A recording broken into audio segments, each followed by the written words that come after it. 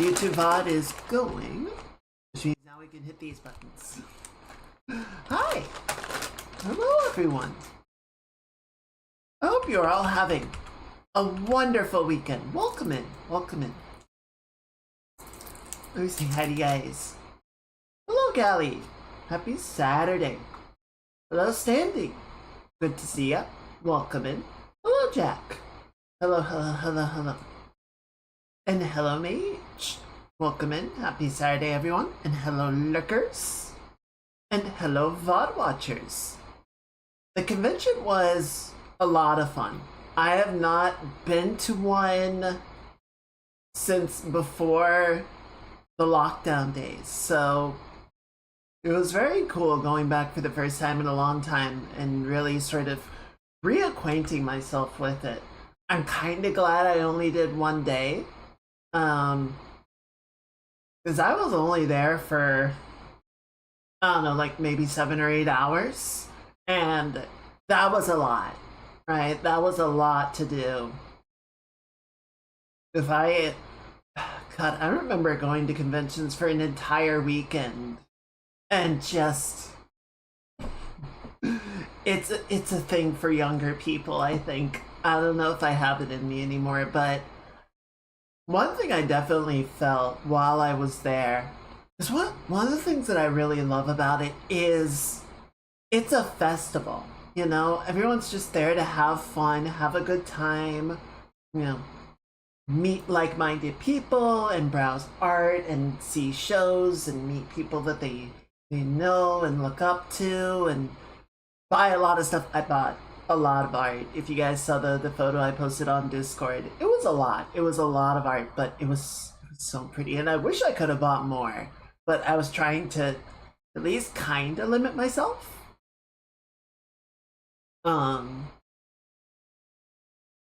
I almost felt a little bit out of place just walking around in my normal clothes. Like, there were a bunch of really cool costumes. I didn't do a lot of cosplay shooting just because I didn't want to bother people.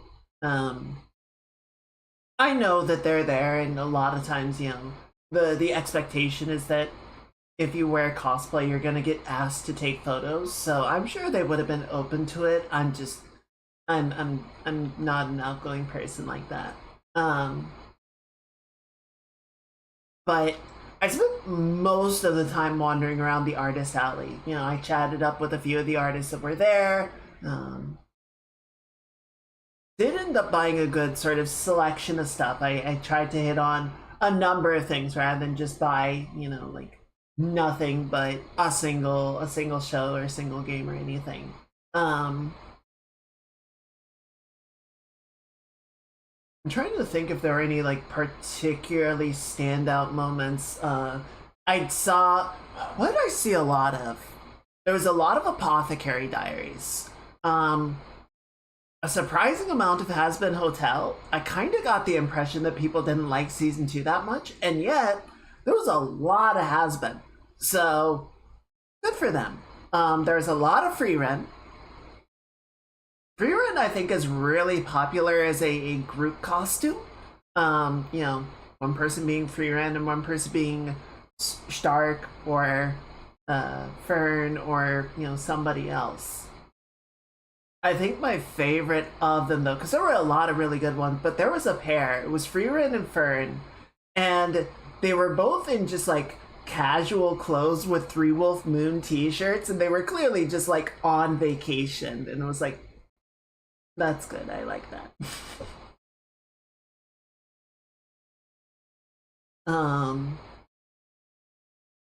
Yeah, I met a couple people, 1 or 2 people who were sort of from the local game industry, and we just sort of talked shop for a little while.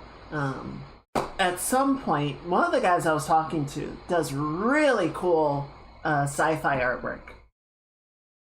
And I was asking him how he made his stuff, and he's just like, it's all Blender, basically. You know, it's Blender and then some post-processing, compositing stuff. And I'm like, I gotta learn Blender. Fuck. I really have to learn Blender at some point. I just gotta sit down and figure it out. part of the problem is that I will practice Blender for a little bit, right? I will do a little bit of time with Blender, and then I just won't touch it again for a while. So I'm not like using it enough to really incorporate the process and really like learn the environment and everything. So at some point I just have to do that. I just have to not like fidget with it for a little while and then forget about it and then come back and be like, okay, what was all of that stuff that I was doing? Fuck. That might be part of the game dev stuff, right? Because there's still a lot of assets that we need to make. There's characters, there's creatures, there's environment stuff, there's props. So maybe part of what we do, part of this will be going into Blender and really just taking the time to learn how to do it, you know? So maybe sometime this year.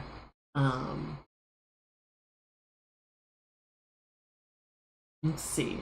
The exhibitor hall. I don't know. The exhibitor hall was kind of cool. I never liked the exhibitor hall as much as the artist alley, just because a lot of the time it feels kind of kitschy, almost. Like, there's some cool stuff in there, but a lot of times it just is like, I don't know, it feels more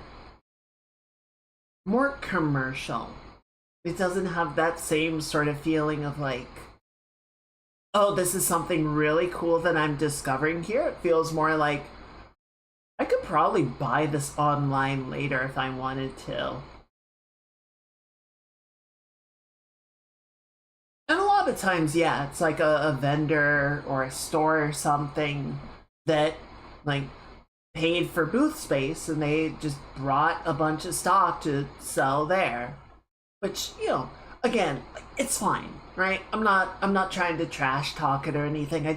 I never find it quite as exciting to go to the exhibitor halls, the vendor halls, as I do to go to the artist alley. I always feel like I find cooler stuff that I definitely would not likely have found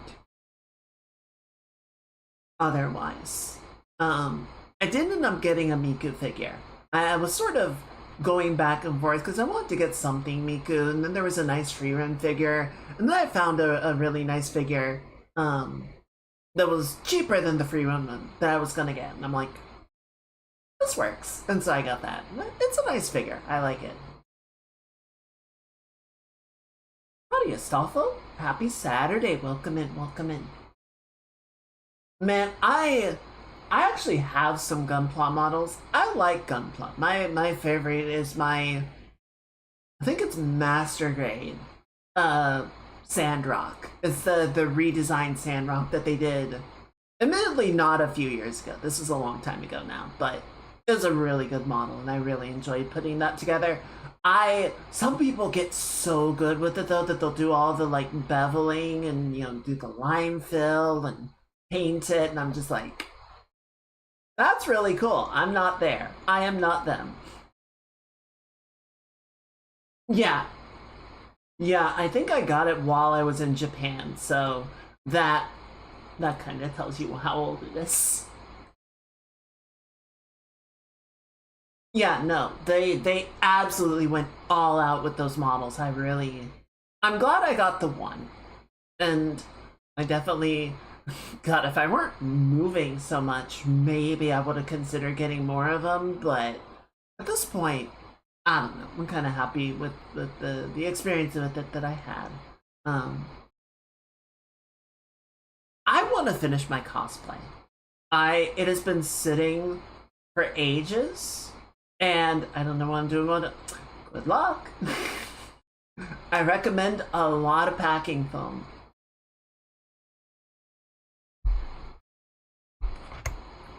I am real. What are you talking about? I am a real anime person on the internet and in the real world. Double real. Real squared. I am a real square. But yeah, I don't know. Like, it was just kind of weird to see people walking around and like see people in costume, see people that like put this effort in, and I'm just there in my clothes, and I'm like, yeah, hi. You know, most people are just there, right? Most people are just coming to see what's what, but I don't know. I want to feel more like part of it.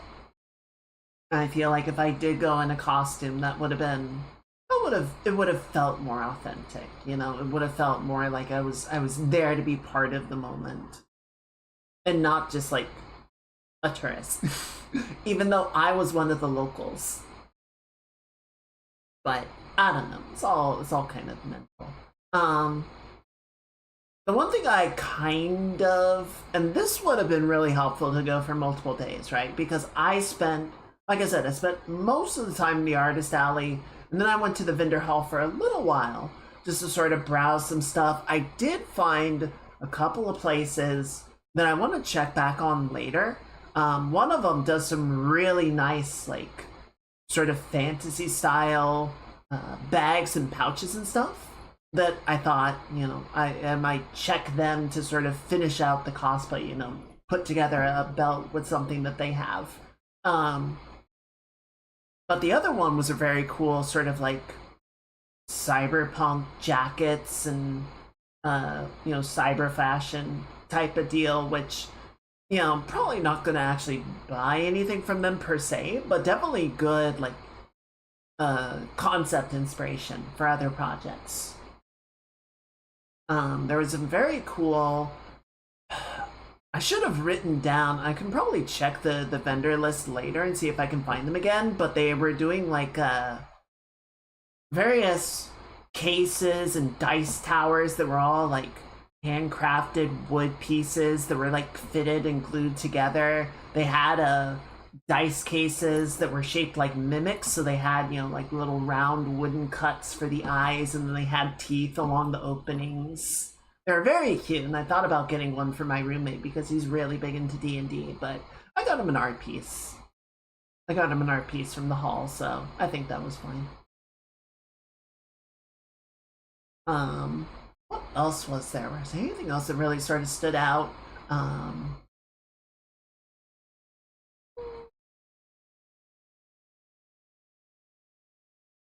There were a couple artists that I knew that were at the show, but I was too shy to talk to them.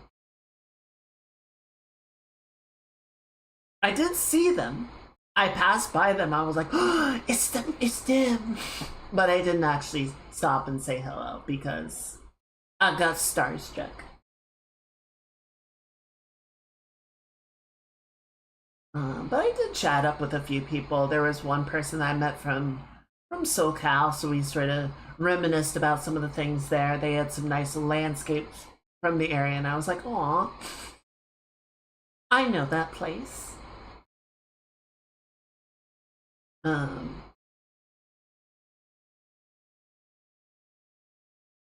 there was one, and so I did a bunch of circuits of the artist alley, and there was a really nice piece, and I thankfully found it. It was the one of Marcia Lynn Fallen from Dungeon Meshi. That like I saw it, I thought it was really cute, but I didn't stop to buy it because, you know, I was doing sort of like a general survey. I wanted to see what all was around and sort of decide what I wanted to get before I actually started dropping dollar bills. And this one was so cute. There was a lot of really good Dungeon Meshi art.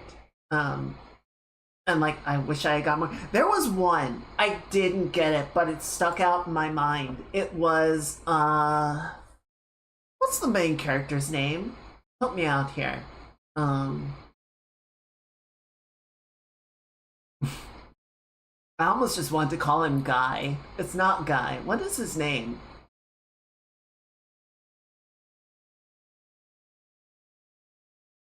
Laios.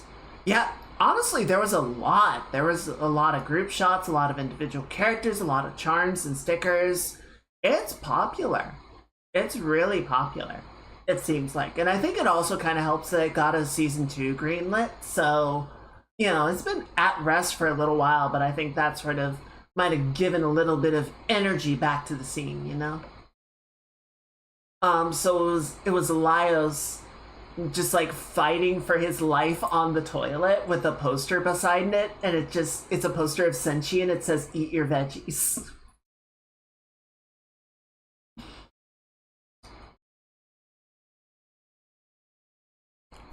I didn't get that one, but I thought about it.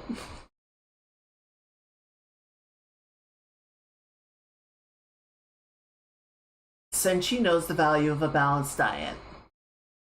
It's true. I did get a little Senshi charm.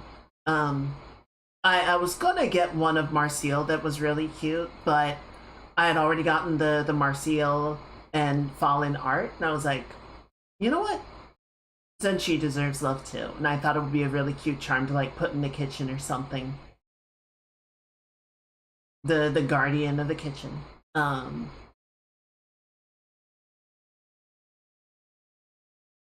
yeah, one of the guys I was talking to, um, we were sort of saying like how it used to be the case. Like if you go back to the 80s and the 90s, it's like there's only so many TV shows that are on, right? So there's sort of like a common lexicon of like cartoons or TV shows that if you lived in that time period, you would have grown up and known about. And nowadays, it's like there's so many places that people get their entertainment from, and there's stuff that gets released through, you know, independent channels. You don't have the same gatekeepers that you used to have, and this is super true with music, but I think it's true with shows and entertainment as well. Now you have stuff like Glitch that it's like, yeah, we can do limited run animation series without having a major studio tied to it.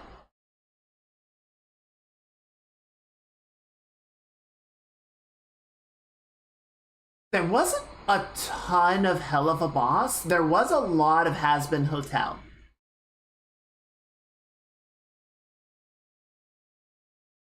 Homestuck was not really there. I feel like I see the relationship that you're pointing out, though. There is I guess there's sort of a connective tissue, or like a not hereditary. What's the right word? A bit of a lineage between those, but I never got into Homestuck. I never got into Homestuck, and then whatever interest I had in Homestuck, the fandom kind of stepped on pretty quickly. I was just like, you guys are kind of extra about this, and I don't know if I'm about that. I don't know if I want to get involved in that. Okay, yeah, I see what you mean. I didn't really get any of the Has-Been stuff. Like, I think I like Has-Been Hotel fine. I still haven't finished season 2 just because I find when characters are being frustrating, it's hard to enjoy the show. I feel like some of the characterization in season 2 of Has-Been Hotel is just like overly frustrating. I get it. Sometimes characters have to sort of hit a low point or, go cross the line so that they can have that comeback, but there has to be a limit to it. I do want to finish it at some point. But yeah, there's a lot of Uma Musume, particularly in like the charms and stickers category. Not so much in the art. Now that I think about it, there wasn't a lot of artwork, but there were a lot of charms and keychains and stickers. I think that kind of makes sense. That's the sort of thing of like, yeah, you can get a thing of the character that you like. Whereas making a print of every character, making artwork of every character is a tall order, right? Oh, what I was saying before, the guy that I was talking to is like, how do you know what, like, particularly kids and teens, but just people in general are into these days. It's like you go to the conventions, you go and see and sort of like literally read the room of what are people talking about, what are people making, what are people, showing up. Because I was thinking about this. So I tried to do a booth many years ago. Like, I was very young when I tried to do this, and my art was not up to snuff, right? Which is, it's fine. It was a learning experience, and I think what I would have to do if I wanted to try to do it now is I would definitely start on more of like a local level. Like, I would do a very small convention where I could just sort of try it out and cut my teeth and take the hard lessons and sort of figure out, okay, if I wanted to do it, these are the things I need to do right and wrong.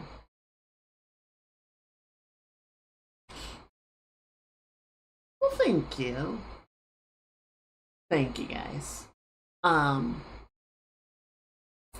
think tough kind of feeling you got enough chops to make it though.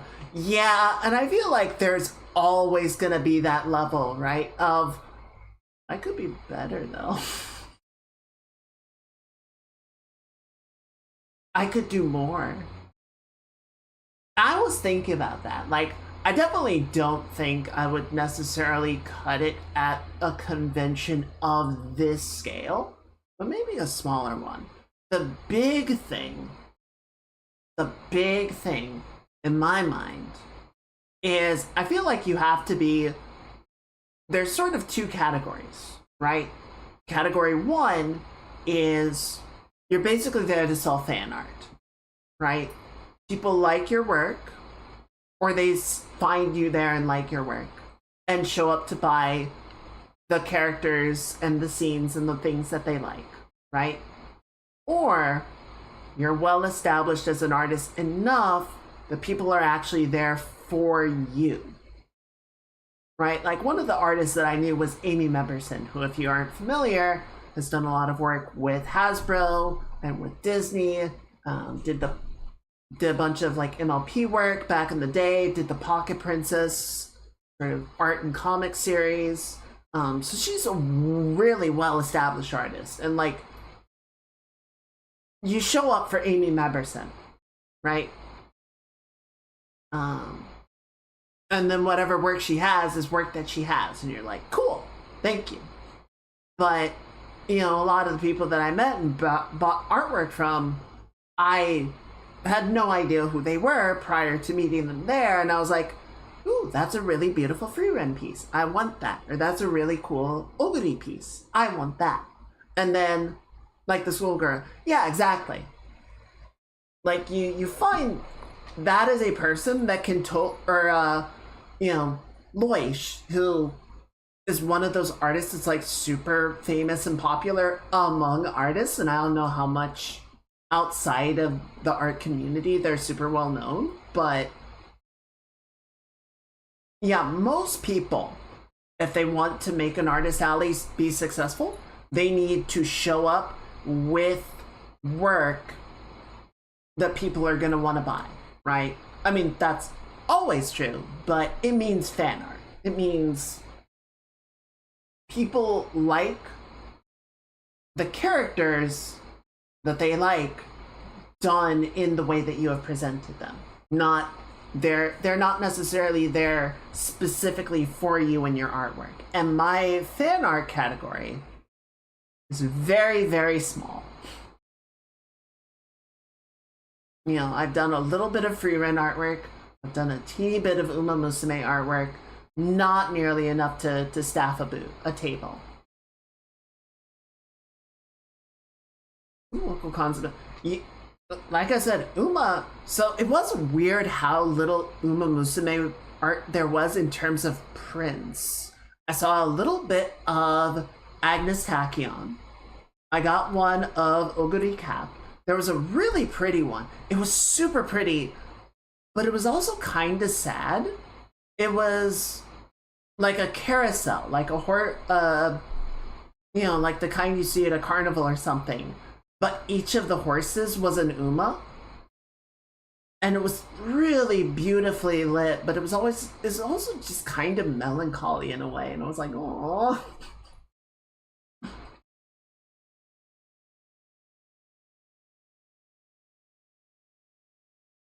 But yeah, it was not the most common. It was definitely not the most common. Avatar still going really strong. Surprising amount of Studio Ghibli stuff. Like it doesn't surprise me that Studio Ghibli has sort of a mainstay capability. It just surprised me how much of it there was.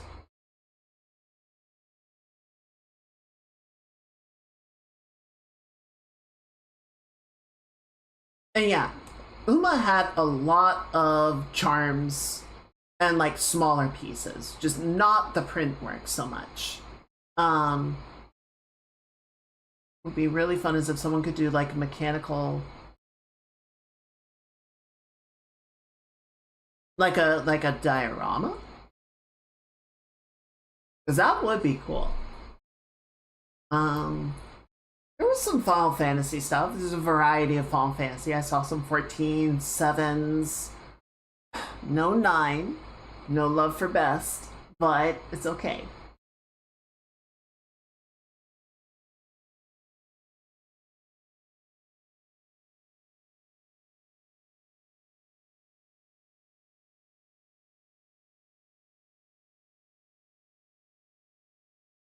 Like, are we talking making actual mechanical diorama for the table? Because I'm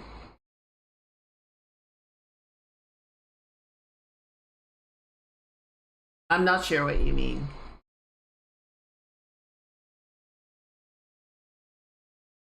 Oh, like having them run. Like having a drawing with them running.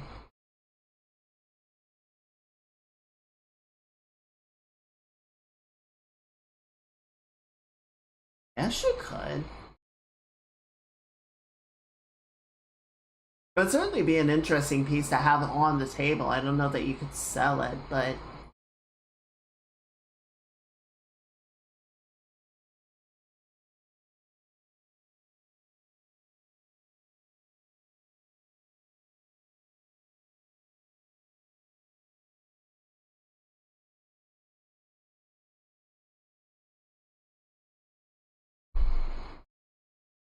there was also a lot of Critical Role art as well, particularly Mighty Nine, but there was also a lot of Vox Machina, even some Hell's Bells stuff. Saw a little bit of that. The Hell's Bells, like, I don't know the third campaign super well, so nothing of that really like stood out to me, but definitely a lot of support in general for that. Saw a couple of cosplays as well. Um, yeah, I'm sorry, Asafa. I don't really. I'm not imagining what you are. I don't think.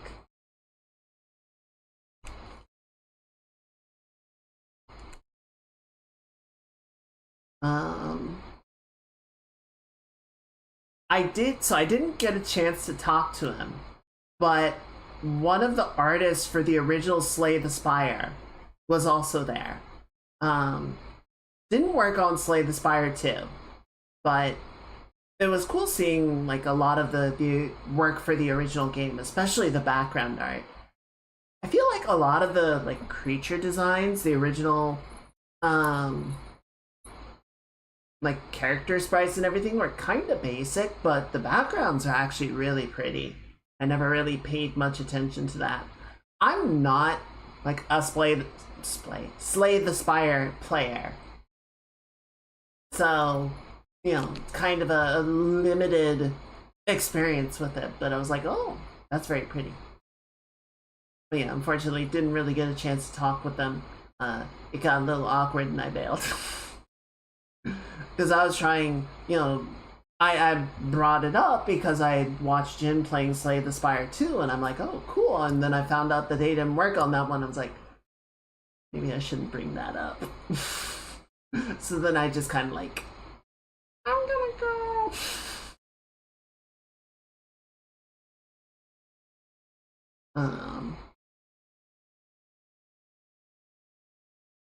But yeah. Any other really good cosplays? I saw there was a Helldiver. It was a really good Helldiver that I got to take a photo of. There's a couple of Star Wars folks running around. There was actually a lot of Star Wars stuff. There was one guy with a fully RC Wally unit.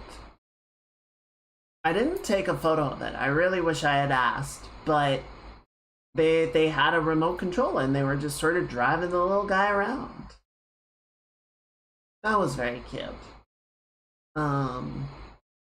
There is a whole Star Wars section on one of the upper floors. They had a bunch of droids, and such around the doors. I don't think they were like automated, but they definitely had like some lights and sounds and such going on.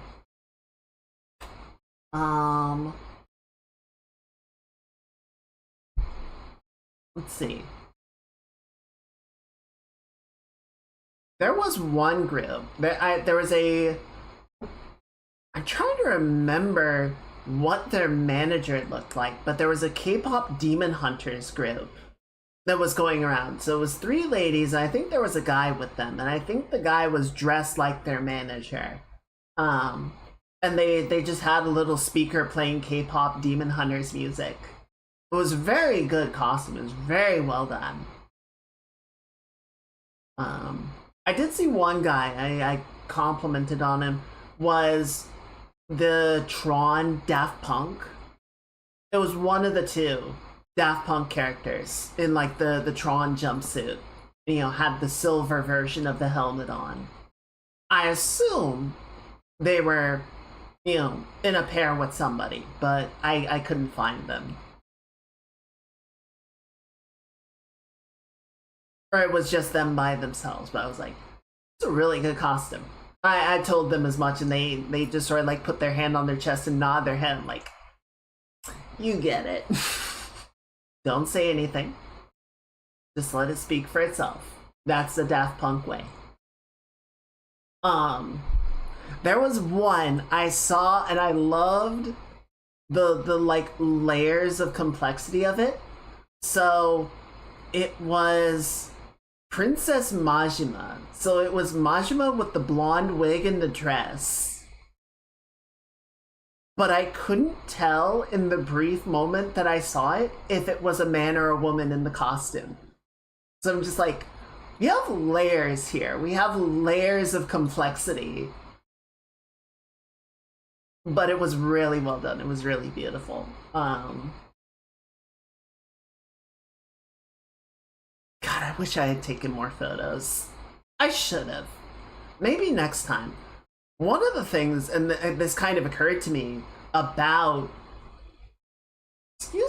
about this, you know, it's like, okay, so if you're gonna do an artist alley, you have to have work ready to go. You have to come up with all these artworks and get them printed and ready and set up your table. And how do you know? So follow me with Super Creek and Tamamo Cross. Oh, that's awesome. Was Tamamo Cross the appropriate height? Because my god, she's so tiny. She is small but fierce. She was Tamamo! Excellent. I love it. Also, I gotta say, so I'm still going through Cinderella Grey. But there's that one scene where she's like doing her warm-up workout and she's like doing pull-ups on the bar. Tamamo Cross is fucking ripped. Like, it makes sense. All of these characters are professional athletes, but it's rare that we actually like see their musculature, and it's just like, god damn, dude.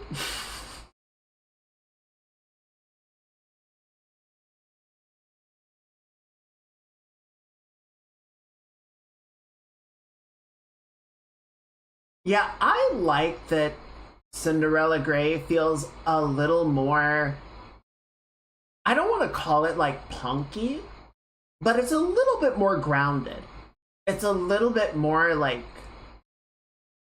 it feels a little bit more tactile, where Pretty Derby is like, don't get me wrong, I like Pretty Derby a lot. It's just it's a bit fluffier, right?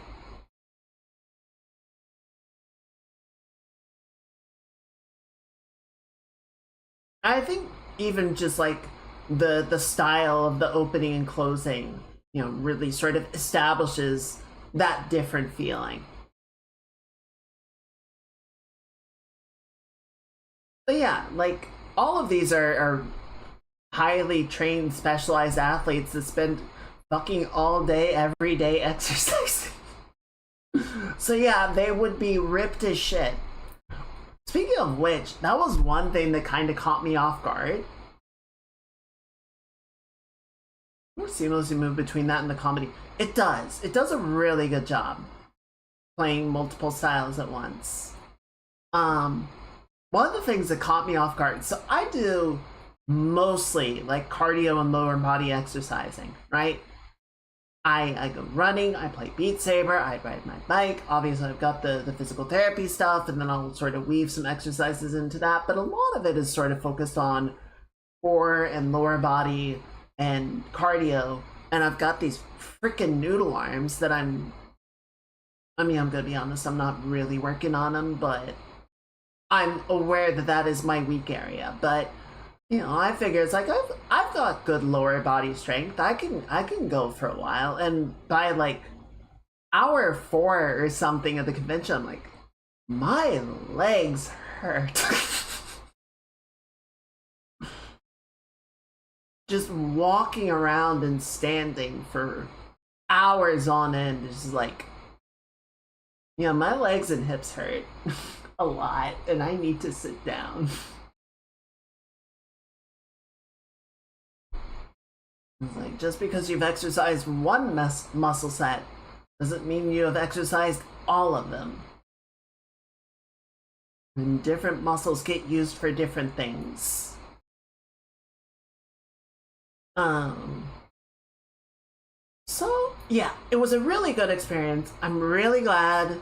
Like, as much as I wanted to do more stuff, there was a lot of like tabletop stuff that I didn't really explore, and I kind of wish I had maybe dabbled in that a little bit more. That I don't know if I would have actually, stopped to play a game or anything.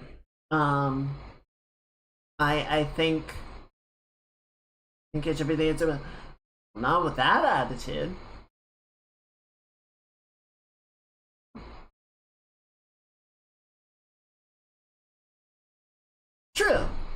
True, true. And yeah, if I had gone for multiple days, like yesterday was all artist stuff, and I think if I had tried to go today, I probably would have tried to do more like tabletop stuff, or maybe hit up a panel. But yeah, that would have been a different challenge, right? Um, One thing I have not been to in a long time is GDC, the Game Developer Conference. I feel like, I don't know, the big thing for me was always sort of the chance to meet other industry folks, and I feel like that's technically still there, but the last time I went, it didn't have that same sort of like openness to it. It didn't feel like there were as many opportunities to meet other people, even with the parties and such. It just felt more like more of a showcase, more of a show event, and less of a conference. So I know people are still going to it. I just don't know if it's, especially with how much more expensive it's gotten. I don't know if it's really worth trying to go back to. If I could go on company dime, I totally would, but paying for it myself with lodging and everything, I don't know, chief. That's a lot. That's a lot of money. So, but yeah, conventions. So the nice thing is there's actually two conventions here. There's one that's like a Comic-Con, so it's more sort of broadly focused, right? And there were, I do have to sort of apologize ambiguously to all of the more sort of comic centric artists, which really good professionals, just kind of not my thing as much, you know. I'm much more there for like the cartoons and anime. Comics have never really been my dig, but I think they were still getting a lot of attention, a lot of love from the comic fans, so it's okay. Um, and then this summer, I guess, is more of an anime centric convention. So I feel like in some ways it would almost work to sort of go to the first one and read the room and see what the trends and popular things are, and then sort of take that list home and start producing stuff for the second convention a few months later. Like, that's not a lot of time to produce a whole lineup of artwork, but it would be a good opportunity to sort of double check the strategy, you know? And just sort of see where people are at. I listen to Faye Cakes sometimes. They'll talk about her con experiences, and I do not envy that hustle. It seems exhausting. I respect the people that are able to do this on a regular basis and, you know, make a substantial like portion of their income from artist alleys and con sales.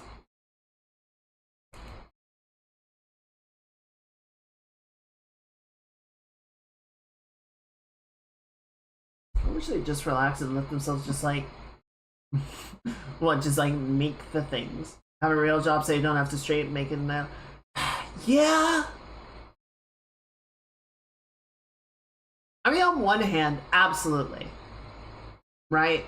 Like I am able to do the streams that I want to do and play the games that I want to play and make the art that I want to make because the streams are not the vehicle for my primary income. I have a job. I do my 9 to 5, and then I get done and I can make whatever I want to make. You know, I don't have to rush to get it done so I can get to the next thing. And that's really nice. But at the same time, I do wish that I had more time to work on art, to work on my game, to do drawings, to do model stuff, to do whatever. And, you know, having the extra 40 hours a week would definitely allow me to do that. But then I also wouldn't have the paycheck. So it's all trade-offs, right?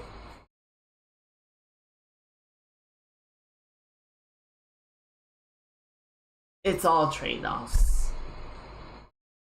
I do think if I end up getting let go from this position or whatnot, I'm probably gonna take at least a little break before I really start like digging in for another job, but that's more hypothetical. I don't have any reason to believe that I'm about to get laid off, but we'll find out. You never know with how these things go.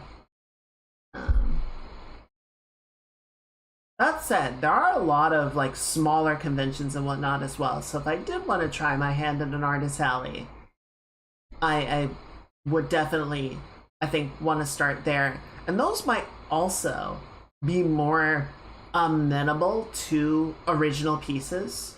Some of the booths did have like a 50-50 split of like, yeah, here's the fan art that I've done, and here's the originals, right? If you're interested in just something that I have made, something for fun, you know, here is stuff. Here's some of that work as well. But then, you know, here is the anime and cartoons and whatever else. And yeah, I feel like when you go to a smaller convention where it's a lot more like local artists, because, you know, people aren't going to fly in from out of state for a local con, you know, I feel like the people that do go to those are more interested a lot of the times in like, what is the local talent around here? What are they making?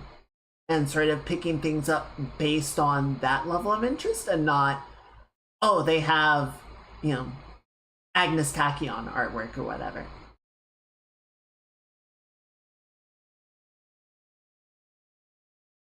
But yeah, that was good. I wish I had gotten a little bit more done, but I was very happy with what I did, and I think it was a really good sort of first step back into cons. I do want to try and go to the one later in the year as well. I always forget it's here. For some reason, I keep thinking it's in LA. And then it's like, nope, it's local, and I'm like, shit. So I'll have to keep an eye on that later. I might try and get the costume done by then. The main problem, the main thing that I think is going to be a limiting factor on that is the staff, right? Because the robe is most of the way there. I need to finish up the embroidery, and then I need to put everything together. And then I'll need to get some shoes and clothing and whatnot to sort of fill out the rest of it. But the main part that actually needs to be made, the robe, is most of the way there. The staff, on the other hand, I painted the shaft years ago, so I think I still need to seal it, but it's fine. It's that part is good. The head of the staff, I need to 3D print. And I made the models for it a long time ago. I would need to sort of go back in and make sure that they're up to snuff, that they don't look like shit, because it was a 3D model that I made a very long time ago, and I don't really trust it to still be good. But then I need to get my 3D printer to actually print it out and work and look good. And then I need to paint it, and I need to put it all together. So that part might be a little bit much try and do in the next couple of months, but I don't know. If I can sort of figure it out and make a plan, then maybe. When is the convention actually?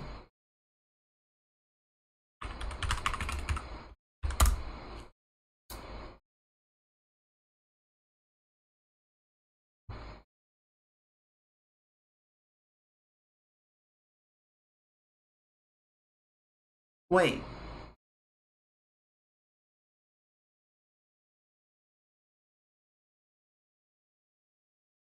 Okay, so pre-registration.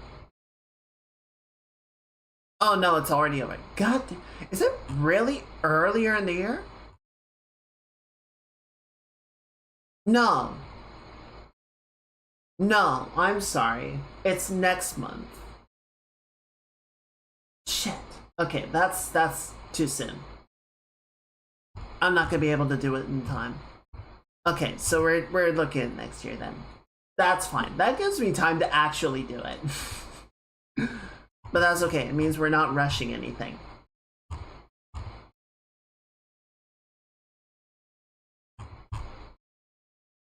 So, alright. That's the one. Yeah, so it was Emerald City this week, and it's gonna be SoccerCon next week. Or not next month, rather. No, I'm sorry. That's unfortunate. As an aside, there's a lot to hate about Twitter. But I hate that Twitter will send me a notification, and it's always a purple notification. Like, it'll tell me there's something to check, and it's just pushing engagement. It's like, I will see that when I scroll my feed. Shut up. Or it's somebody that I'm not following, in which case I probably don't care. Shut up. It's just trying to force, or it's just trying to push engagement and keep you on the platform. It's like, shut up. I don't wanna. I don't want to.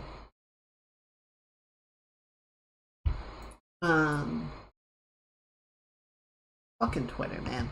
Anyway, so yeah, if that's gonna be next month, I definitely will not get it done. I could maybe put in like a rush job to finish the robe, but nothing else would be ready. So I do want to try and get it done. It's been sitting in my closet for years, and I just want to have it done, if only to see it done.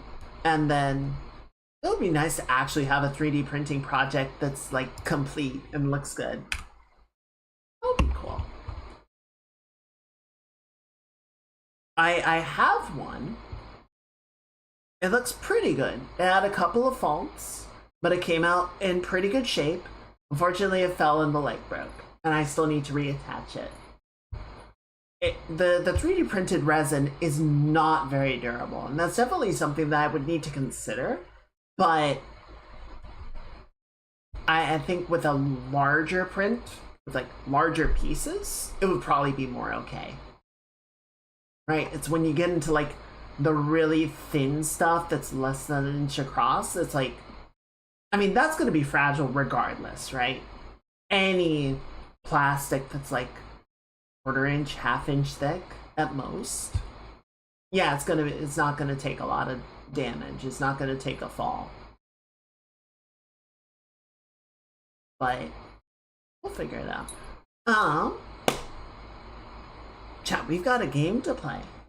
We've got some horizons to cross and gods to wrangle. You guys wanna play some Horizon?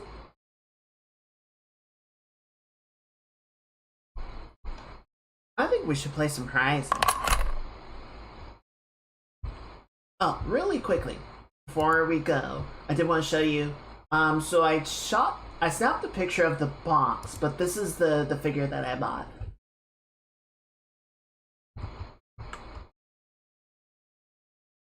She's very cute. I love Miku. She's a good girl.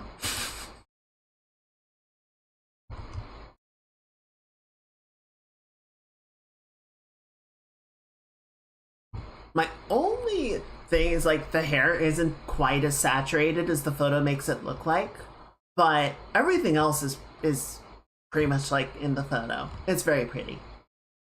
I don't have a lot of figures. Some people are really big, like figurine and statue collectors.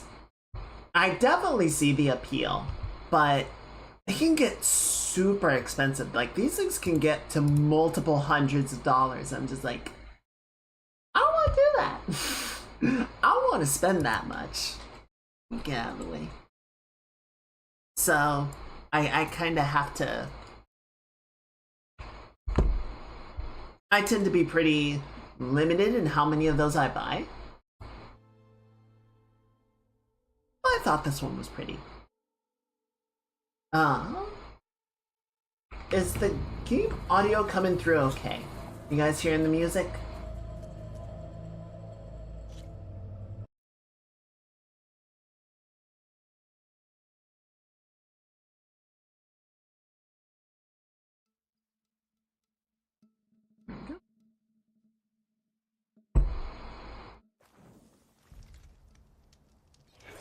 Okay, so where did we leave off last time? We came up here to the deluge to find out why. So we had a whole big thing where we went to Scalding Spear to find out about the water shortages. We helped them figure out that the well that they were sourcing their water from had been damaged, either deliberately or unintentionally. Probably unintentionally, given all the evidence. Which led to a big confrontation between two of the characters that we knew. Unfortunately, we had to pick a side, and one of them is dead now. 07. But we helped them sort of get their water issues resolved. And then we made our way up to the deluge, which has been destroyed by a mudslide. We helped recover or rescue a bunch of the people that have been trapped, but one is still missing. So we're gonna head to the gouge and look for our final missing fellow. Who's this whole section of the map over here that's just like, oh. So we'll probably loop back around to that at some point. But once we finish this up, we gotta head south to find Poseidon, who's all the way down here. That's gonna be a bit of a hustle.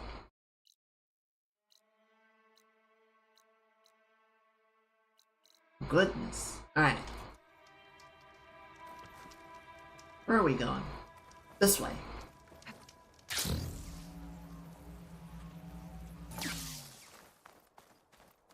Right, all this freaking water.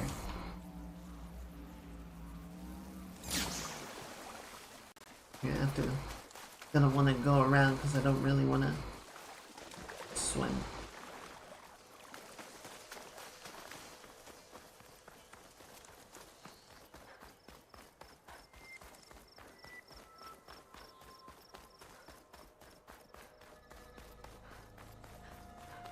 I did think about getting the Eden statue. She had a statue made and finally like got everything produced and shipped out earlier this year. It's a really nice one. It's just sort of that same thing of like, damn, that's a lot of money.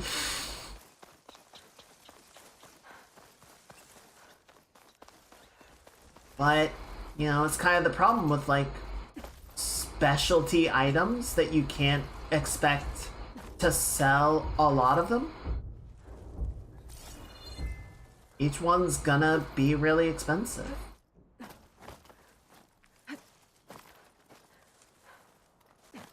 I heard a big thumpies a minute ago.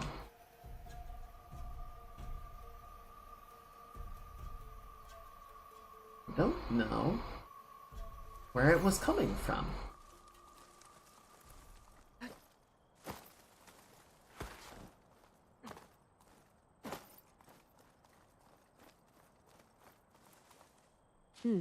This'll make a good dye.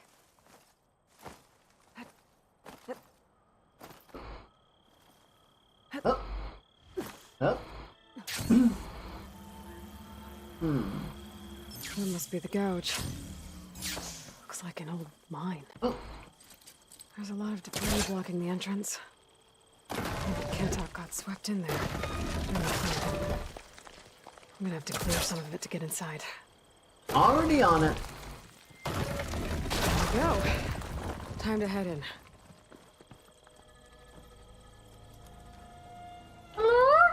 Okay, let's see where this leads. What a conveniently placed grapple point. Oh, good. Oh, you must be Kentok. Take it easy. You must be Kentok. Oh. I was an outlander, no my name. Natika sent me to find you. The soldier you saved told us you were swept away by the mudslide. So, he made it. Good. And Natika, she came back? Yeah. She was on her way back to talk to you when the mudslide happened. She's looking after the survivors now. It was my mistake to deny her discharge. A soldier is supposed to sacrifice for the good of the tribe. Looking back now, she was right. I didn't want to let her go. The chief's guard will gain an invaluable soldier. At least after all this, I won't be in the way anymore. I can tell you know a fatal wound when you see one. My service to my clan is done. So, leave me. No, you're not going to die down here. There has to be a way to get you out. There isn't. I tried to climb out, but it's no use. The walls are too slick. Water's coming in. From the surface? But not from where I came in. There must be another source. And if I find it, and open it up... You might not be able to move Kentok, but I think there might be a way to move you. Hey. Hey! I need you to stay awake. I'm gonna take a look around. You're just like Natika. Relentless as a fireclaw. And you should be used to it. Just sit tight. I'm going to get you out of here. Okay, plans. That waterfall must be coming from somewhere. I need to get higher Is up there to something I figure out can where it's scan coming from. here? What are these holograms?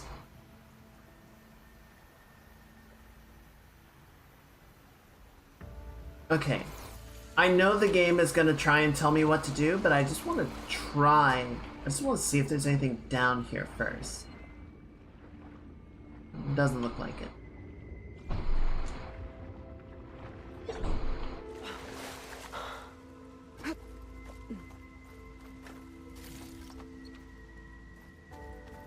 Okay.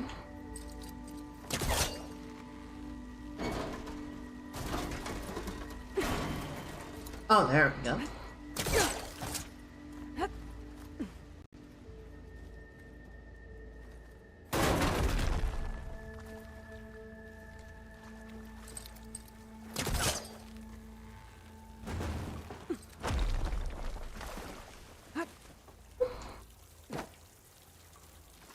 I was a little bit sad. There were some very cool, or very pretty, little Final Fantasy 14 standees. Water's coming from that vent. I really wanted to buy a couple of them, but you could only get them in sets of Must 6, be another source. and the set cost like $30.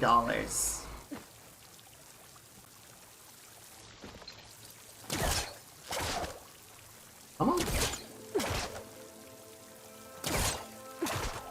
What are you doing? Come on. And it's like, I don't necessarily want the entire set, you know? I just want like 1 or 2 characters out of each one. Why is this not? Fine, you know what? I don't care. Not worth it anyway.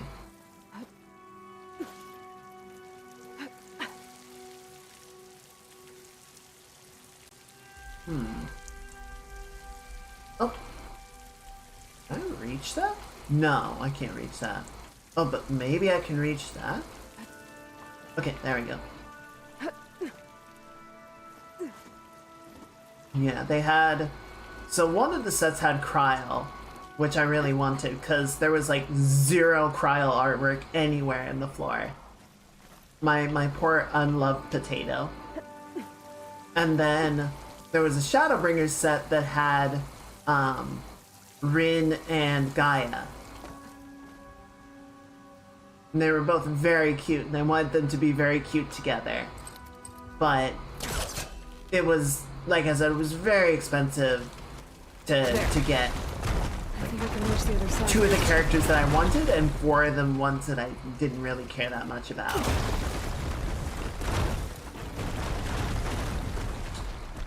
Good thing we didn't, you know, crush our poor friend in the process of opening that up.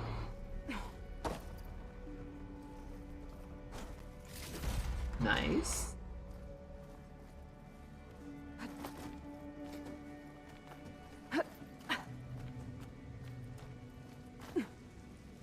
Okay. Up and over and over.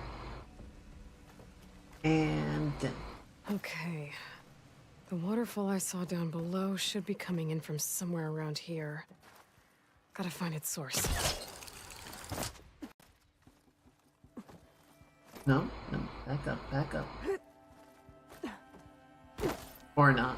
Well, fine. That worked out.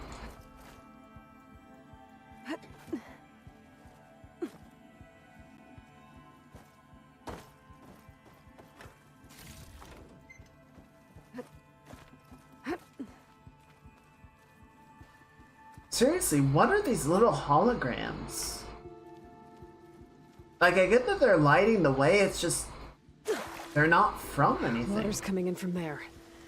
I can use the fire gleam to break open that wall. Yeah, And this, I get how this this works. should flood. I get that she's talking to herself, Should but... flow right up to the top. Aloy, maybe run? There you go.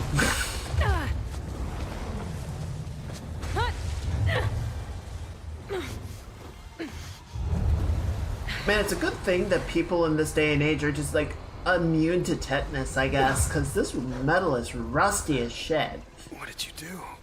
I found us a way out. Almost there. Hey, stay with me. Tell Natika. You tell her yourself. She said you're a stubborn fighter, so keep fighting.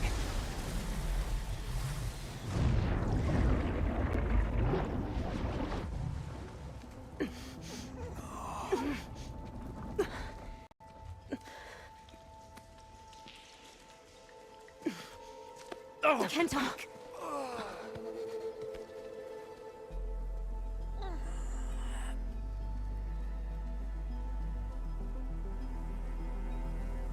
You wanted me to tell you. The blade answers only to the hand that commands it. He would say that every time we sparred. Sometimes as an insult. Other times as a compliment. But I guess he was right. It was always my choice to stay or go. I'm sorry you didn't get to make amends. So am I. What will you do now? I'm not sure. Bleeding Mark has a chance to recover. And once that's done, I could join the Chief's Guard. But I have to lay him to rest first. With full soldier's honors. Aloy, wait. You saved my comrades, somehow drained the entire village. I want you to have this. Thanks. And good luck. Whatever you decide.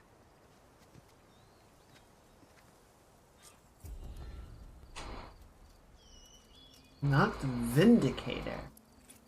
What is that? Is it? No, it's not that. Ooh.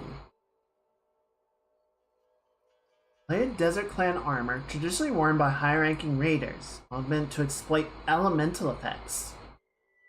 Increase weapon stamina, Valor Surge, Critical Strike, Resilient Trapper.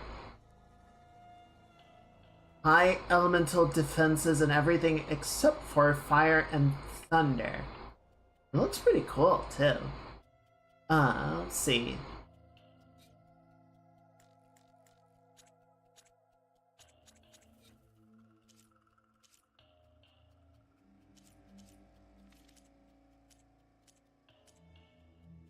I can't upgrade here. I was just kind of curious if anything like improves or would add the fire and thunder stats, but probably not.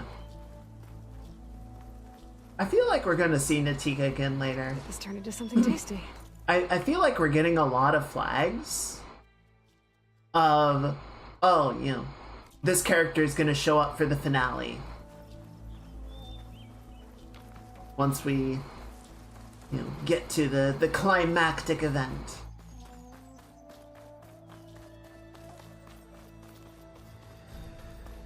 Shame he didn't make it though.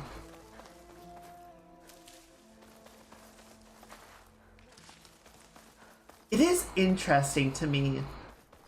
I think they have done a really good job sort of explaining or showing how, you know, oh, they're back. Well, I guess it's technically different rebels.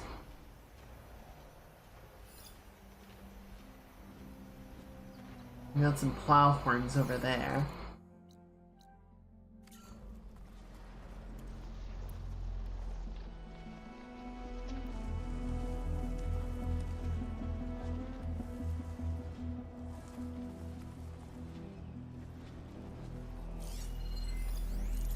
But like the Tanakh seem to have sort of come into their own in an area that was very heavily, you know, affected by the old war.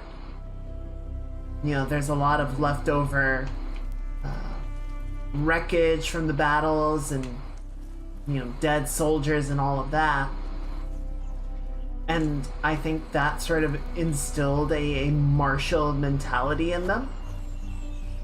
You know, our ancestors, knew the ways of war. That was their thing. And so we're going to sort of follow in that practice. I actually want to swing around this way, just to sort of clear out a bit more of the map. You know, the Karja are really well known for their architecture, but that didn't come into effect until they reached, oh, what is it called? The area they're currently in. Not the gift. What is it called? The claim. The claim? No, the claim is out here. This'll break my fall. But you know, their ancestors marched out west and found the spire. It was like, we will build, you know, a great city in the shadow of this ancient structure. And that will be our new home. So they were sort of inspired by the architecture of old, not fully knowing what it was. You know, we haven't gone very far into like the history of the Osram, though that might be because the Osram don't really bother to write that much down. They tend to be more focused on the construction of the moment, you know? Not so much concerned with what has been done, but what they can do.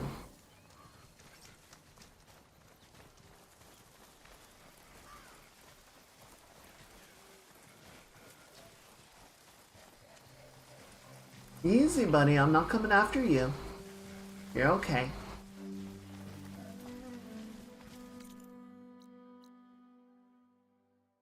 Oh, it does say I need something from the Fanghorns. I need antlers. So... Wait, where is he?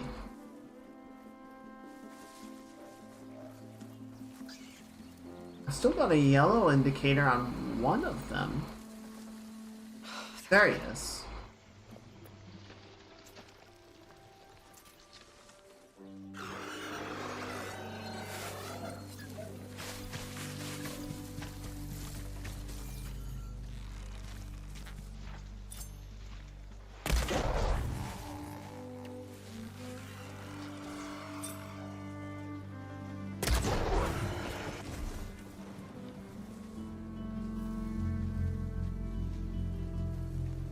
Shit.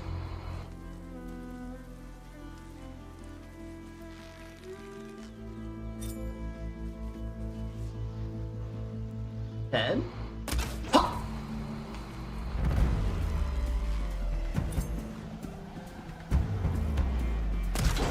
There you go.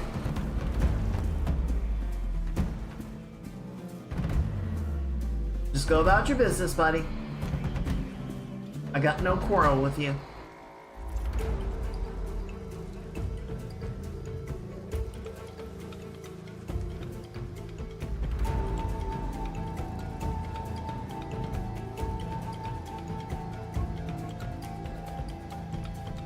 I might have... Uh-oh.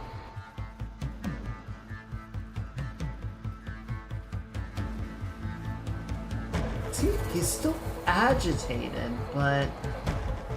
Oh. I can't tell if we're gonna have a fight or not. Whatever.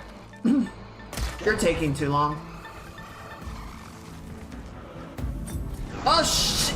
What?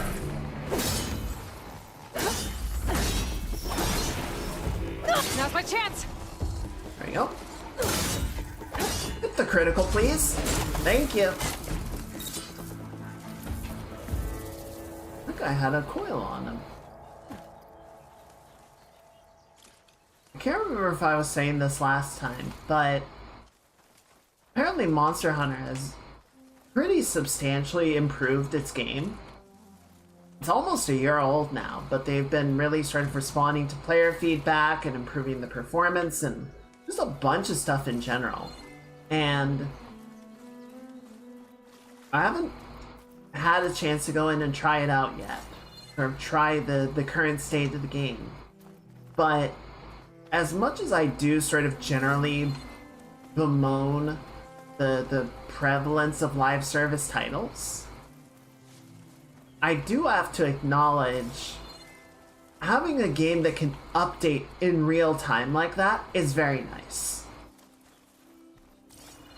You know, because I was sort of describing Horizon as feeling like, you know, this feels like a first draft of some interesting ideas that maybe they will refine going forward. But we have to wait for a whole nother game to get made before we can see those results. Right? They're not going to go back in and update the game live to like improve the crafting system or the upgrade system or the skill tree. Whereas a live service title, they can technically do that.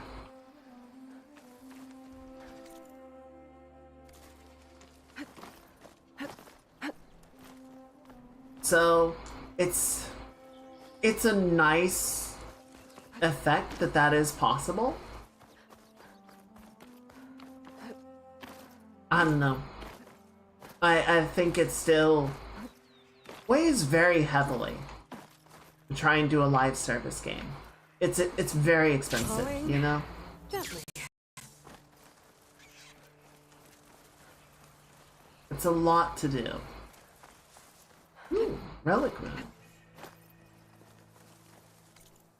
And there was an unknown. Okay, so we're at a vista. A view of the old world. Looks like some kind of tower, surrounded by panels. Can I climb it?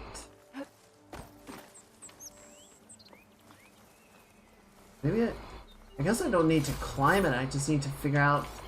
Okay, yeah, so... The angle doesn't look right. Maybe I'm too high up?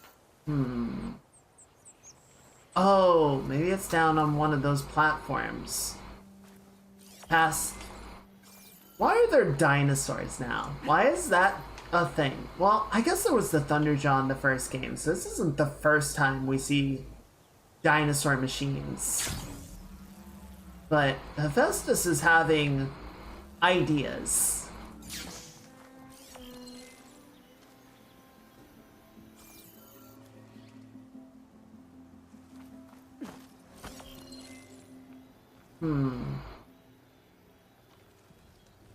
Okay, so it's obviously the tower, right? But it seems like it's much farther to the side. Like we have to go this way.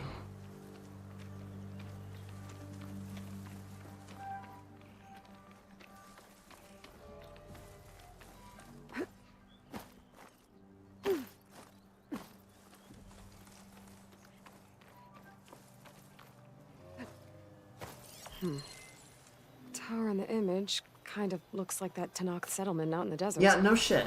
Maybe I could try to line it up somewhere on the hillside.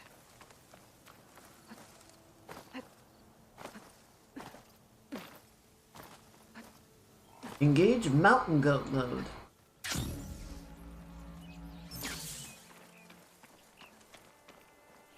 I think I'm out of range at the vista point.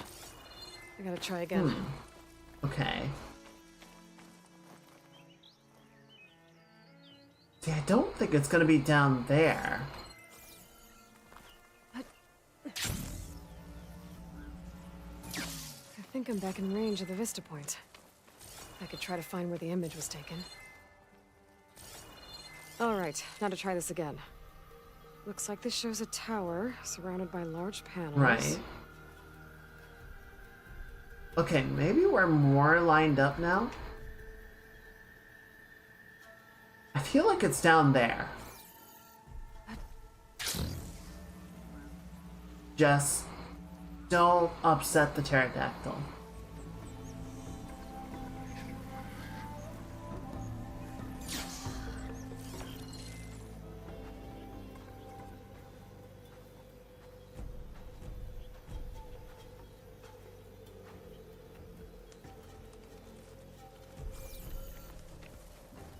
Oh. Hello. Its wings look like they can catch the sunlight. Probably a fast flyer, too. I'm not here. I'm not here.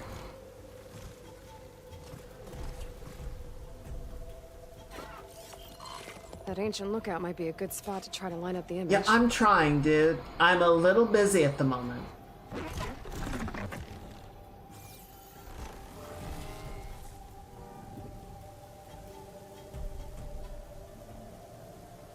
Excuse me, could you, like, leave? Could you leave? If I hit one of them, I'm gonna piss off the whole group. Could you please stop fucking T-posing and just go?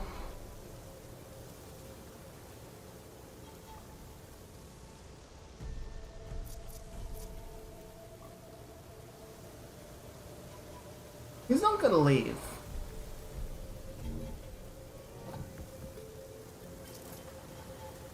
Come check this out.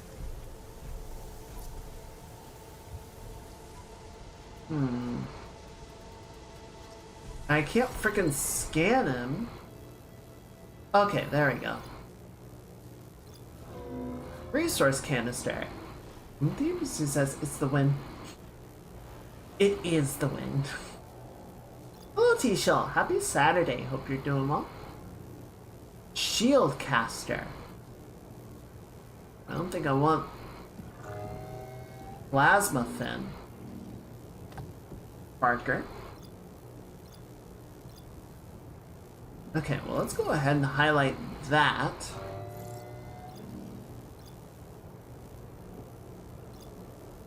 One hit with a shock arrow should trigger a chain reaction. That goes straight pretty well. So we found our lost friend from last time. Unfortunately, he did not make it, but we're gonna go try and find Poseidon now. Let's see. Do I even have any shock gear on me? Only this thing.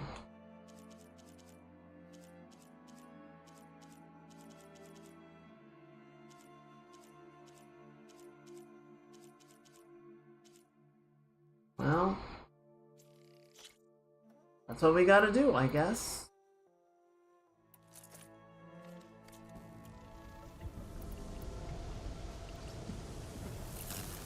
But first...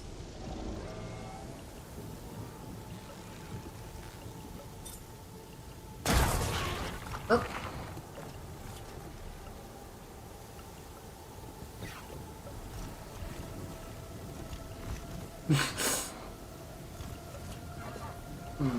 Oh, here he goes. Oh. Is he gonna hit it? Is he gonna hit the trap?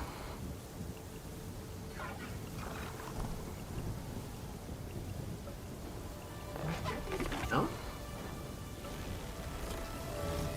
Oh! Bad lineup.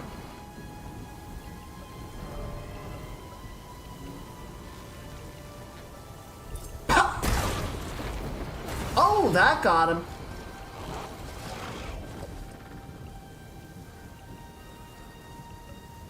Did not like that.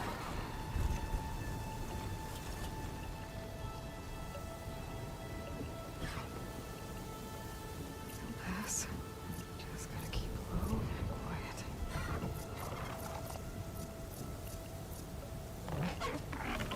Okay, good. Yep, as you were.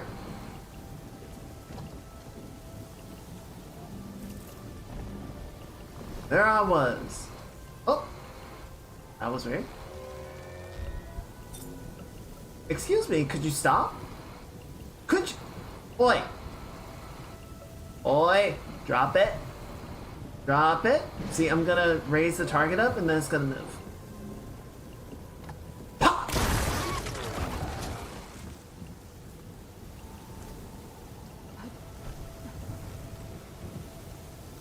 Aloy, get down. Please get down.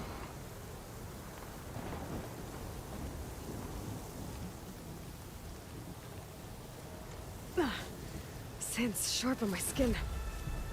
Nice. Got some crystal braiding.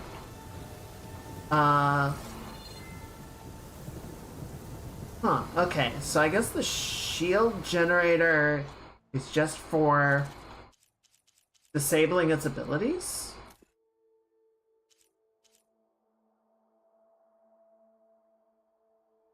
No, it does have loot, so I want to see if I can find it.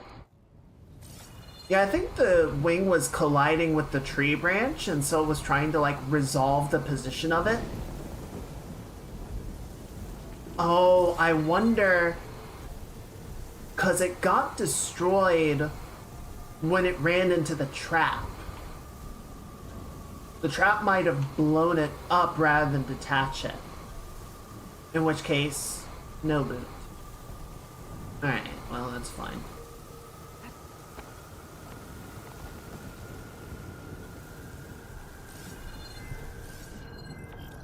I think I'm almost in the right spot. There it is! That's what it used to look like.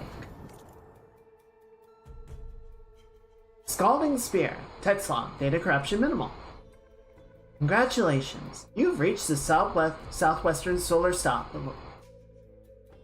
Okay, that was right. The southwestern solar stop of our Vista Point tour. Brought to you by Miriam Technologies and the Coalition for Environmental Reclamation. With innovation comes challenge. And for all our good intentions, we can sometimes cause harm without meaning to. Solar facilities like this one have helped combat climate change by generating clean energy, but their boilers have proved dangerous to birds, insects, and bats. That's why Miriam Technologies warden drones are designed to monitor local wildlife, from the largest avians to the tiniest grubs, tracking any change in population. That way, we can help ensure that good intentions always produce good results. Comments. Is it true that there's a prize for visiting all these stops? I grew up with machines that couldn't even make a decent cup of tea. Who'd have thought that robots would help save the world? Corporations got us into climate trouble in the first place. You pretend you're good, but it's all a sham. So cynical. Not everyone is bad. It's still possible to do good. Goodness, that's bright. Wonder what the thing at the top is. I'm not sure if it's a viewing platform or if that's the part actually catching the light off of all the mirrors.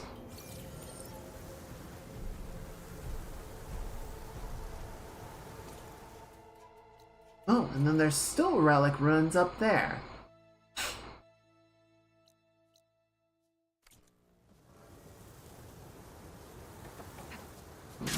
Oh shit! A rush of air. Excuse me?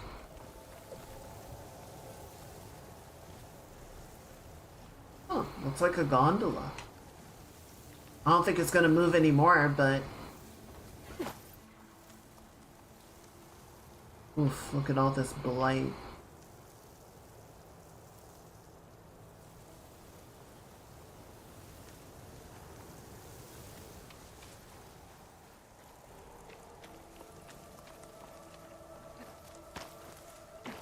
Wait, are you friendly or no?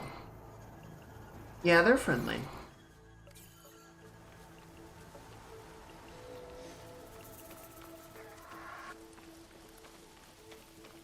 Is there any mention of the moon or Mars if anything was in space? What do you mean?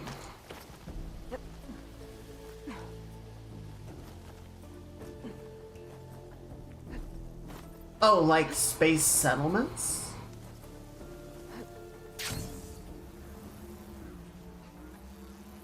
Howdy, folks.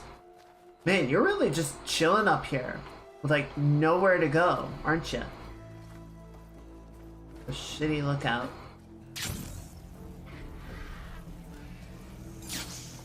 So I don't believe...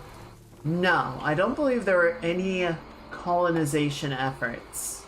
The whole thing with Far Zenith was that they found, at least what they believed to be, an Earth-like world in the Sirius system that they would be able to colonize just by getting there.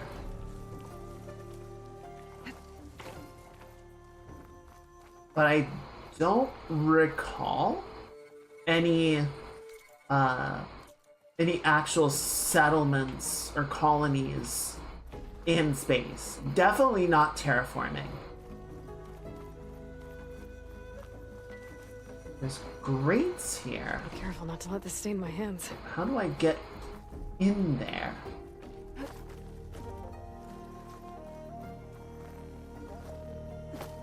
Maybe it's on the side? Oh, maybe it's behind the... Maybe the entrance is in the rebel outpost. Or no, it's right there.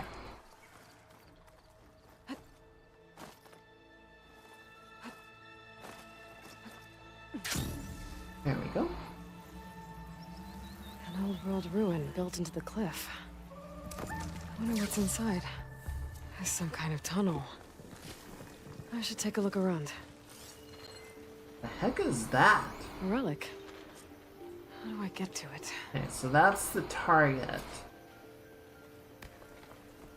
We got some prizes up there. And a metal flower that I still can't Metal flower.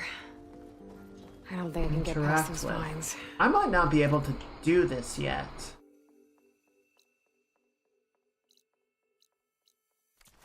Better leave it for now. It's a huge wall of metal. Or is it some kind of door?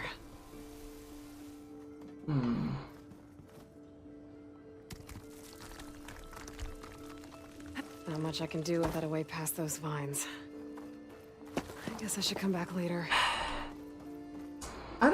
I don't like that. I feel like the discovery of the location should be the primary challenge, right? The fact that we have to just like mark a bunch of shit on the map with the expectation of we'll deal with it later, just it feels not good. Out of the way! Another rebel outpost. I need to take out the leader. Race? Well, they definitely don't sound like rebels. Maybe if I follow their tracks, I can find out where they're headed. I can probably use my focus to follow the tracks those I rebels left don't behind. care about racing, Aloy. Stop asking. We're not gonna go race. I wonder if I... Wait, is that a Guess it'll sawtooth? do No, enough it's a damage. Ravager. Do I know how to override Ravagers yet? I don't think I do. Where are Ravagers? Nope, I gotta go to Cauldron Iota.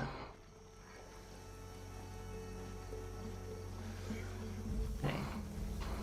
Well, I was hoping I could override the Ravager and use it against the camp, but if that's not an option,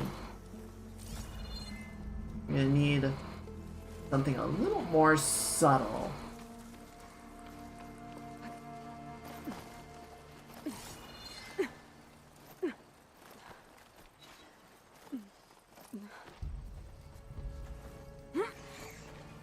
That would be a really scary crevice to get stuck in.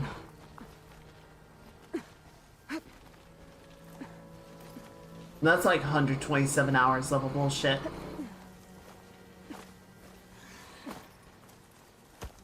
Alright, here we go. What are we working with? Well, there's our leader.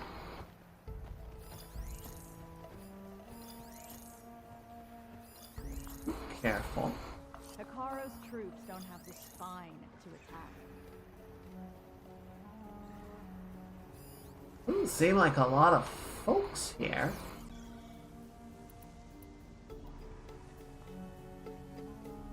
And almost no helmets. All quiet out there? Could do with a wash. Still covered in grime from the last fight.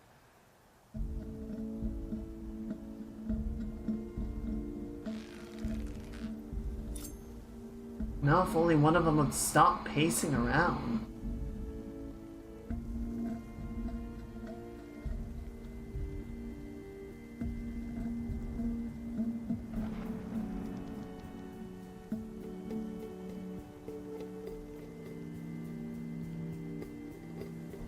Oh my god, stop! Oh, there he goes. There he goes. God, shut up. Don't know what exactly, but I've got my eyes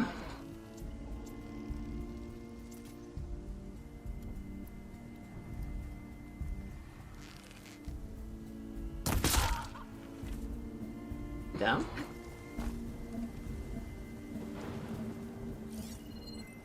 Doesn't seem like there's a lot of people out here. Whoever spotted I'll find you. If that lookout sees me, they'll alert the others. I need to be careful. Look out. Oh, up there? Where? I think we've got a man down over here. You think? You think you've got a man down. They're looking for me. You're not getting away with this. Oh! Alarm!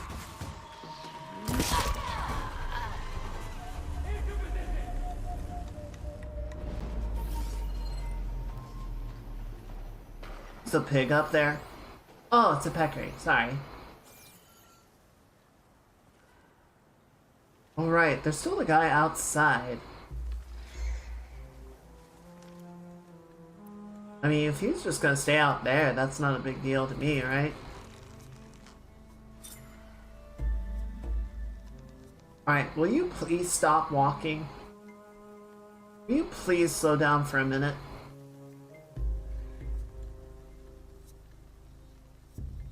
No, you're not gonna.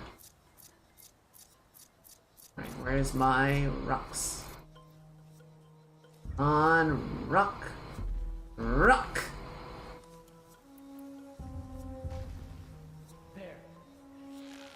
There you go. Hold still. I should check them for tags. Oh! Oh, he's just dead.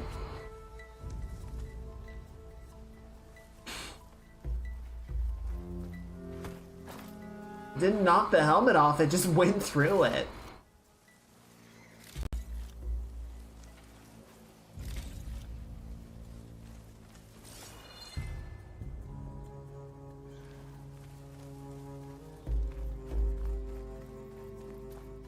Boom. Headshot.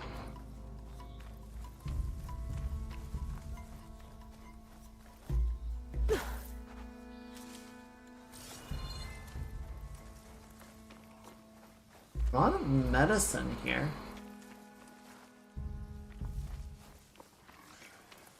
Alright, and we've got the one other guy over here.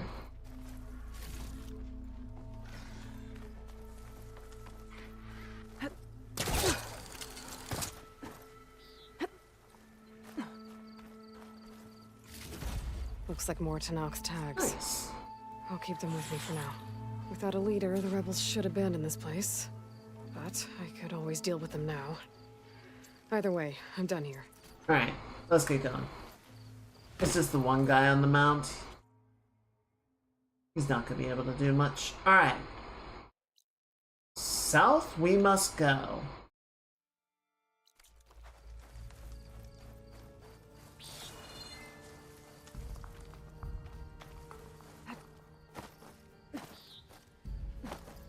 We're still on the other quest, because it seemed like Ether was going to be closer, but I'd rather sort of clear this section vertically of the map.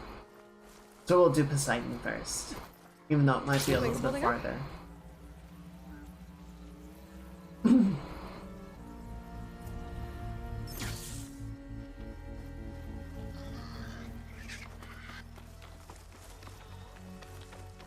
Alright, and then, while we're over here, oh boy, that's a deep ravine.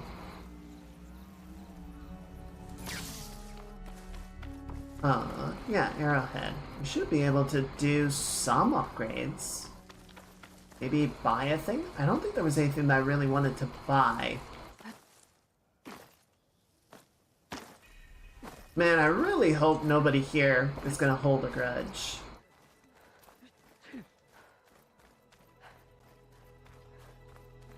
Hey, Jataka, how's it going? Aloy of the Nora. Here on the hunt?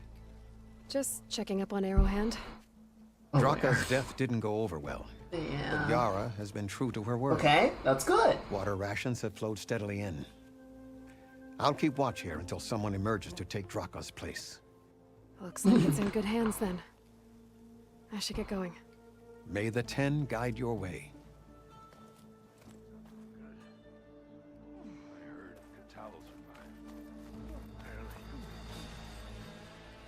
Outlander, are you in need of supplies? Well, they're still willing to do business with me, so I'll take that. Granted, I don't think there's actually much that I want to buy from them, but...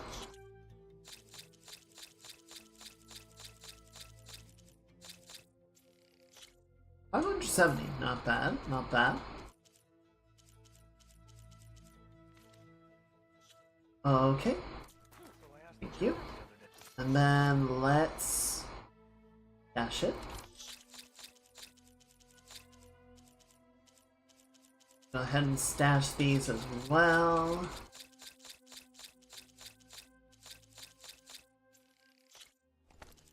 And let's those. And then what do we need? Ammo resources.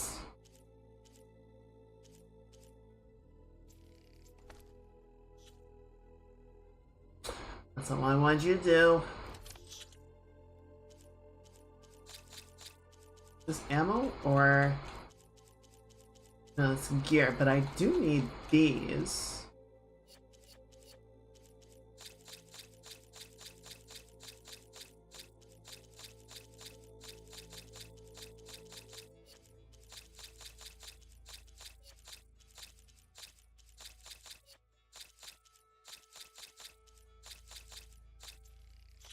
Okay, and then...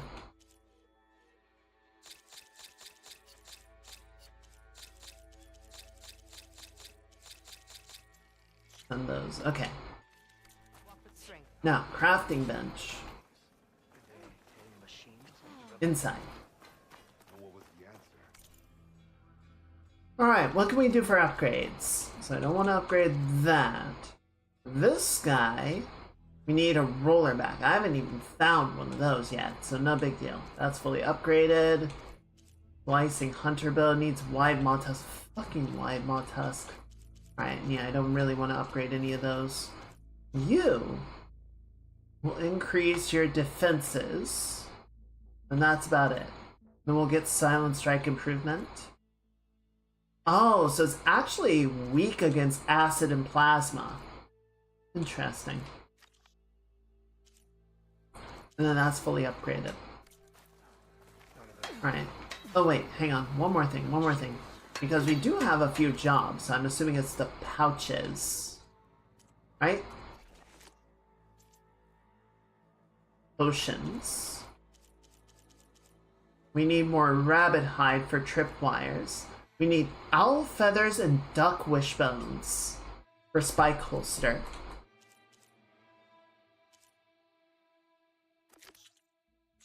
We'll go ahead and mark that. Light arrows need jay feathers.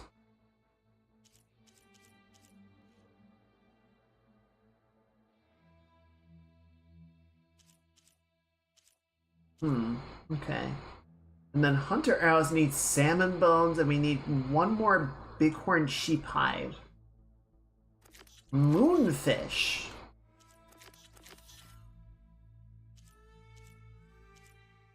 Okay, interesting.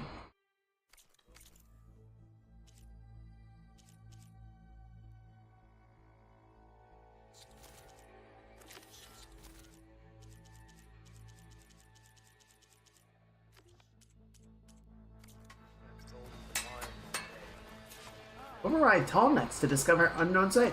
Well, I would if you fucking let me, game. I'd really love to. But somebody was like, you can't do that yet, so maybe you should get stuffed. Just saying. I'm just saying.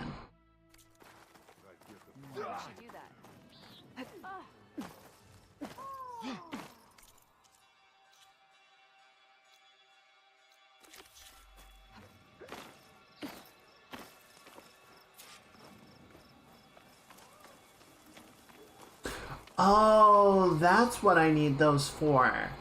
I need the right, I need to repair the overrides, but that's all the way back at the base, and I'm not going there right now. So whatever.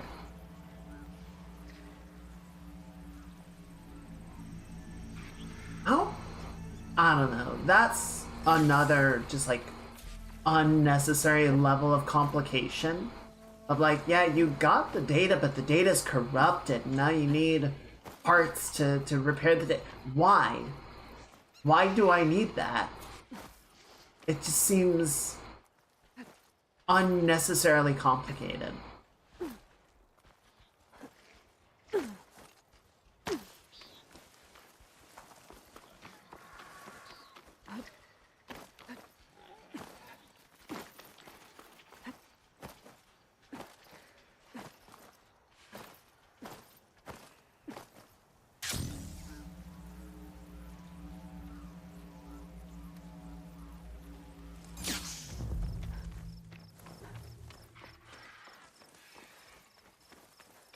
I don't think I need anything else from vultures.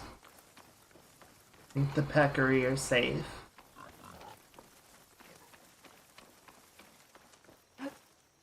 Probably.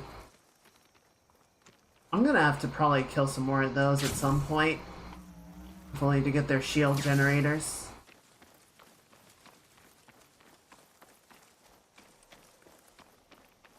Excuse me.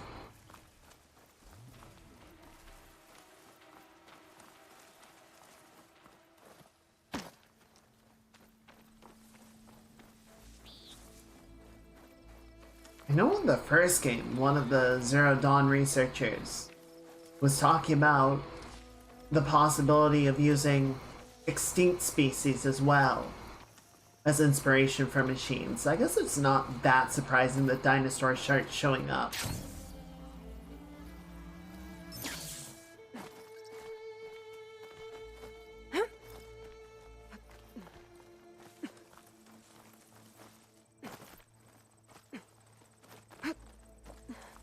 There she is. Oh, tall neck. Will I actually get to do this one, guys?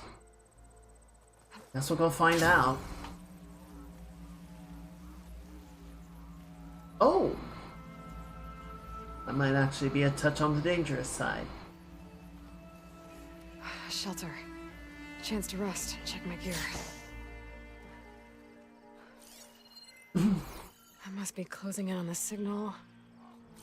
What is that?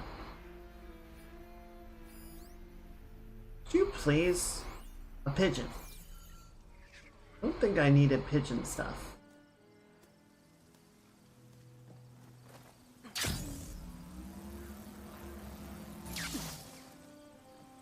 A little bit of green shine. Don't mind if I do. Also, pop up all of our ammo, make sure that's good to go. Good, good.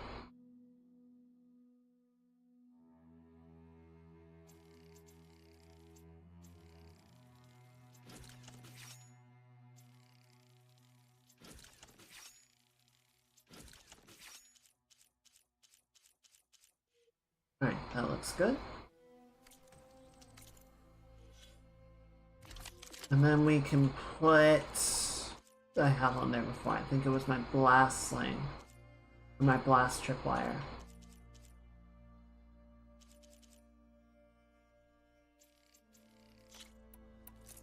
Yeah.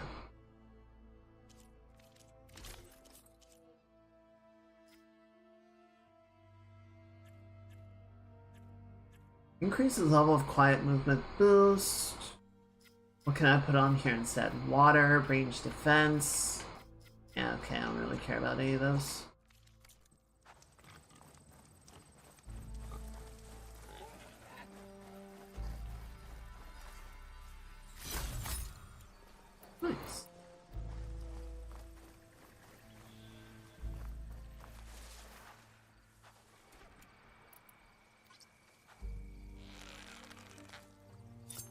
Come on, do it, buddy. Do the thing. Do the thing. Do your little mirror cat. There you are. Thank you. Oh!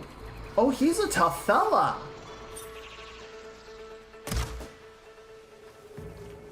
Shit. Oh, what is that? What is that? What is that? What is that? No! Ow! Motherfucker, run.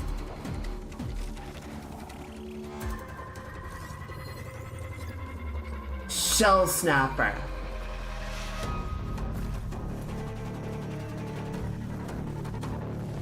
Uh-oh. That tall neck looks damaged. I should take a closer look.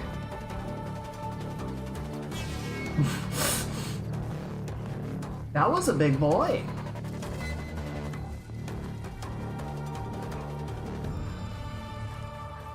Huh. Got stuff going on. System reboot. So an override might fix the tall neck. But how to get up to it? This looks like Hoirzon gear. What are they doing here?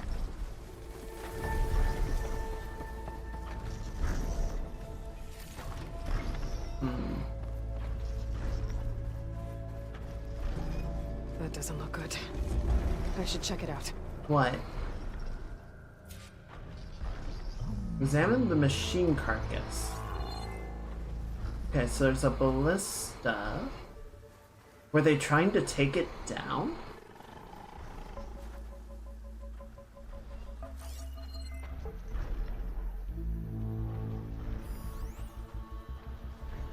Eye on the prize.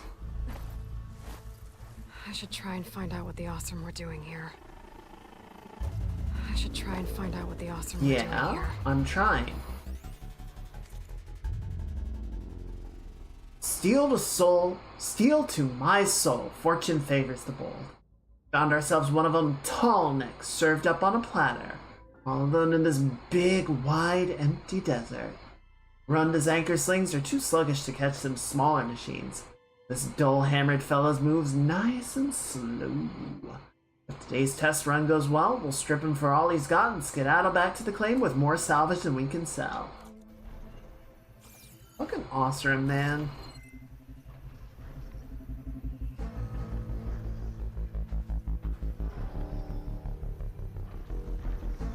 I wonder if I can use it to get I up, still though. need to find out what went on here. I should take a closer look at that Hoirzon camp. Barrel, well, that's a body. Oh dear.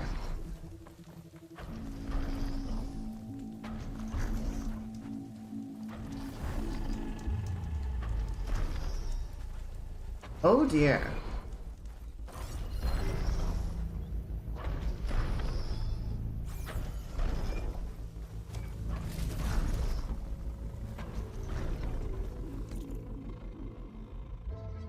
Oh, there's something up there after this.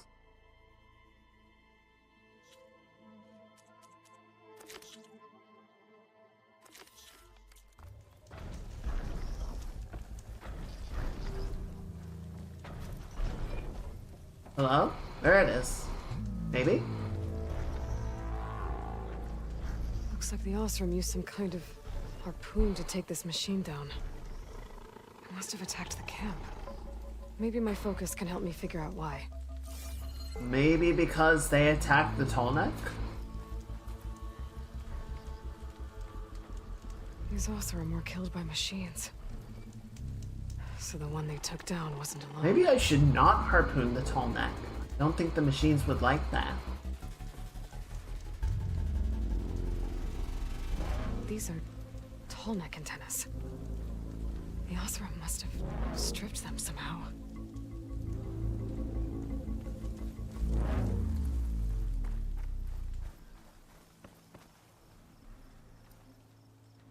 A harpoon weapon.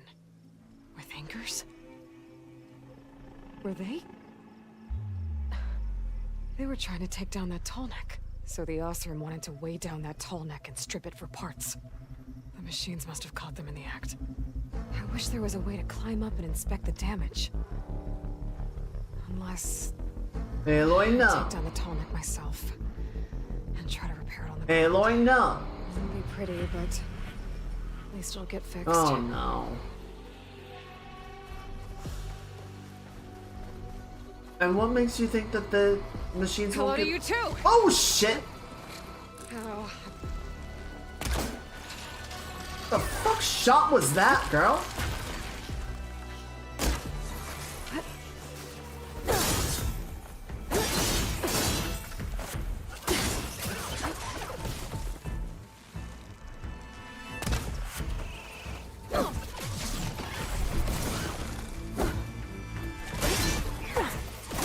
Ow.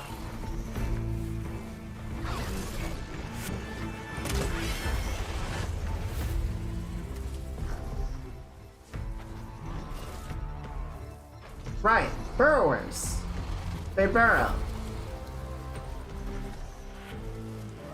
looks like machines got to this one too. I'll have to hook an anchor to the weak spots in its armor to weigh it down. Yeah, they're not gonna like this.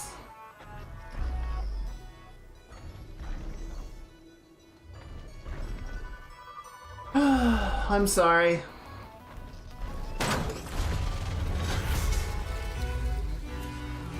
Trouble. And I need more anchors. Also, must have set up other ballistas in the area. I just gotta find them. Hello, Bellowback.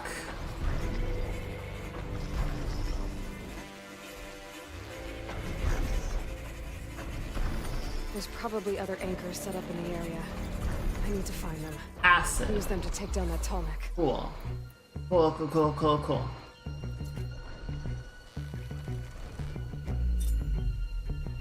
Pop! I bet a ballista can help me fight these machines. Yeah. I don't know if that's true. I tried using a ballista before and it didn't go great, if I'm being completely honest with you.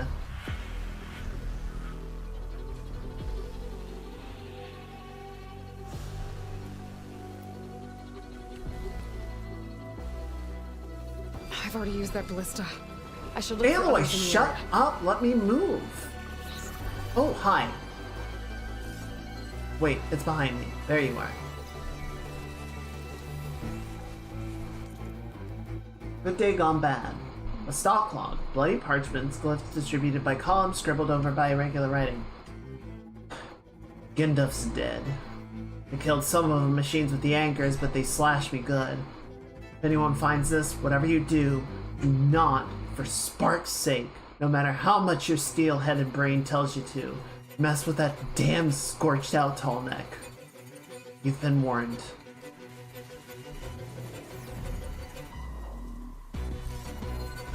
There you are. I'd like to take the burrower out before I deal with the bellowback. Just because it'll be cleaner.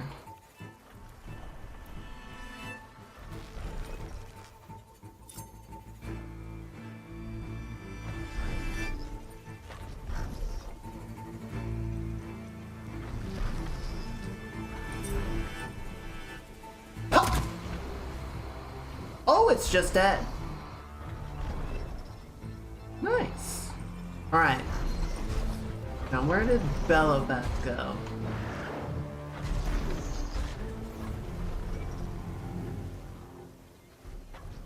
Where did it go? There you are.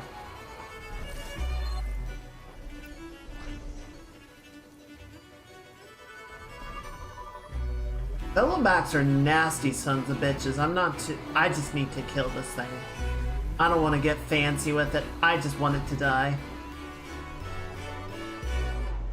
Actually, what are you weak to? Weak against water, strong versus acid. What do you got? Explosive gullet. Okay. Cargo refining sack. Explosive. Alright. Try this. Okay, I don't think those are gonna explode.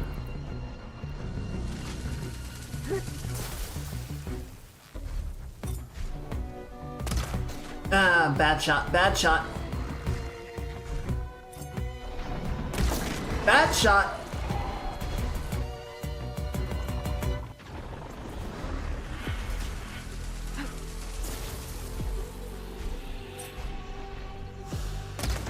Good shot.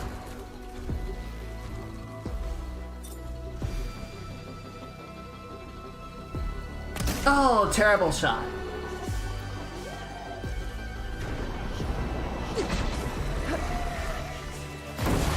Okay.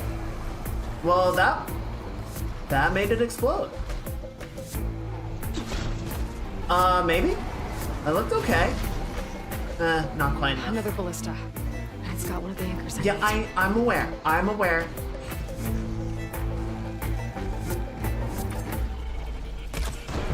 Woohoo! Pop goes the bellow back. Gotta set it on a better spot. Come on. Step lively now.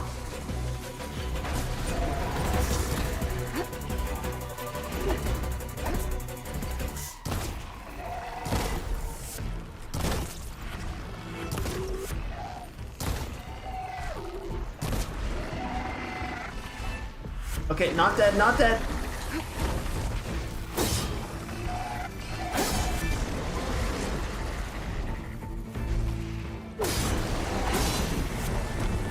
There it goes. Nice.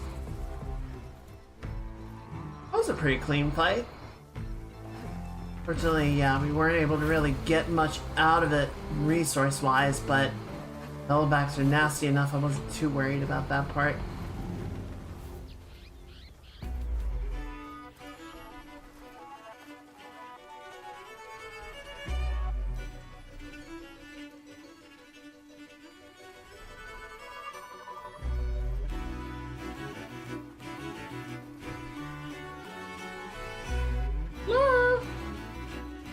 What did you like, darling?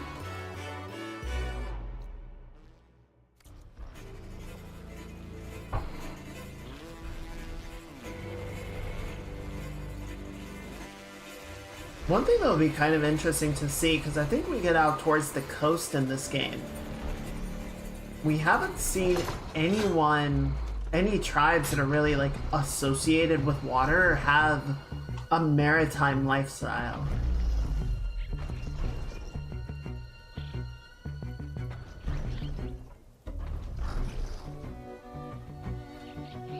Alright, I'm really sorry about this. I missed. There we go. Oh, shit! One more should weigh it down enough. Machines. I need to hurry.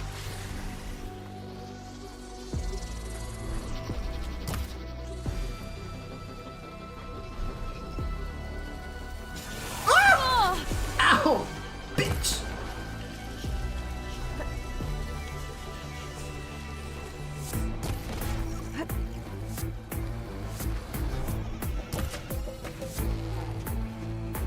Where's the other one? Where's the other one?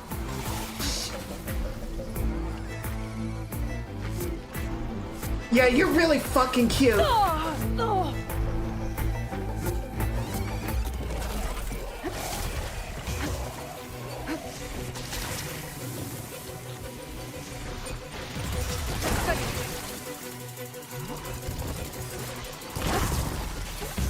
Bitch, shut up. They're fighting each other.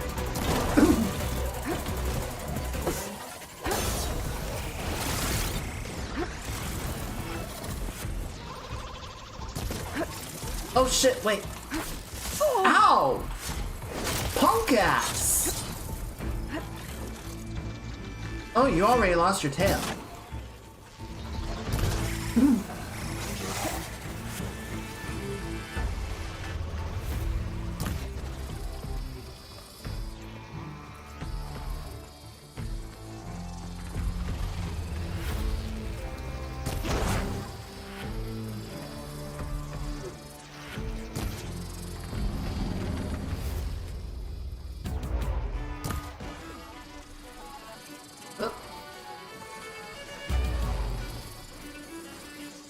What?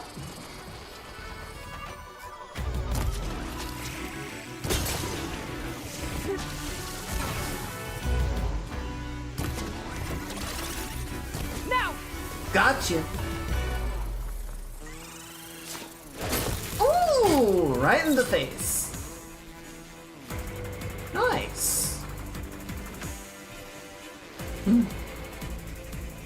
Now, where did that tail land is the real question. There they are. Got a razor tail and a scanning unit. Not bad.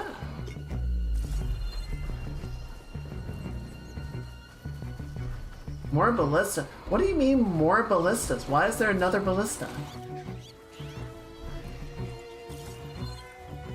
There it is. How many of these do I need? It seemed like it was just the 2.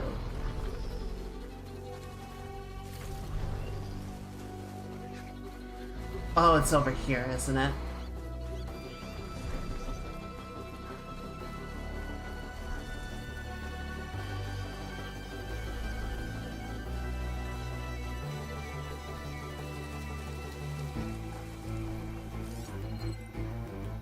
Got an unidentified signal there. There it is.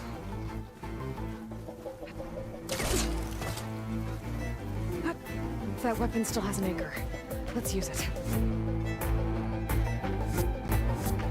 Oh, there's more of them.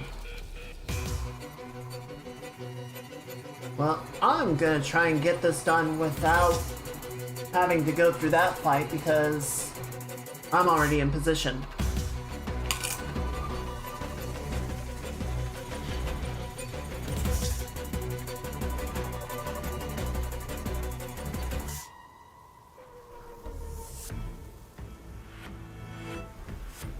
That's it, I'll probably have to do it once.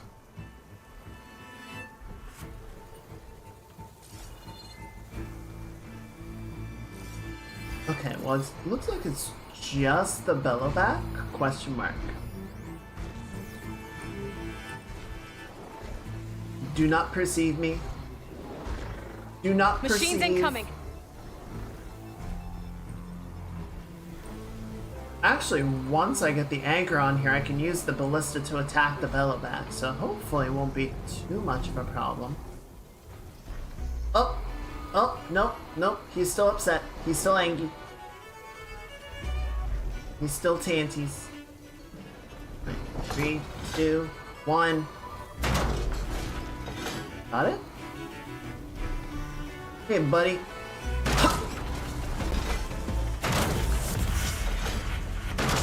Sorry about this, big guy.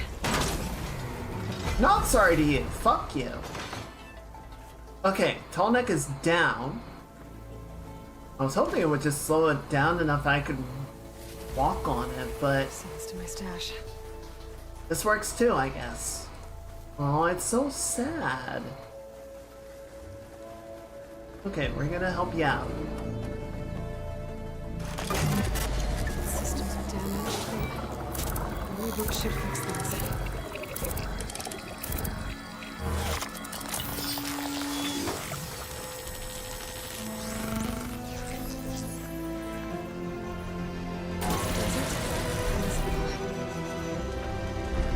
There you go.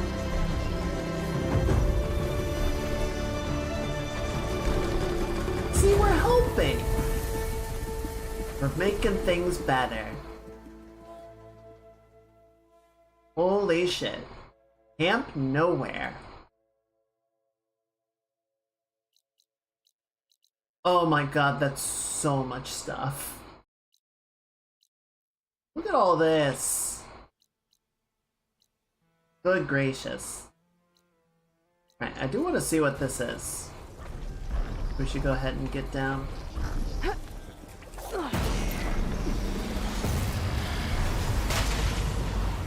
Hey, boss. Welcome in. Happy weekend. Hope you're doing well.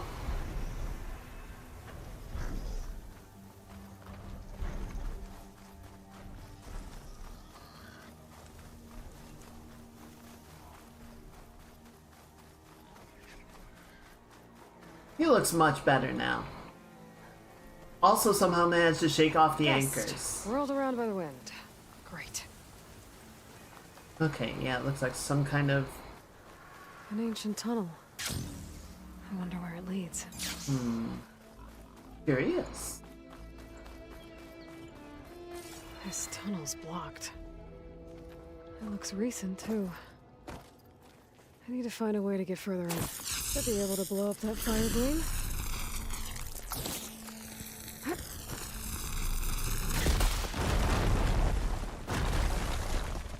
Cool.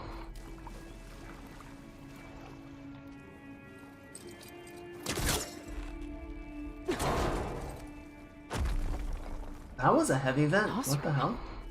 How'd she end up in here? Blur? Oh. So you're real. Thought I was dreaming. What happened to you?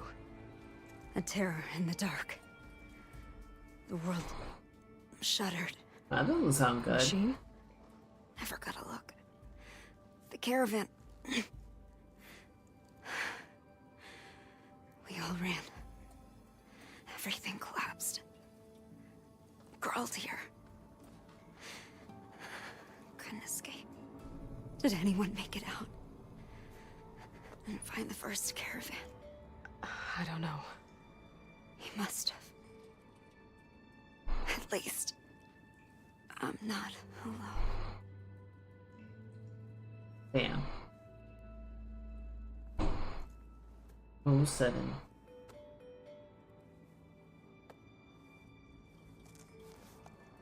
Sounds like she was part of a bigger group. Something must have attacked them.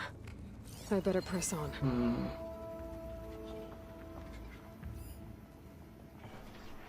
Something dangerous.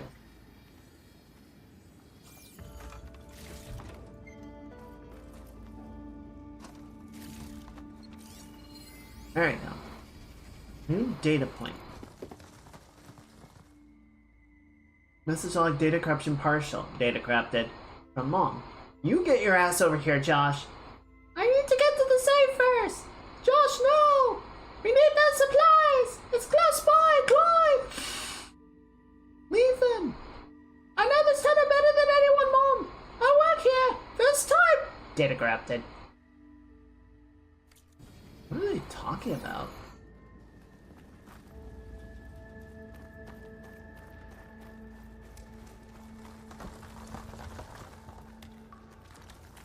Don't like the sound of that. It's all shaky. Oh, where's probably open? I'm sure no one will mind if we burgle a little car now and then. Not like they're coming back for it.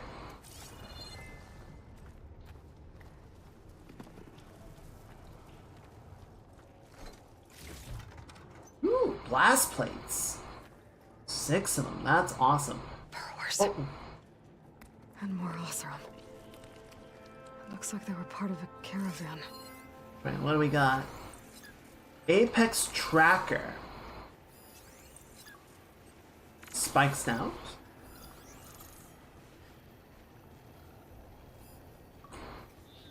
Ooh, unidentified signal. What do we got? Ancient compartment. Oh, it's a bunch of rusted out cars. Okay, well that's not top of my That concern. machine's resistant to purge water. Blaze drum.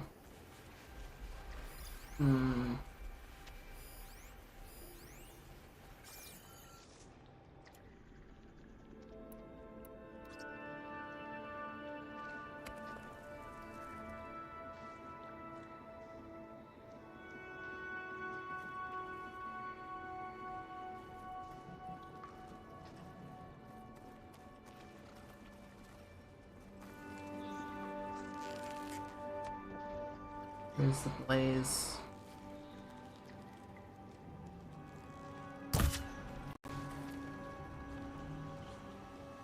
Did I miss? I fucking missed. I mean, I hit the thing, but I didn't hit them with the thing.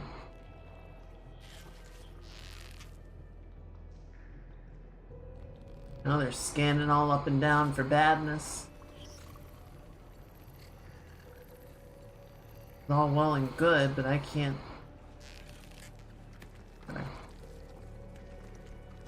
Wait for that one to come back around and then we'll try again. 3, 2, 1. Pop! Oh, it didn't explode. Man.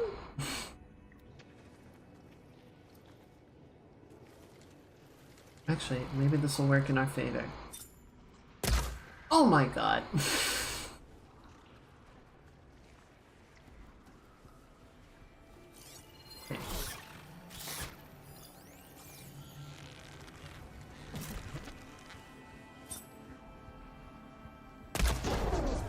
Okay, didn't kill it, but it hurt it a lot.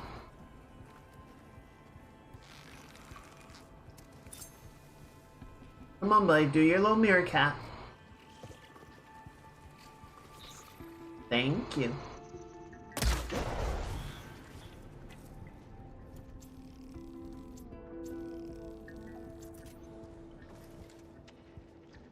We can get it down to just the spine snout.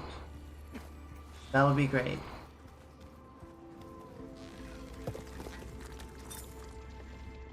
Pop!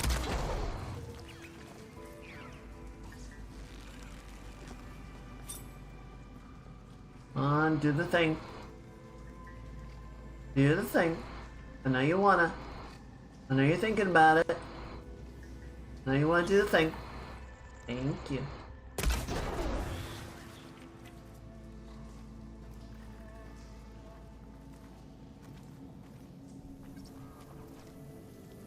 Alright, and then for That will be a little quicker you... if I use plasma ammo. Well, I don't have plasma ammo, Aloy, so why do you even say that? Why do you even know what plasma ammo is?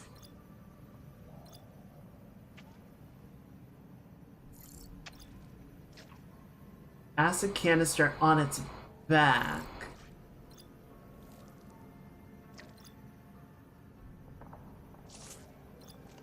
Okay, well, let's see if we can go that.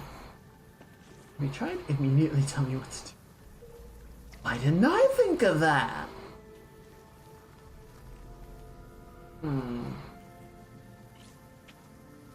It's actually a very small thing. It's not that yellow part, it's behind it. Or no. Like part of the yellow thing? That's very weird. Yeah, this game is just like shot to the gills with hand-holdy blab dialogue. It's just like, it's so annoying. I hate it. It's honestly my least favorite part of the entire game. Oh, it was armor plated.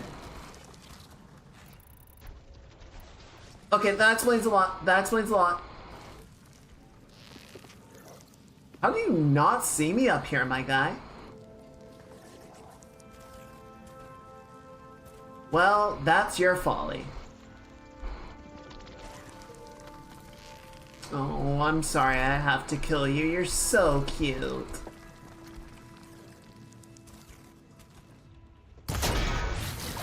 Damn. Machine's called in backup. Heart's flying. Oh, of course there's more boers.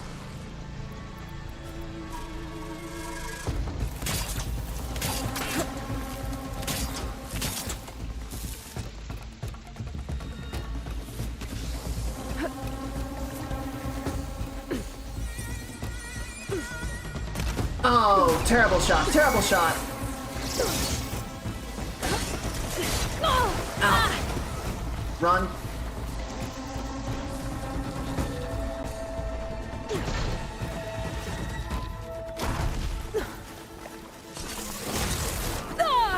Okay, got the machine down. Relief. Run.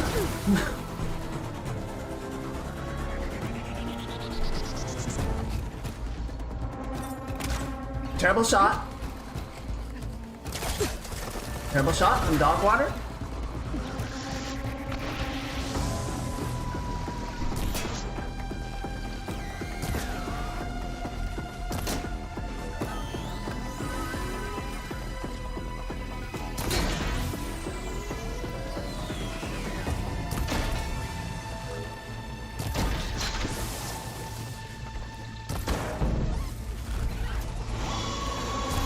There's another barrel.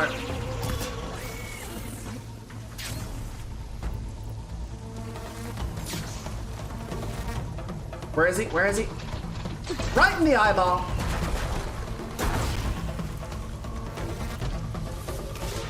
Right in the peeper.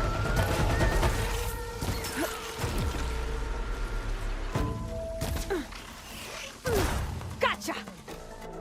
Oh, here we go, here we go.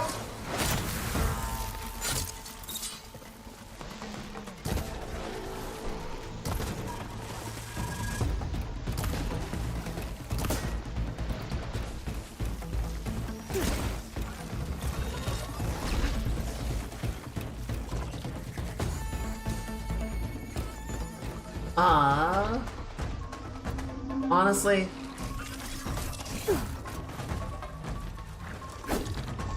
oh wait, can I get that canister off? No. There he goes. That Othram. She said they were attacked by some kind of terror. I don't think it was these burrowers. That would be very sad if that were it.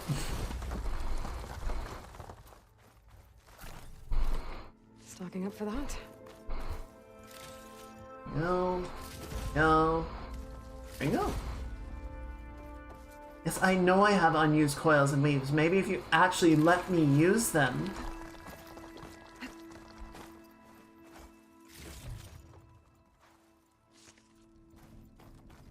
There was one example earlier where Aloy sort of laid out the problem, but didn't say how to solve it. And that was good. I liked that one. It was like, if you're having trouble understanding what the objective is, we will spell that out for you. But we're not going to tell you what to do to get to the end. I don't mind those. I think that was well accomplished. But yeah, so many of them are just like, oh, here's what I can try doing. I should look at this. I should do that. It's like, yeah, just, I want to play the game. I know how to play the game.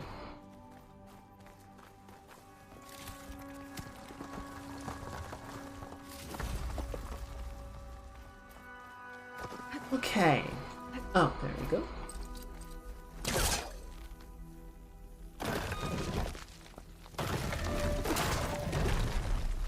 Spellcaster won't work on that. Yeah, I know. I missed, okay?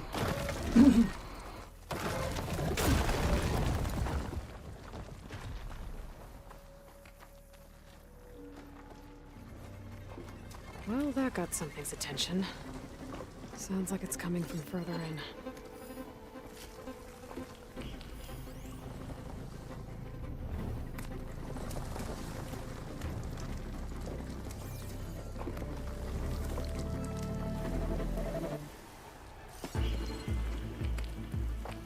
Better get out of here quick. It looks like it lets out ahead.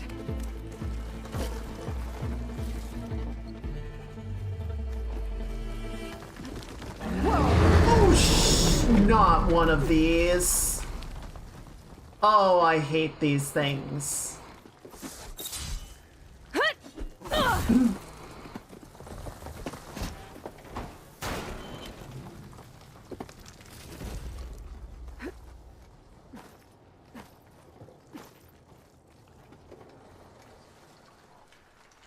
A rock breaker.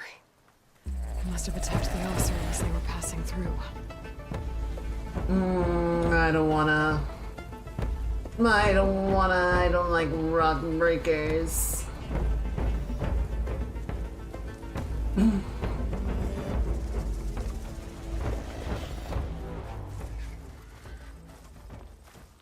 Can I please get up onto those ledges? No.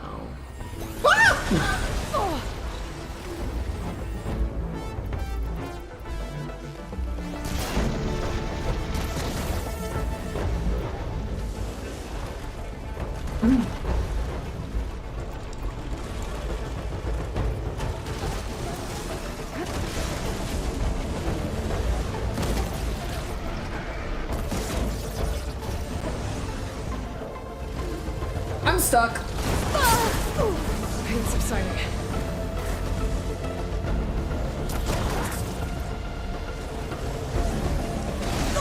Ow.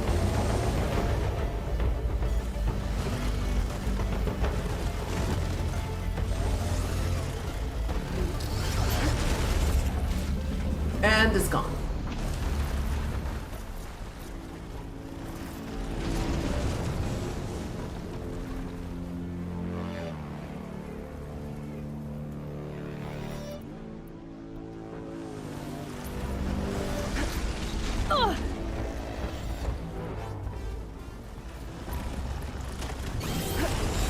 Ow, fuck off, dude.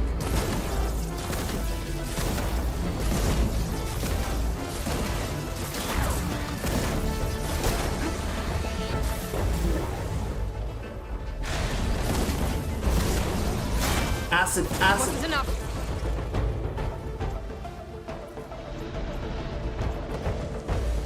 Well, then keep going.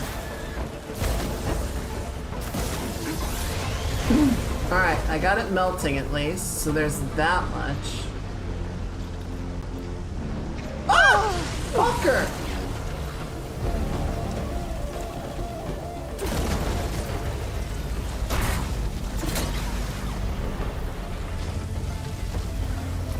Man, I don't like this thing.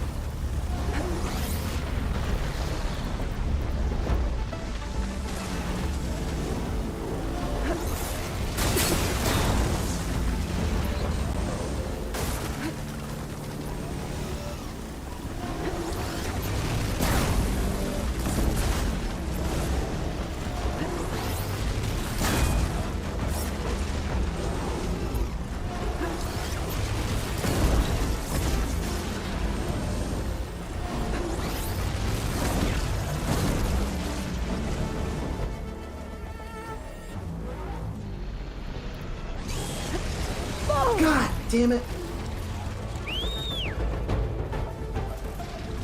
Glad I had this. Oh, where the fuck did you come from?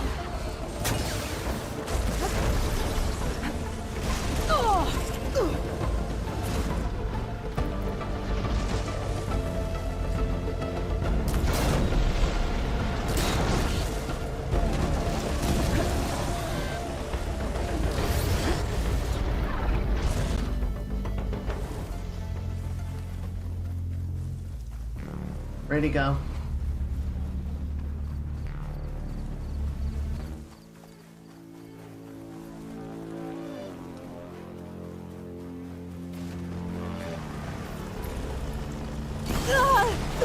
That was bullshit. There we go. Burn, bitch.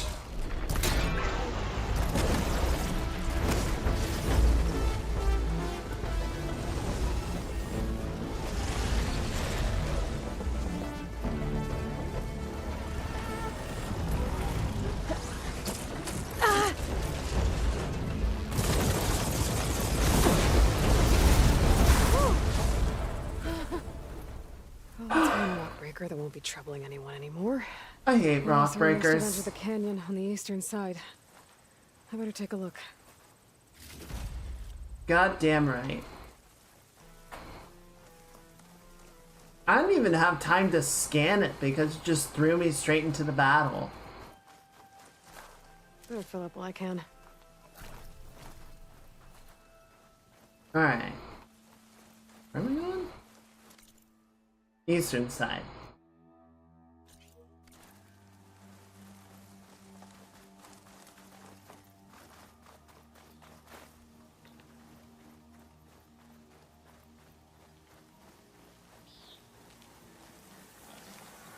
Like, it gave me all of these frost points to try and hit, but just... I don't know, the rock breakers... The thing about the rock breakers that I really don't enjoy is, like, that section where it was just doing the surge attack from underground. I have no control over that fight, right? I cannot in any way dictate the tempo of what's happening.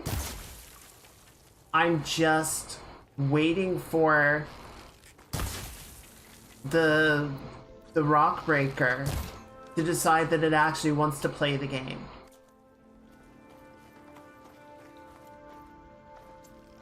That's not fun.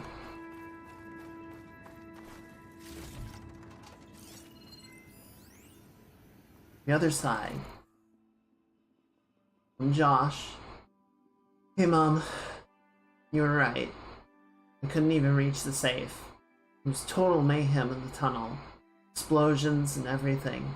So all that stuff isn't gonna do me any good. If anybody finds this, take it all. The code is 2054. Write that down, chat. Instead, I'm stuck here with two families. I took them into the maintenance room for shelter. 6-year-old just spilled our water by accident. I'm almost out of battery. No reception. I don't think anyone's coming for us. Hope you're better off than me.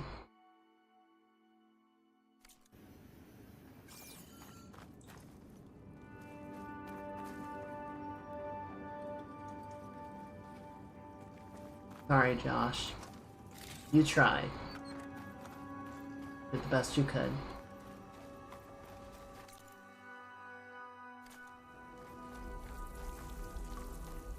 Okay.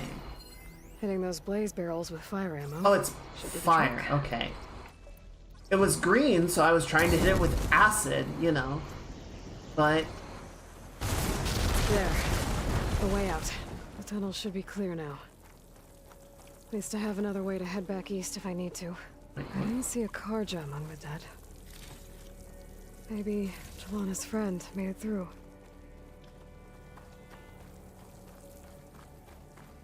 Oh! Oh, whoa, whoa! This is that tunnel from before. We got this far out and it was like, there's no way through here.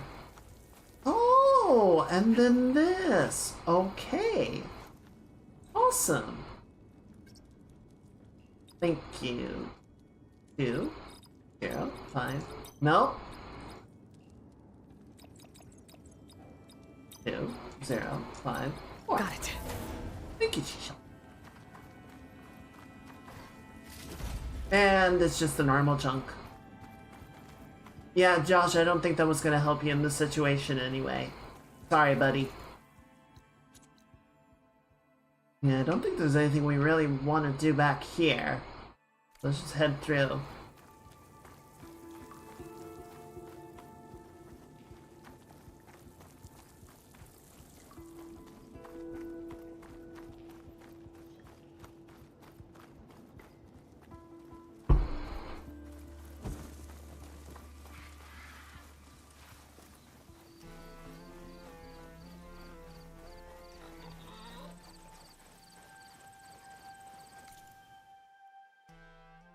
Yeah, I mean, it's faster than going all the way back north to the base, but Might be something useful in them. I'm not stopping to check all these, I don't care.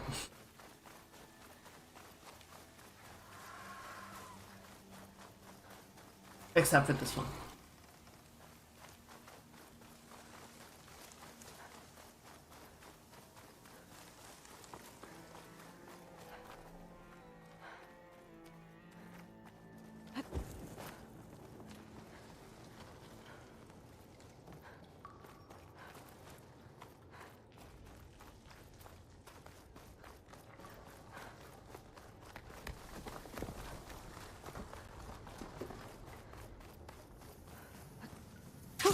Going down!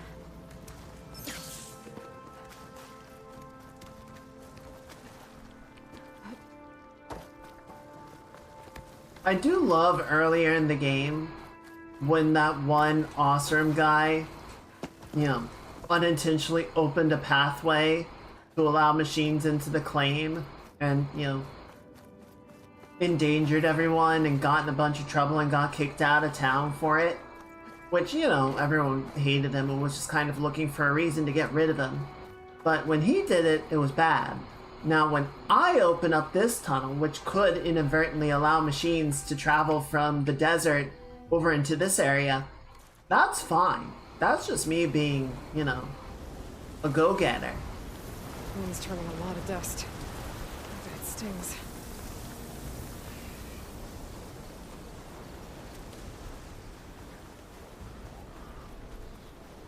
Hey buddy, you doing okay up there? Yeah, you good. You're a good boy. Is that a rebel camp? Alright, I think we'll head that way. Well, we gotta head that way regardless, because that's where Poseidon is. Oh! That bird just instant transmission the hell out of here. He knew what was coming. He was like, nope.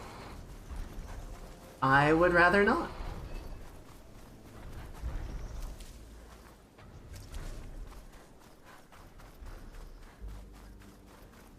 You have a nicer personality, but it's all good. It's true. You can't be mad at me, I'm cute.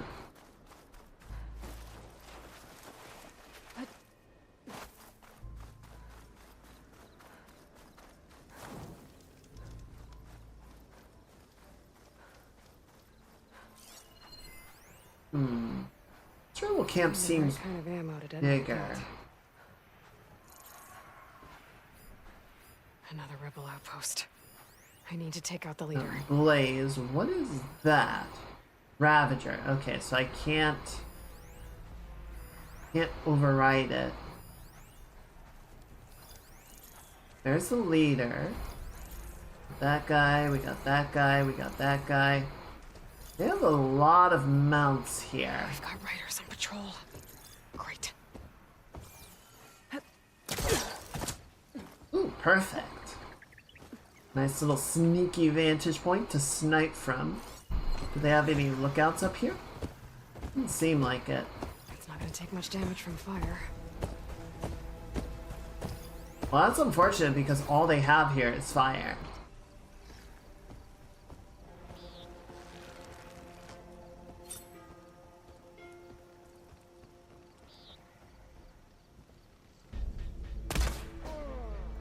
And he's dead.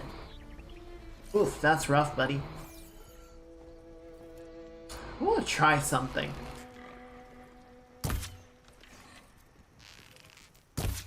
No, it's out of range. Damn it.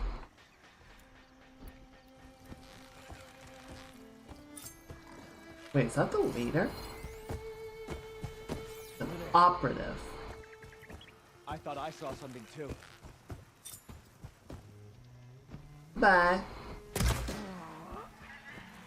You're my prisoner. Oh, Raise the alarm!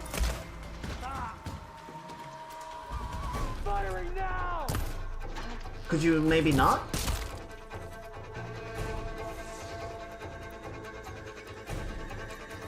Oh, geez, these take a lot of.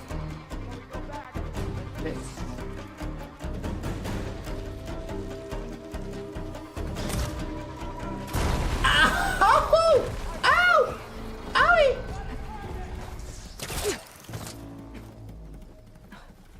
Holy shit, what? Okay, better. Who threw that? Oh, right, the leader can just like yeet a boulder. You see her? Because I don't. That guy.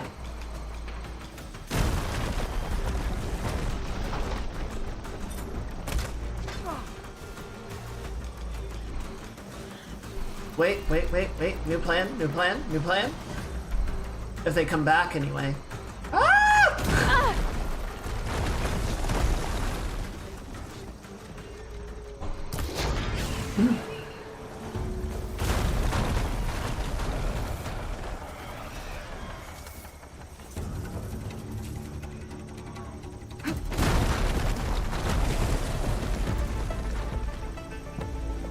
Ah! Thank you, iframes. Are you serious? You freaking ducked.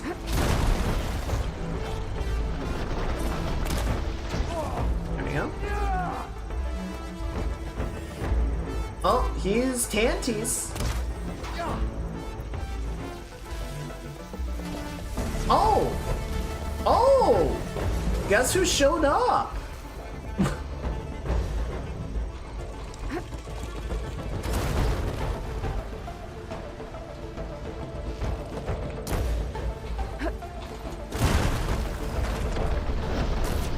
This one's got some of those tags I keep finding.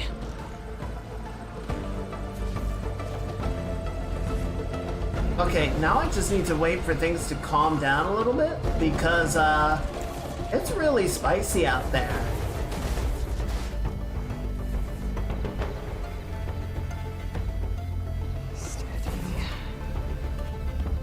It is extremely spicy. Why is everything exploding like this? We got Behemoth. We got Ravagers. Ow.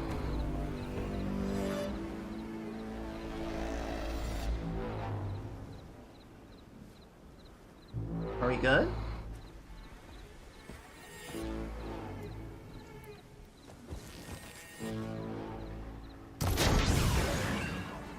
Right.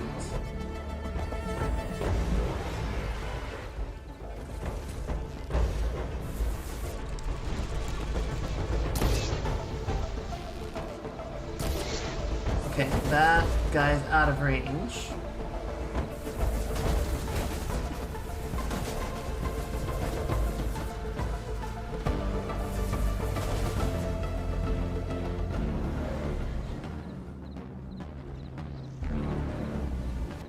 Okay, they're fighting each other, so while they're doing that, I'm gonna go find our guy and see if I can't get the dog tags off of him.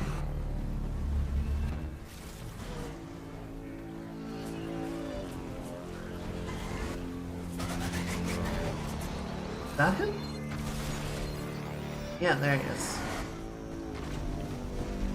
Oh boy. Okay, guys. Yes, y'all just entertain each other. Good. Oh no, that wasn't our guy. Where's our guy then? Wasn't him. Is it you? No, that's a rider.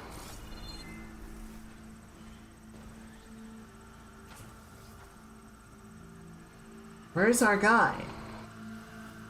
He definitely died, like, right here. Somewhere. There you are. Locked Got him. tags. I'll have to figure out what to do with them later. Without a leader, the rebels should abandon this place. But I could always deal with them now. Either way, I'm done here. Well, then we should go.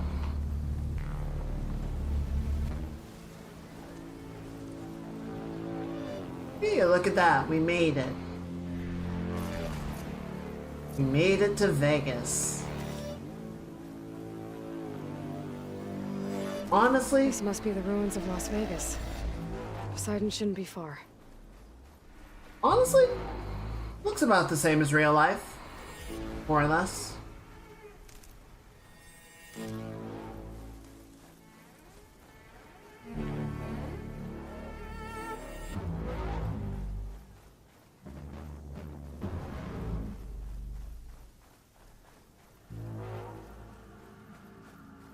No, not New Vegas. I'm pretty sure this is still Old Vegas. I don't think we have a New Vegas yet. God, the Nora would see this place and shit their britches. And, you know, if they called this, like, you know, like, corrupted land of ancient sin, they would technically be extremely correct. Look at these.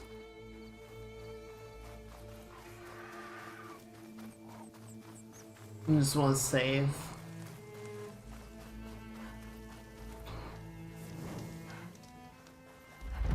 Oh shit!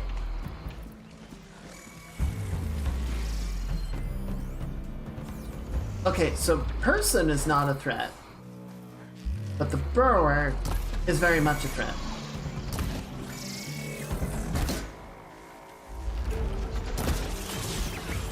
Ow!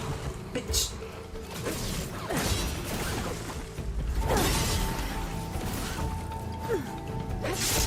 Where the fuck? I just just like completely demolished that scorpion. Like zero chill. Ow.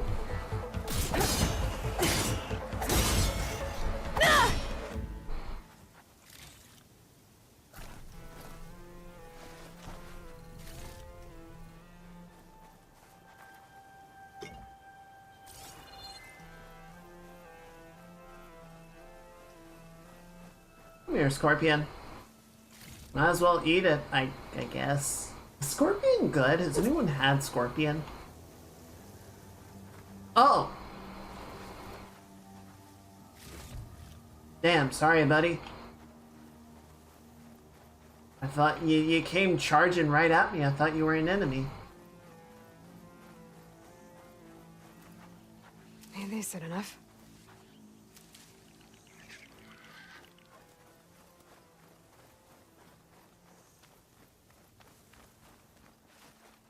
Can't trust nobody in Vegas.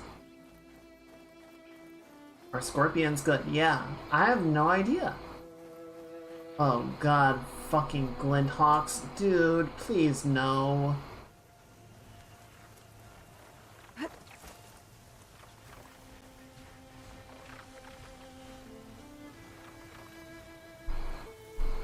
Hate Glinthawks. Goodness, there's just machines all over the place. We got some kind of structure there. I wonder if Poseidon is drawing the machines in somehow. Gaia said this is where I'd find Poseidon, but the ruins out here are exposed to the elements. But a lot of them are buried in the sand. So maybe Poseidon is underground. If that's true, I might be able to find a way down through one of these structures. Well, looks like this sort of central spinal structure, whatever it is, opens up here.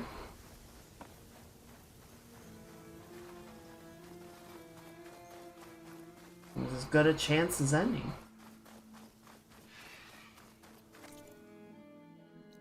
Yeah, just, I don't know, look around. See what you see. Ruin structures off to the west. They're not fun to be stung by. No, I imagine not.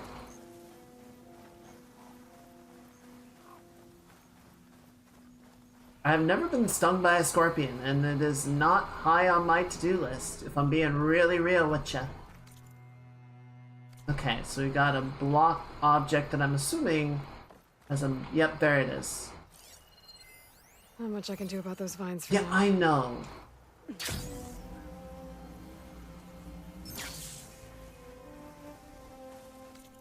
See.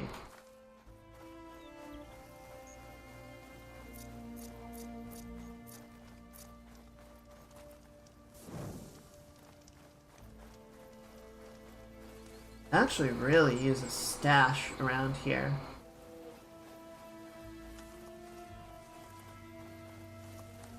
Water's pouring out of that building.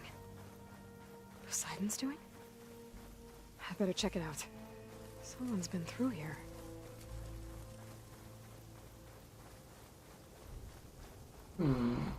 Curious. The Tower of Tears. Camping gear. Mine now.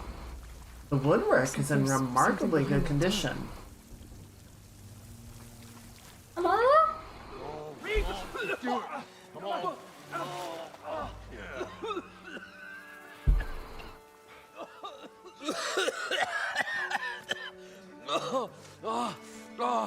I almost had him. I was so close. Wait, To drowning, maybe. Not to the embers. Morlun, it's over. isn't that the guy from Frozen Wilds? Well, not for me, it's not. And you're going to die. Alone. Because we're not sticking around to fish out the corpse. We're through. Or Scorpion the Male? Fuck that. So the visionary's fate hung in the balance. Would he choose life or succumb to deadly delusion? Hello. So, there's an ancient city under the sand, but it's flooded. Suddenly a Nora spearmaiden appeared. Yeah, okay. Well, you're not typical Delvers.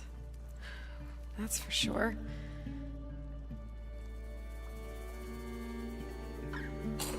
What's this?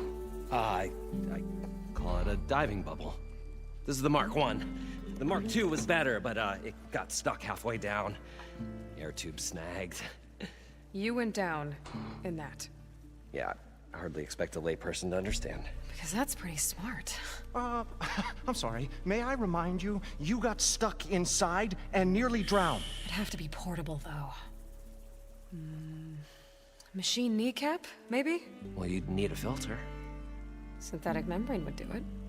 With a hose to a compressed Air capsule, hammer, and tongs. What is this? What is happening? Get over. She's a stranger. You got a name? Aloy. Moreland. And now we're not Stranger strangers. anymore. You're a damn fool. Come on. I got the original schematics over here. Oh, well, hold on. Just a couple of questions first. Fair enough. Partner? Partner? Don't mind him. I like these guys. Yep, the nerds are nerding together. They are nerd resonating. What's so important down there that you'd risk your life? Well...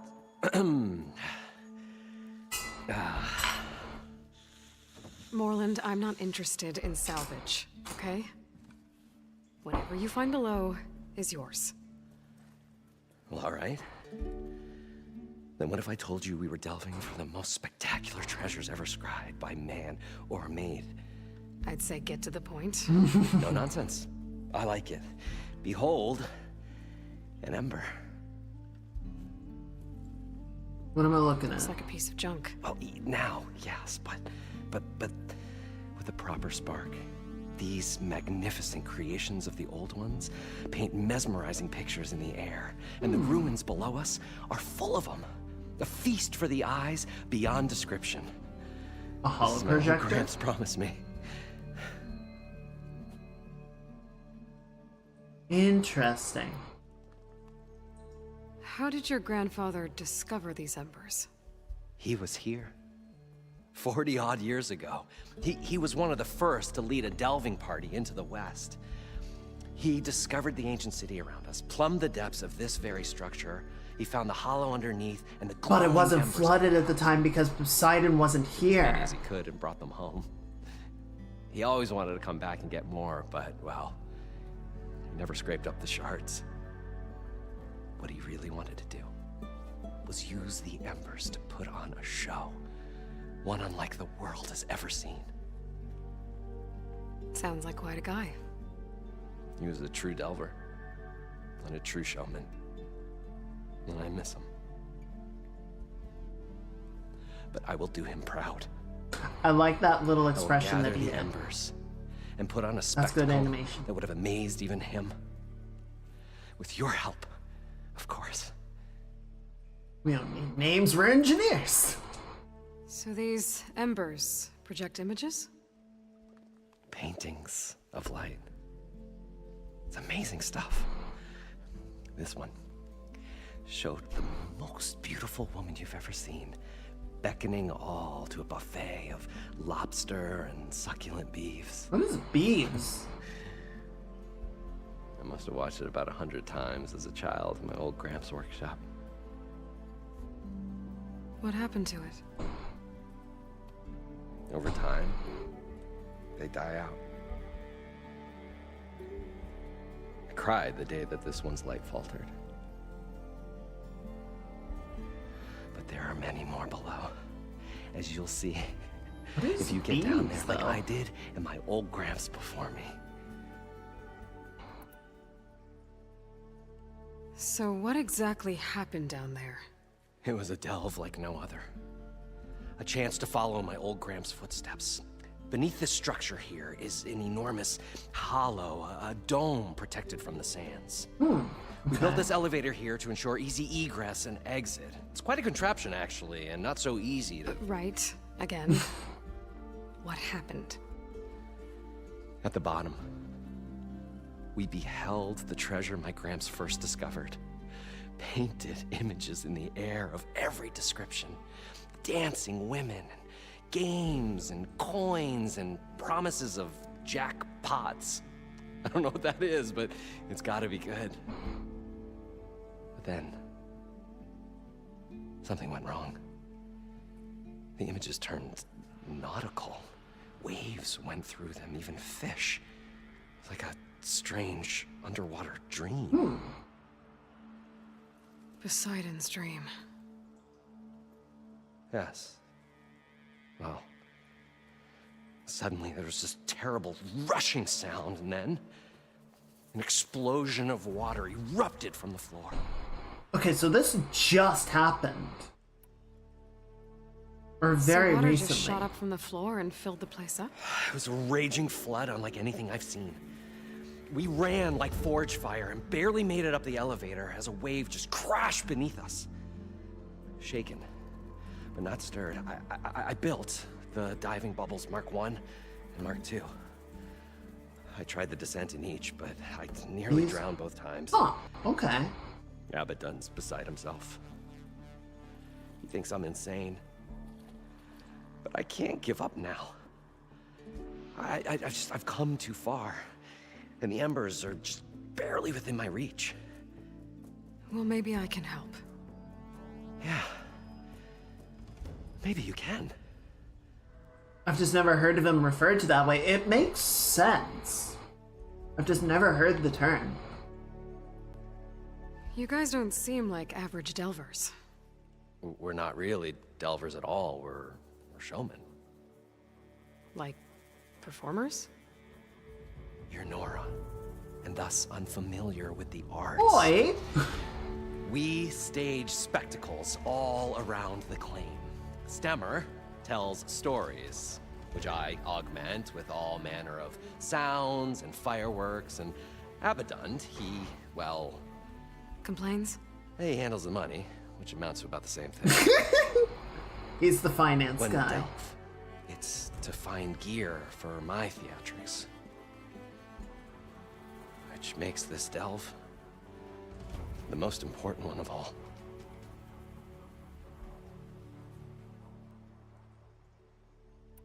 How deep is it? Can't I just swim down? Only if you have gills. You can stack 50 kegs in that shaft. Leave it to Same the thing. Osram to measure something in kegs. Talking liquid depths, I'd say it's apt. Apt or not, sounds too deep to hold my breath. Hence, our new invention. Alright, let's make a rebreather. I'd better get after those parts. There's a fully intact compressed air capsule in the Mark II, but like I said, it's stuck in the shaft. If you made it back up alive, I should be able to swim down that far. All right. As for the other parts, Stemmer scouted a herd due south of here that should have what we need. I'm on it. Great. I'll come back when you get the gear.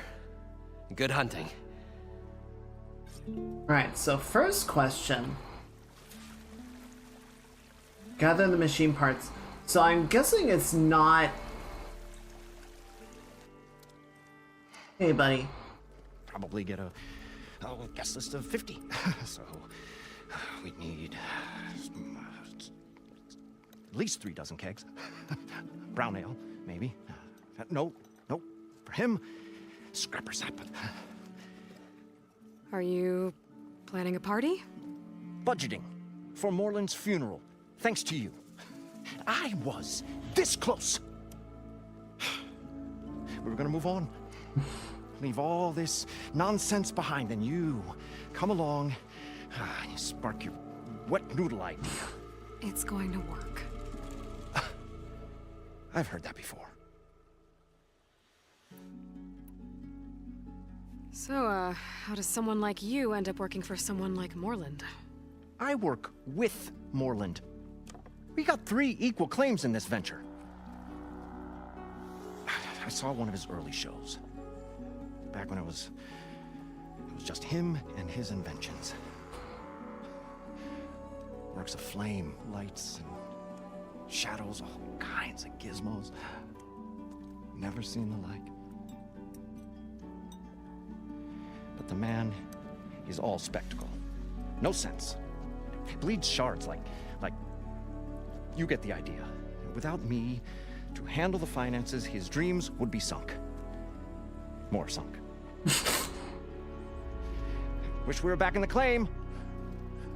Plenty of normal shows to do without the salvage from this blasted place. And yet, you're here, in the middle of the desert, delving for his dream. It was a good one. But sometimes, a dream has to die. Not yet. This dream of Moreland's. Is going to get him killed. Let's say it doesn't. What happens after he gets the salvage down there? Then we put on the greatest show the world's ever seen. We'll have special seating, premium ale, the works. Moreland will do his light spectacle thing. Stemmer will get their eyes a-sparkling with his tales, and I'll be selling tickets.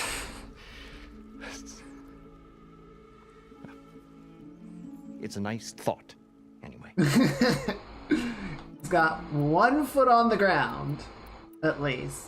Moreland mentioned you were showman. What? An ostrom can't be anything other than a delver, tinker, or drunkard?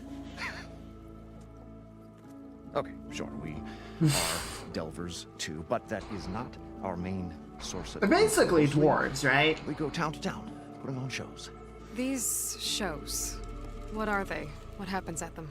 Tales and spectacle. Moreland's got the technical know-how.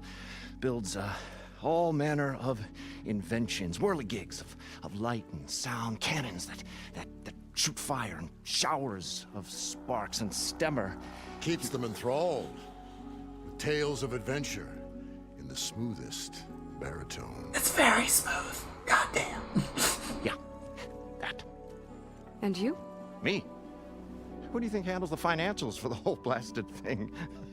Those two might have the sparks, but do you think they know their way around shards? No, they don't.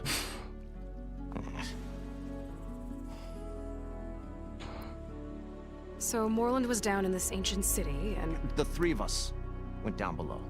You? I can delve, too. Right. And, then what happened? What do you think? Water rushed in, we ran. Then Moreland built that blasted thing. Nearly got himself drowned. Twice. You want the finer details of his stupidity? You go ask him. Okay, let me see really I'm always quickly. willing to engage in some commerce. Got anything good? Ooh. Ice Storm Bolt Blaster. Okay. Unfortunately, it's all gear that I'm not really interested in, but that's the first plasma ammo that we've seen. So that's neat.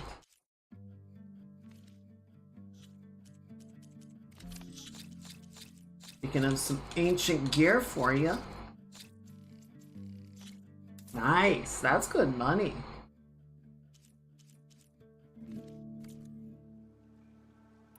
I'll leave you alone. Do us a favor. Leave us all alone. Damn, I felt like he was really warming up to us.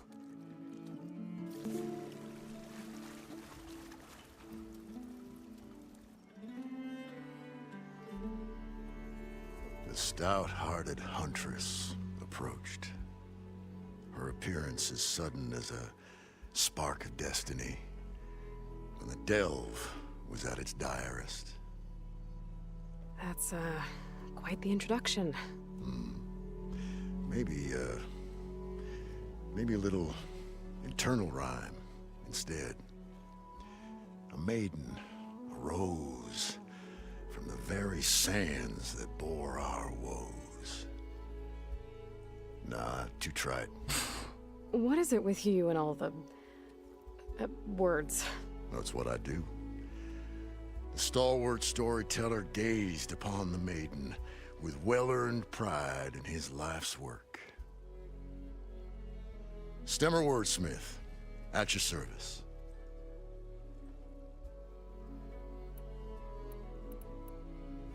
What exactly does a wordsmith do? Like a tinker at the forge, a wordsmith hammers I just out like words listening to this guy entrance talk. all who hear them. The young, the old, and frequently the inebriated. I didn't take the Osram for storytellers. Well, they say the only thing makes a cold brew go down easier is a tale of times gone by. But it's always best to hit the road before the keg runs dry. Why's that? Oh, Oh, well, the Osram can get mighty agitated if they run out of drink, or if they don't like your story. So you're saying being a wordsmith can be dangerous? Oh, yeah. Story goes the wrong way, Osram will throw stuff at you. What, like fruit? Hammers. Chairs or grenades. But the veteran wordsmith persevered through it all, hammer in hand, ready to give as good as he got. How do you think we got here all the way from the claim anyway, past those blasted machines? It wasn't by talking. And normally people are just like, boo. The Osram are like, boom, bitch. Your friend over there doesn't like me too much. The loud one. The old bean counter has the personality of a moss-eaten rock. But oh, what a wicked mind for money. And a memory as long as life, or even the smallest debt. By that, he means he owes me shards. 147, to be exact. But as sharp as he was in things pecuniary, he had a dull forgetfulness for how many times a certain wordsmith saved his hoary hide. 147. 147. I like these guys. They're How fun. did you end up following Moreland out here? Bright-eyed Moreland held his dreams aloft like a burning candle. And where that light went, the hearts of men were sure to follow. So you admire him? Admiration is but a gentle fire. It's the spark that delvers and tinkers and rogues alike are sure to warm to. Okay, guess that answers something. Got to go see someone about an underwater city. And lo, the huntress went forth.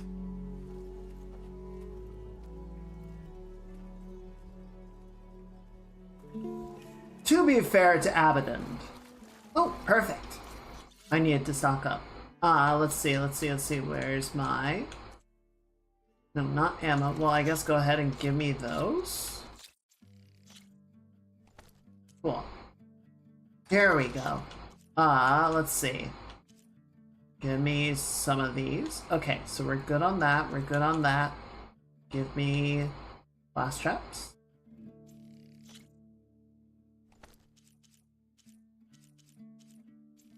And acid trap. Perfect.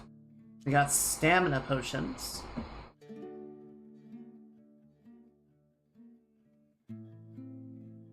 Restores weapon stamina. I don't give a fuck about weapon stamina. Anyway, let's go ahead and stash these guys. And then just make sure that we've got all of the ammunition resources we need.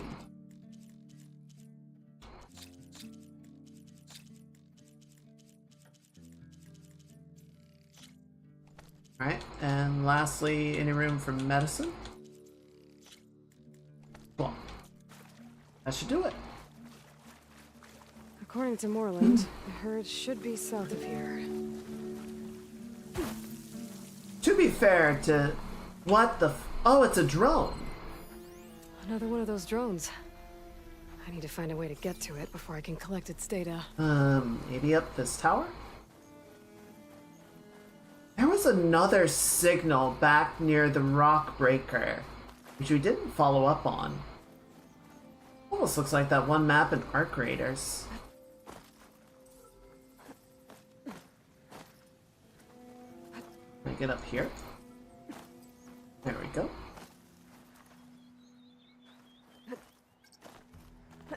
As I've said, if I were to ever try and start a game studio, I would absolutely, like, one of the first people I would hire would be a producer. Someone to manage the company and the finances, because that's not going to be me. Maybe if I jump onto it? Oh.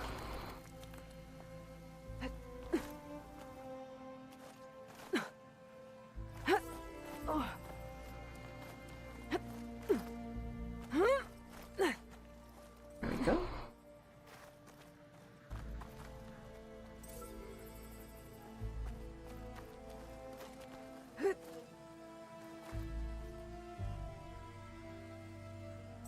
It sure does. Okay. Does. Oh, and he's gone. You little shit. Okay, good news though. So I don't think. Oh. Yep, alright. Sit tight, buddy. What the fuck? What the fuck was that?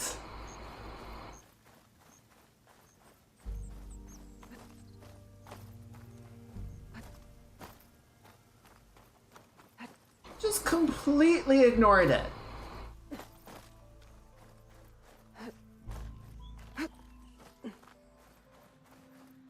Fuck you too, I guess.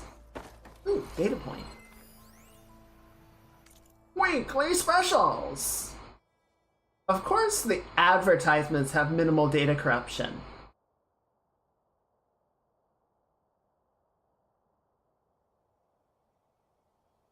Ooh, good looking menu though. No, I mean, she did the jump, she just didn't grab for it.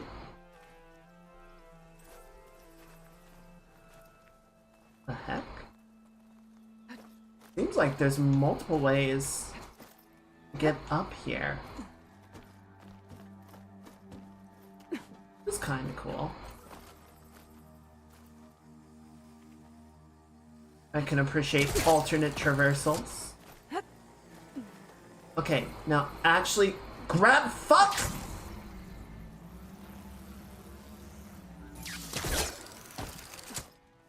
Okay, that one was kind of on me. That one was kind of my fault. I should have waited.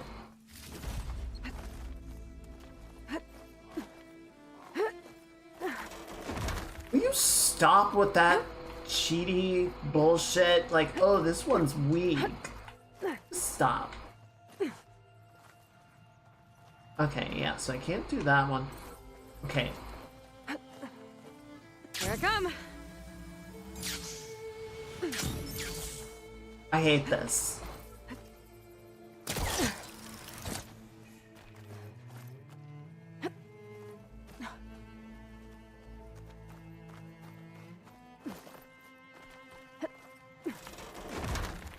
Fuck off, dude.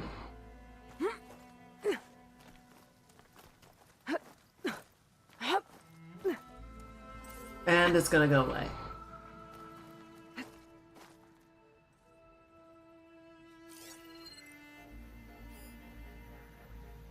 I swear it's like there's only a handful of positions that it will actually grab from. I need to wait for it to like hit the exact right moment or some shit. Like, that's not gonna work.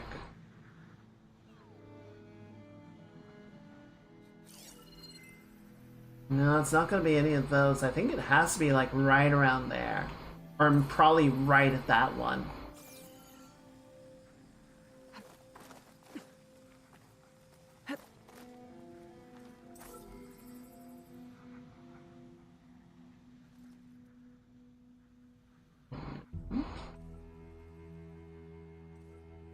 I don't know if this data's even freaking worth it, you know?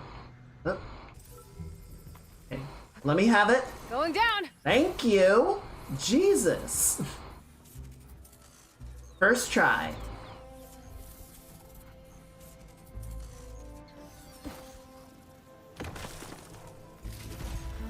There. More data to hold on to.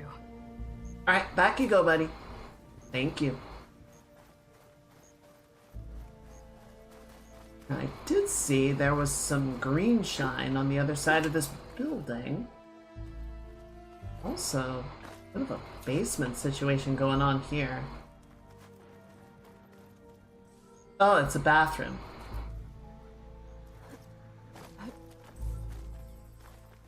Wonderful.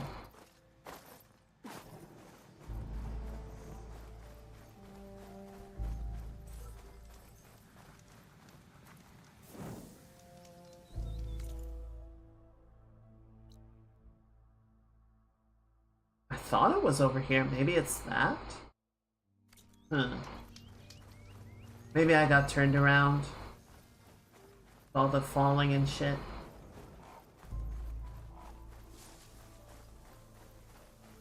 Well, this is where Moreland said the herd would be. They must have moved on.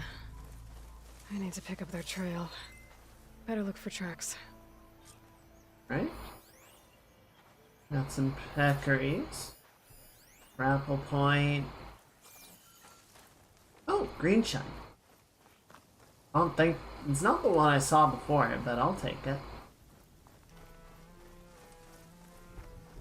That's a big piece.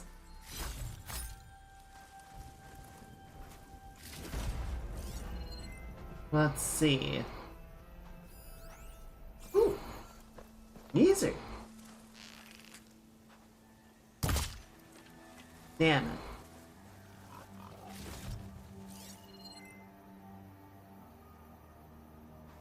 Tracks, huh?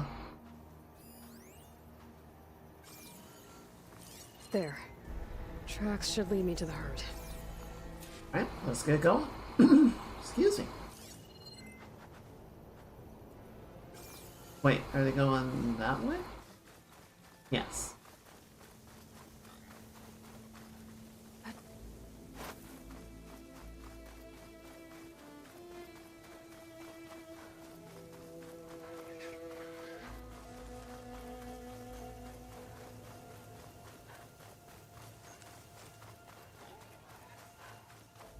Group was not one for straight lines.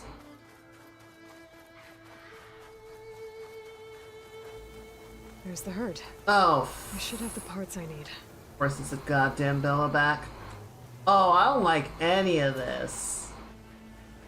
I don't like any of this situation. Alright, well... Glintox. Great. Oh, the storm's whipped up a sand spiral. Great.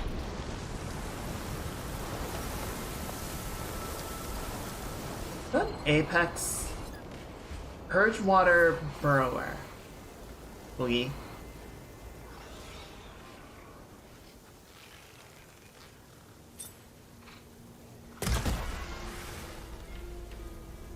More machines? I better deal with them first.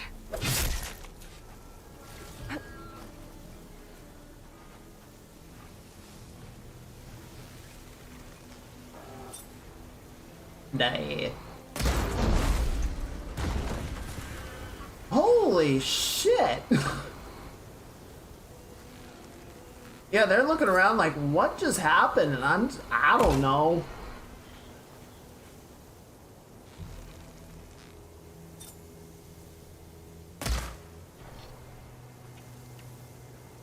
That dude exploded. Where did the herd go? Nice. Find this in my stash later. Circulator.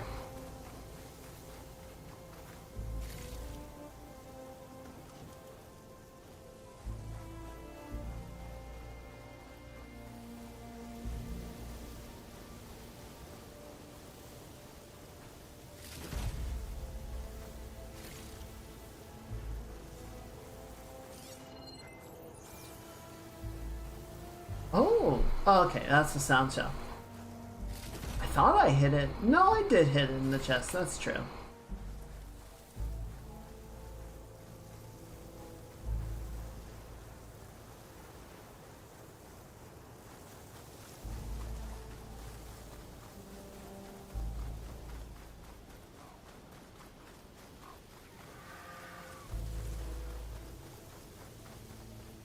I'm not looking forward to dealing with that Bella back, though, I tell you what.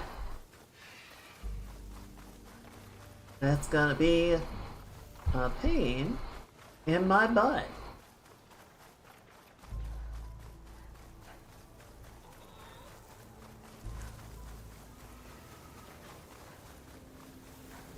At least the storm isn't a problem out here. It looks like the herd's caught between those sand spirals. I could use that to my advantage.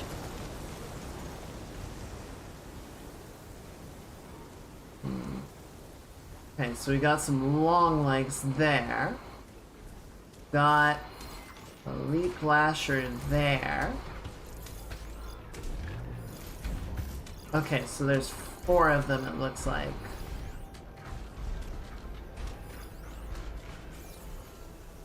Man, I need to find cauldrons, damn it.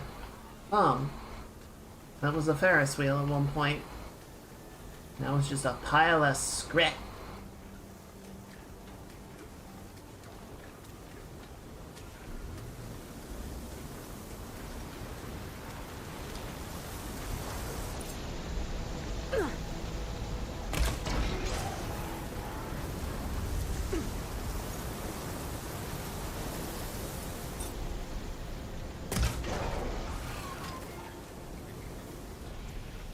Easy kill.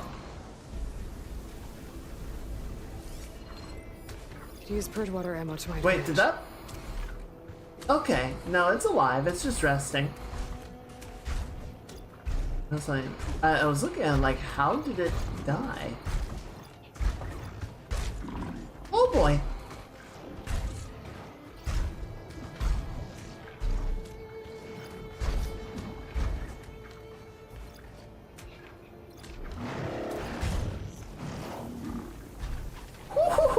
That's really close.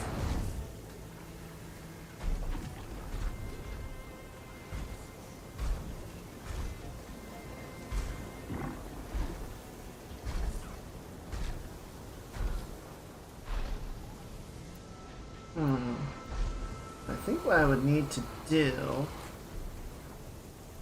would be to remove the shielding acid canister, but it's only really going to be effective if I can get them all close enough. Oh, I missed.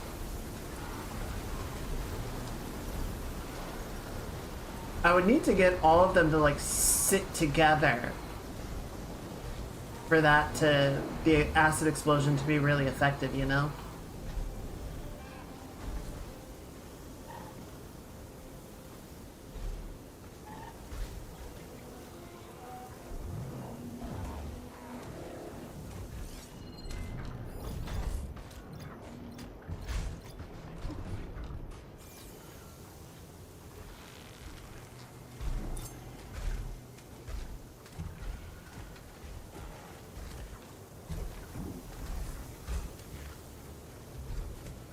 Now hold on a minute. Need to search more cauldrons to learn how to override that. I know.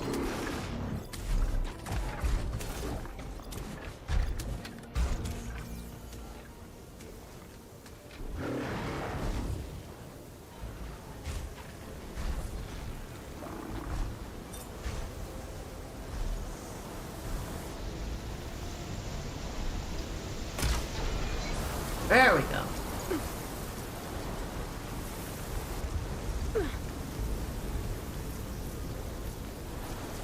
Easy money. Yeah, now they're all pissed off. Woo-hoo-hoo, that's spicy. Got the wing burners. That canister will blow if I hit it with a shock arrow. Do I have a shock arrow?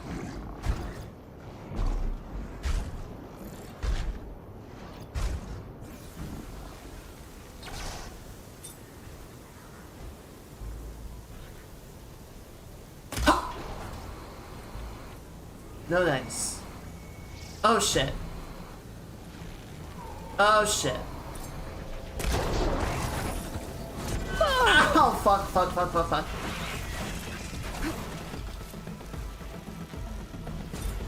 This is taking too long.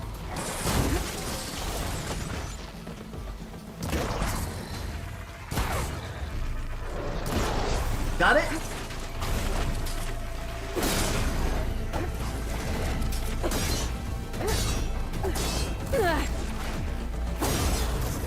Alright, that's down.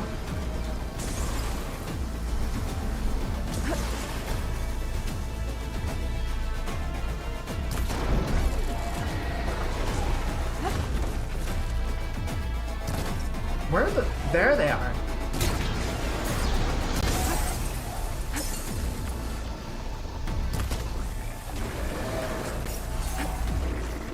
Ow! Still in Fuck. this fight.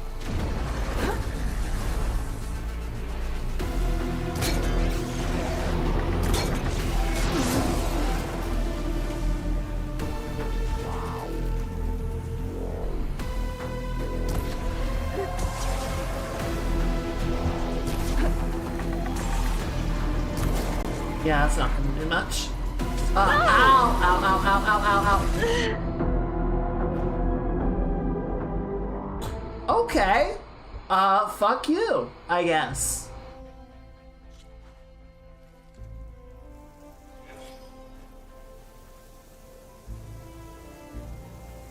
It looks like the herd's caught between those sand spirals. I could use that to my advantage. Okay, slightly different change of plans.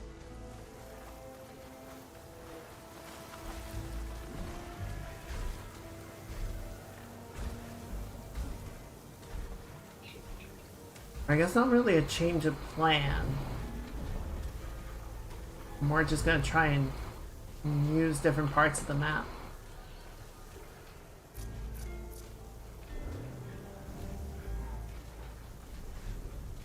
Let's see if we can take out these guys first.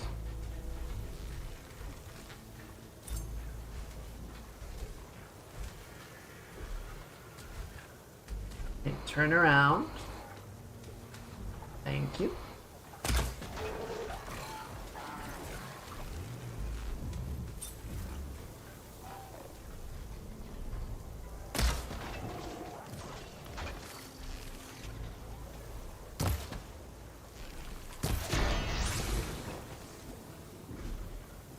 Okay, a little sloppy, but I'll take it.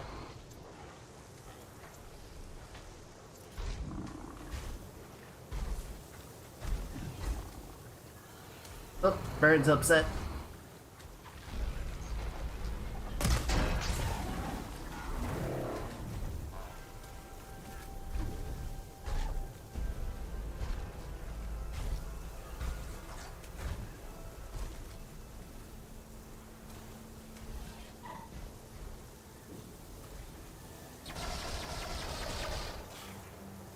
Quiet breaths now.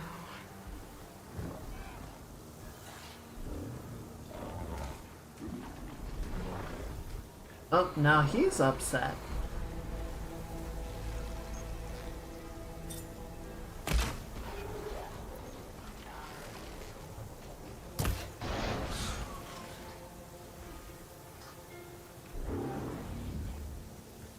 Where did the chicken go?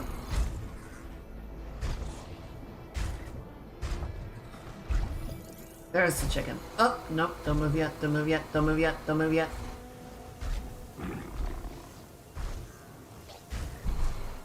Oh, quiet. Okay. Okay. Okay. Woo, that was... Cross the road, damn it, you right. Oh! Does he know something's up? Oh, he's scanning.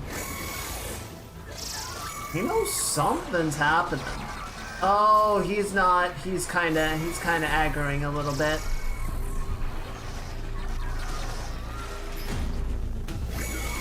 Homeboy is definitely agitated. What do I have in terms of shock ammo? Fuck all. Okay.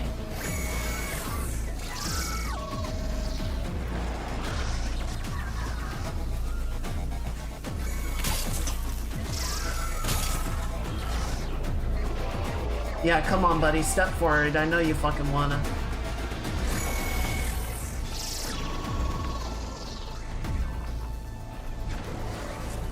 Okay, yep, there they are. There they are.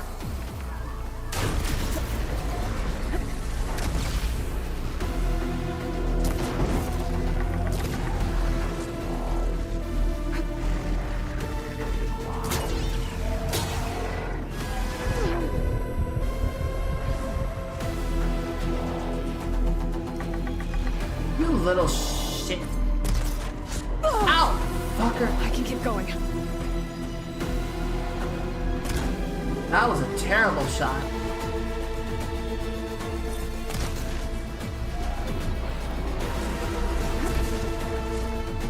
Fuck you. Get out of here.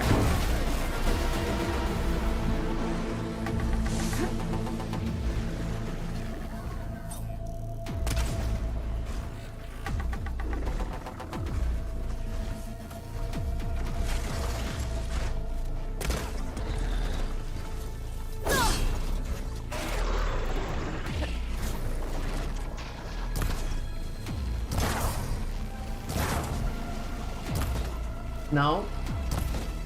I want your burners. Drop them, thank you. What the? You just fireballed.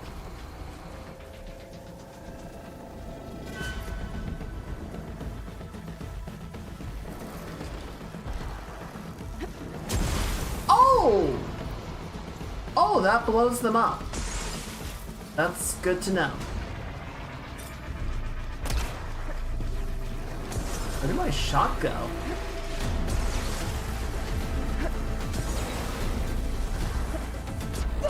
Ow, fuck you. No, it didn't.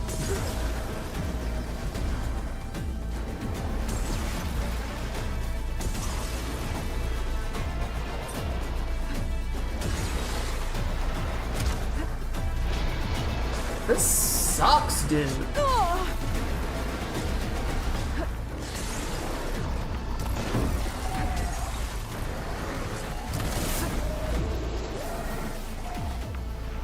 shots left. Yeah, fuck your stupid ice breath bullshit and fuck you.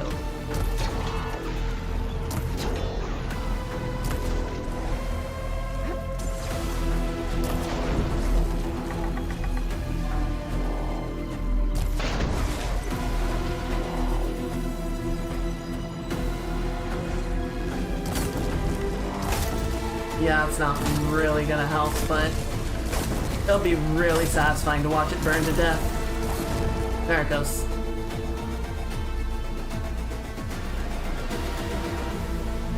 Die. Got him. I should check if one of these machines has an intact membrane. One synthetic membrane. Better check the other machines. One of them might have a kneecap I can use. Kneecap? A kneecap. Good. Okay, that takes care of the machine parts. Just gotta grab the compressed air capsule from Moreland's diving bubble. That dust column looks like it's on a mission. Honestly, the fact that the bellowbacks will just sit there and lob shots all day is super rude. Not a fan.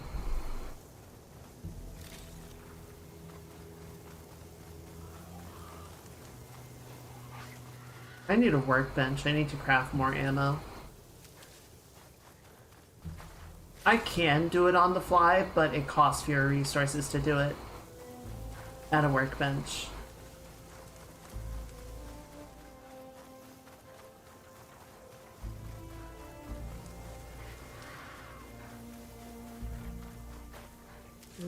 Pouch is full, but my pack has room. Oh, right, this bullshit. I don't know why there's 3 medicine inventories. It's so dumb. Anyway, we got him. And that's the important part, right?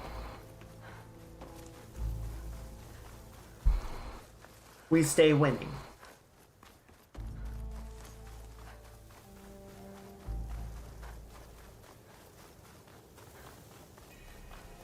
Alright, okay, so what's next here? Aloy, please just use the goddamn ladder. I'm begging you. There's workbench.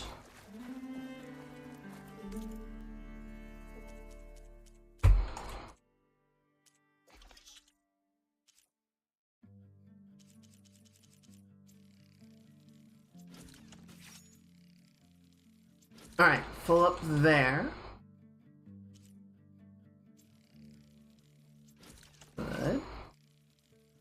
Good. Good.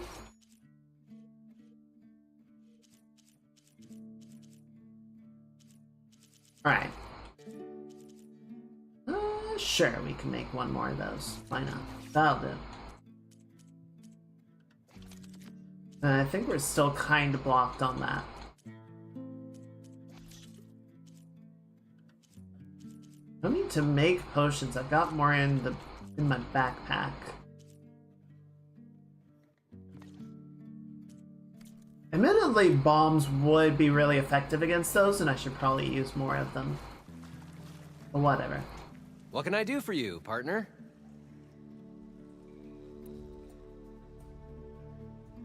Well then?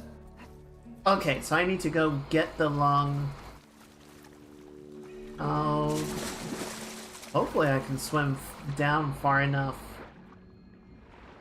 Okay, yeah, I see. So the one bell got stuck here. Goodness, that is far down, isn't it?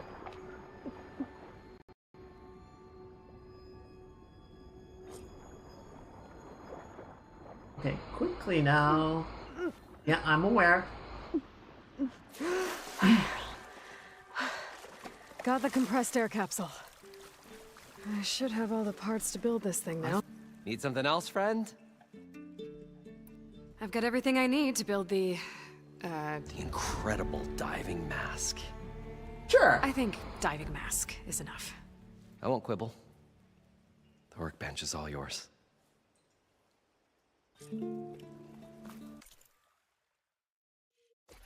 Ooh. It's cool looking.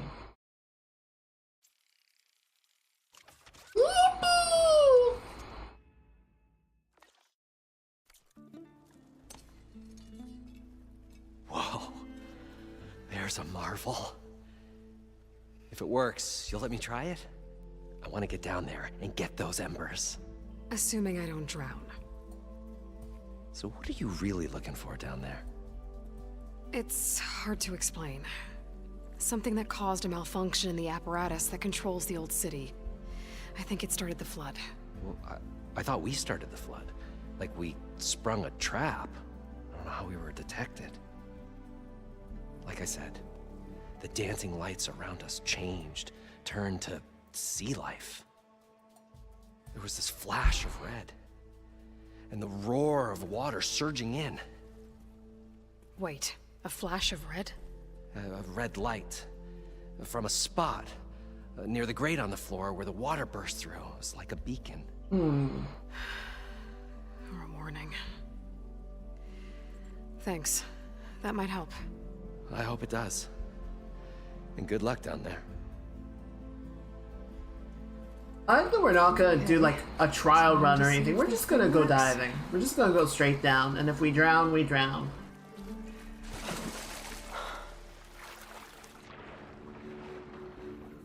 So far, so good. I can actually breathe down Yeah, here. apparently you can actually talk as well. I'm sorry, I'm being mean.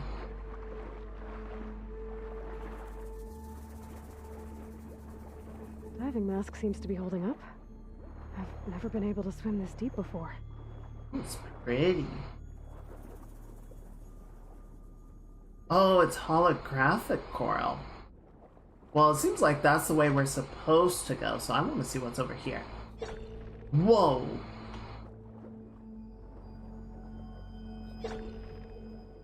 It's like a sonar version.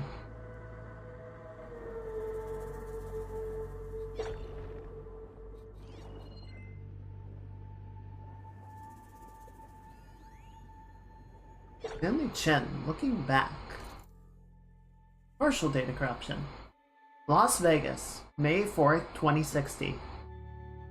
20 years ago this week, Stanley Chen broke ground on one of the most ambitious construction projects in American history, even though many Americans didn't want him there. As he struck his spade into the barren soil, the CEO quipped how resentment against Chinese political influence had turned Vegas into a boiling hotbed of nationalistic sentiment, but how his immense fortune had cooled that down, finally warming Americans to his idea of a new Vegas. Who would have believed at the time that he would become one of the most beloved figures of the clawback era? But Stanley Chen has always been one to defy the odds. Literally. In 2035, during a meeting with potential investors at the old Tempo Hotel, Chen watched in horror as his water filtration startup drowned before his very eyes, realizing too late that his once trusted lawyer had sold critical patent info to the competition. The resulting chain reaction of busting deals wiped him out, leaving him with only $88,000 to his name. Only. Devastated, Chen decided to leave his future to fate. He went to the casino floor and placed all $88,000 on a roulette wheel. Number 8. It hit? The resulting 37-to-1 payout netted him nearly $3.2 million, enough to rejuvenate his dreams of starting a successful business. He threw himself back into his work, eternally thankful for his lucky new lease on life. 5 years later, it wasn't Chen that needed saving, but Vegas itself. The hot zone crisis had strangled tourism. Years of ever-increasing heat had dried out the county completely. Water, in critical demand everywhere, was now too expensive to import. Abandonment seemed to be the only option. City of Lights? About to go dark forever. But Stanley Chen couldn't let that happen. In 5 years of incredible success, he had turned $3.2 million into nearly $200 billion, selling water filtration technology that data corrupted.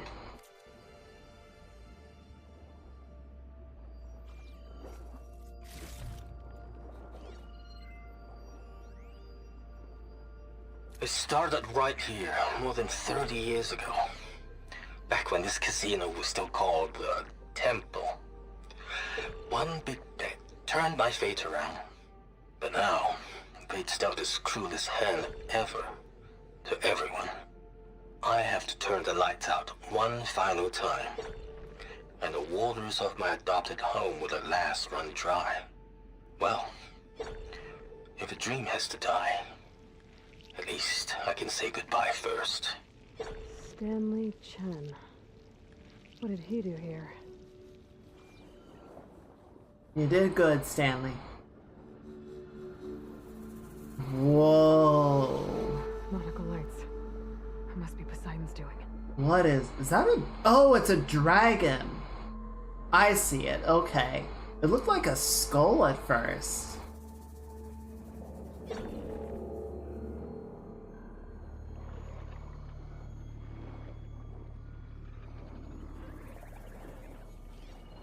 Poseidon?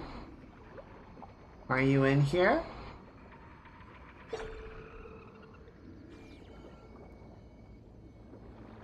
Poseidon!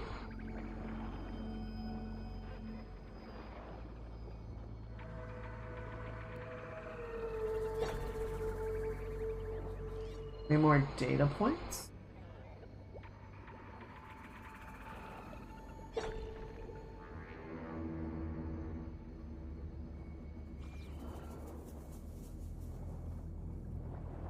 Let's see over here. Nah.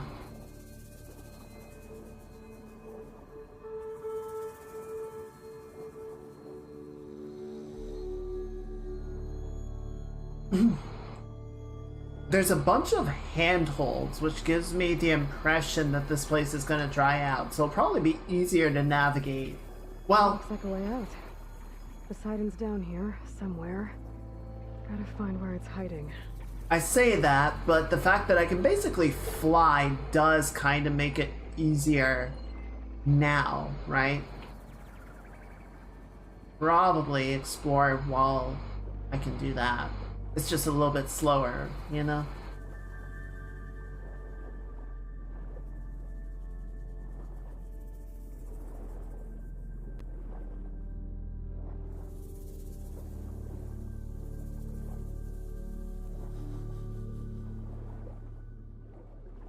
I thought that was a chest, it's just a pillar. Okay, and this is where I came in.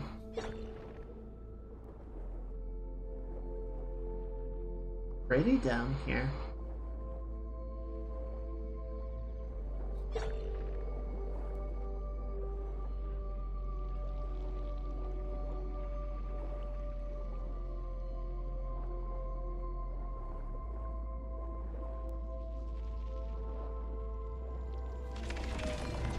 Whoa!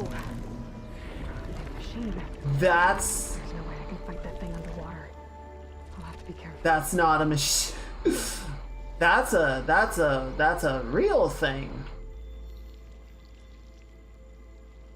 Nessie?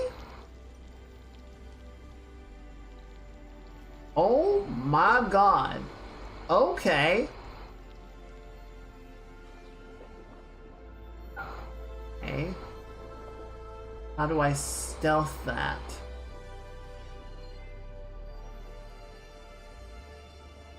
This place is massive.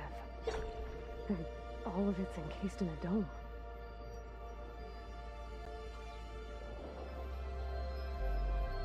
I have to go, what? Down? Probably farther down. Fuck me, how do I...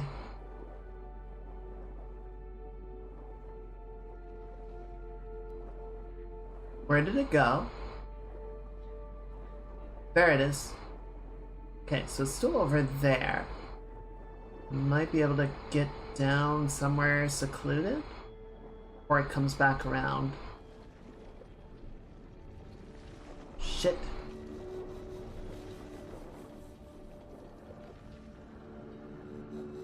There it is.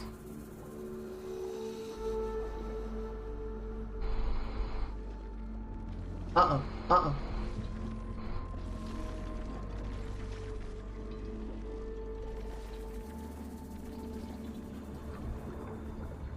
Shit, there's a current.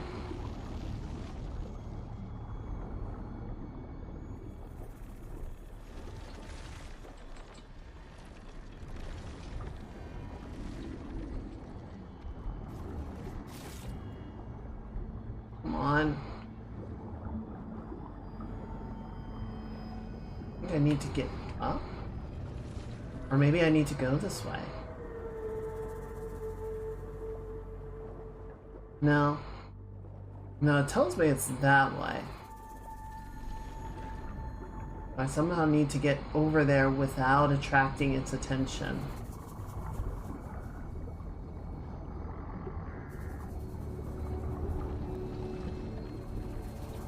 These currents, though, make things very difficult. I can't swim against this current. Need to turn back. Okay, fine.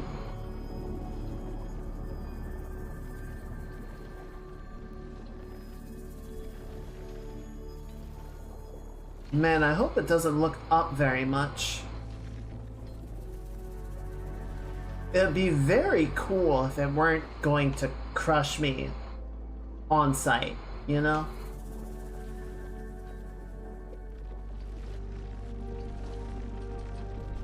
Please don't look up. Okay, so I need to get to the far side of the room. The currents are basically blocking me from going that way. So maybe I can get around on this side? This is like an entire city that they built.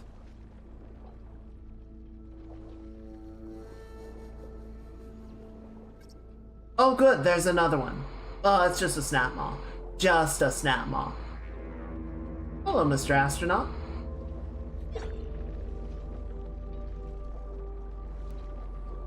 Find a hiding spot.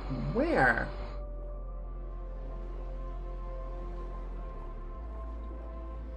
Also, nothing's aggroed me yet. Maybe it's friendly. Yeah, I'm sure Poseidon's pet dinosaur is very friendly.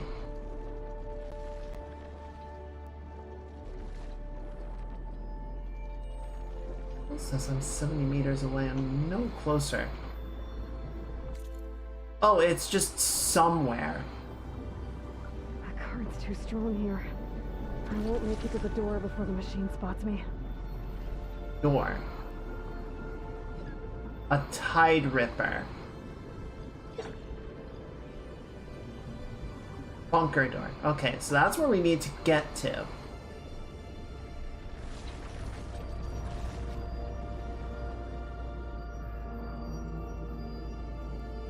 Okay, so we can't swim directly at it. And it is patrolling in front of the door. So I think what we need to do is go back around this way and see if there's some kind of tunnel, because there's a circular depression towards the bottom there. So if there's somewhere that we can sort of get underneath and double back, maybe that's our way in?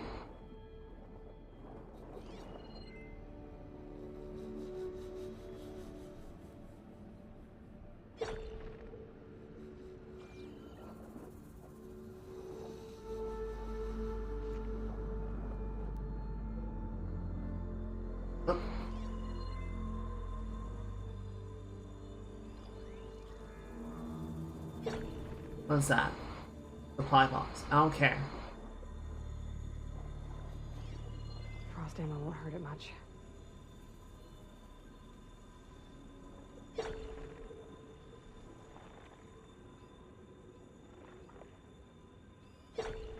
Voice to text transcript. Oh, I think that's what we had before. I am so turned around.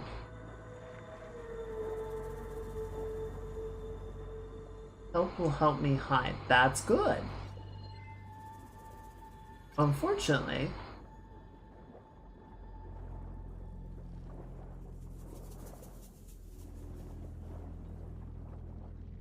no, he's not antagonized yet.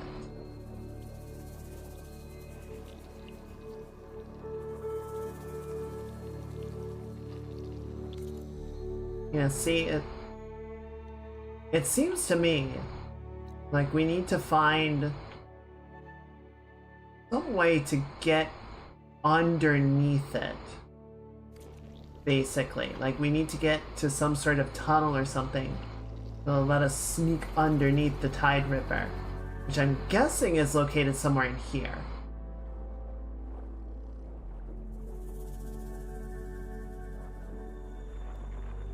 Where that would be, I have no idea.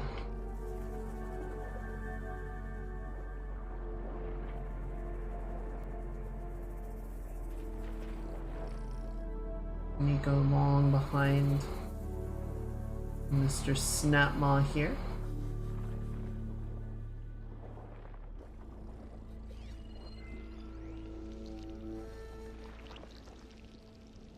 Definitely cannot fight it in here.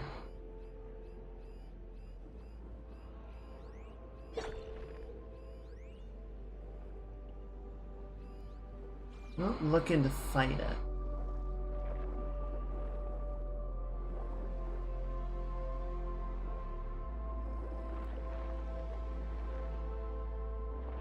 Maybe we're back here.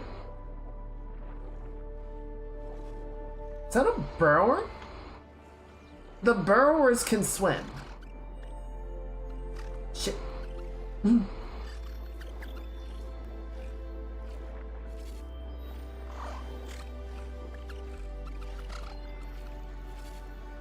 God damn it, I hate that they're that cute. Oh. What is that? That seems like it has potential.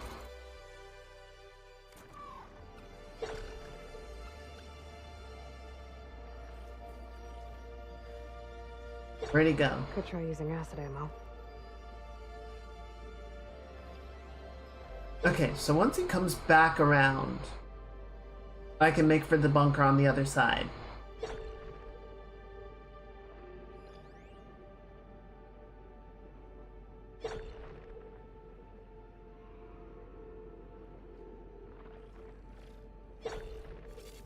They're kind of cute, I'm not gonna lie. Also, I'm really glad they can't pick up my sonar pulses, because that would make this really short stealth segment.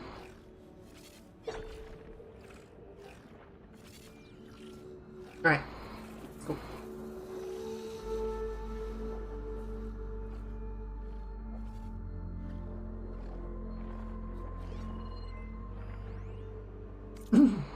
Las Vegas timeline. Minimal data corruption. Timeline for Mr. Chavez's history class. 15,000 BCE. Mammoths, woolly elephants, come to Nevada before it is even called Nevada to eat. 8000 BCE. Native Americans come and draw pteroglyphs, which are different from pterodactyl. How old is the person writing this? 1829. Some people from a place called Spain in Europe calls Las Vegas, Las Vegas, which means the meadows. I actually didn't know that. Someone was really trying to glaze this place, because I don't think there's a fucking meadow to be found within like 100 miles of Las Vegas. 1905. The city is made a city and the railroad comes so people can rest and get water. 1931. A big dam called the Hoover Dam is made near Las Vegas. 1946. Benjamin Bugsy Siegel opens a hotel. 1951. Big bombs are blown up in the desert. Oh. People come to watch the mushroom clouds in our city is called Atomic City. Lots of hotels are built. 1956.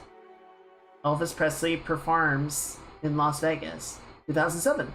A big hotel called the Stardust is exploded. I don't remember that one. 2030. It gets very hot and the animals die and the people say it is too hot and go away. 2035. Stanley Chen is very lucky and wins $3.2 million on a roulette wheel by guessing the numbers. 2037. People from Nevada and Arizona and California fight against robots when the government tries to make them leave because it's so hot.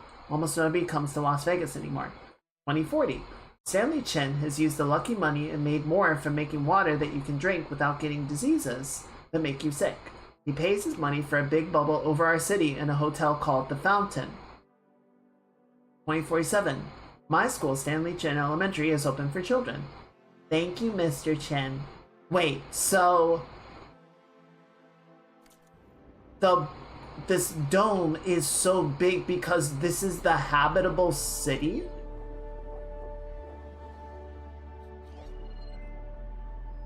Like the rest of Las Vegas was just abandoned.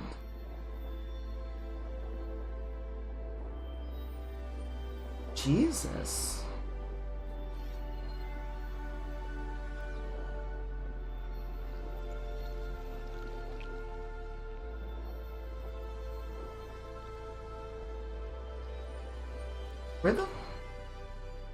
Where is this door?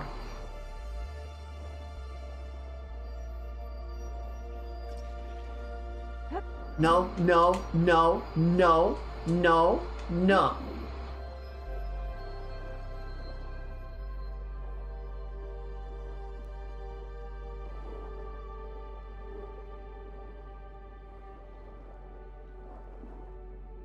Just swim on by. Okay, yeah, there you go. Go away. As you were, buddy. No, see, that's not an entrance. Where am I supposed to go here? Is it on top?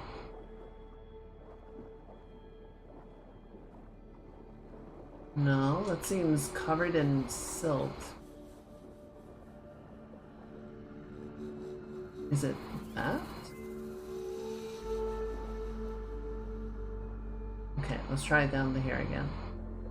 See what looks like a door, but it doesn't look active.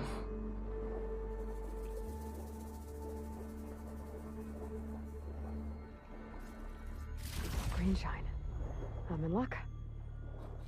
And it says there's a bunker door right there. One final walk. System shutdown's almost done. Only thing left is to power everything down at the control center. So, I guess this is it. One final walk down the strip, and then it's lights out forever. At least I won't be around to see it destroyed. The Odyssey will be well on its way to Sirius by the time the swarm gets here. Still, my last memory of this place will be empty. A city that's already dead. Stanley Chen was one of them. The Zenith. Oh, Sounds like this place really meant something to him. can I use this?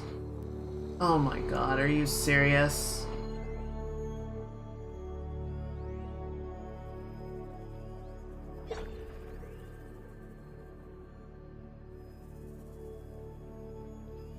Okay, so is there another entrance over there maybe? Gotta wait for him to actually pass this time.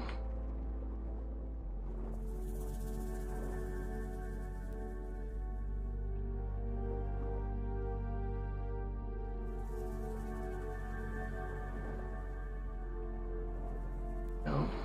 Now we need to get over this and see if there's another way down. There is not.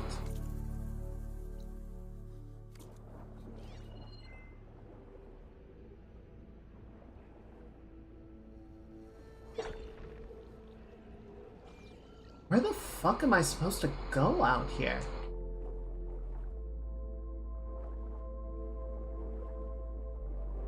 It doesn't seem like there's anything over here for me to make use of. No, I didn't see a keypad or anything.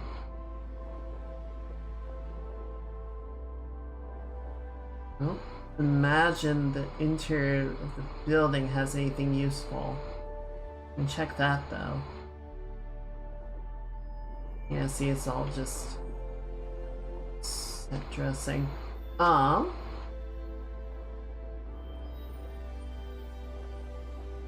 Well, what's really weird is, okay, so there's the bunker door there, but then the other one, like, doesn't even show up until we get closer.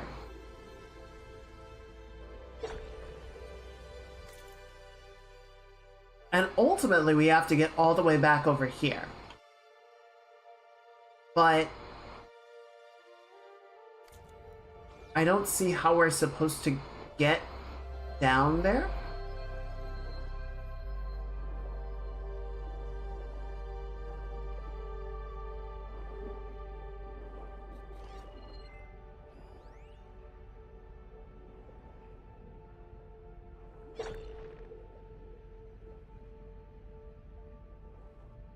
I don't see how we're supposed to get over there is the problem.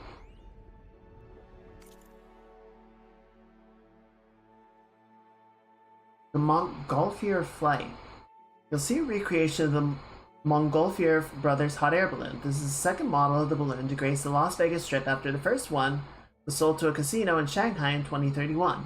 The original Montgolfier's balloon took flight in Paris, France in 1783 and was the first free flight by humans.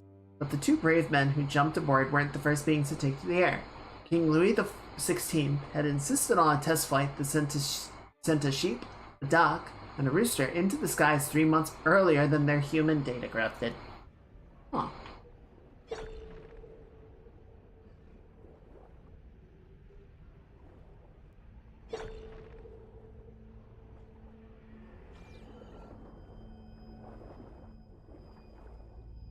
Jellyfish? Yeah, see, if we come down here, now we see the door, and we see there's another one over there. Supply chests. Yeah, so nothing useful. And yeah, until that's blue, we can't open it.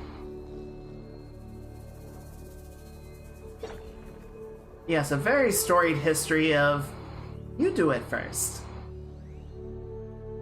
And I can't actually reach this door.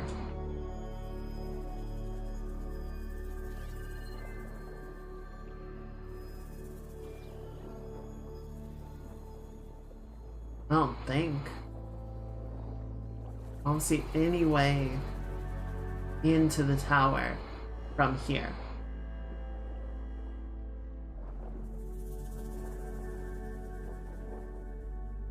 Okay, that does make me wonder if they're using the jellyfish as an indicator for where to go, though.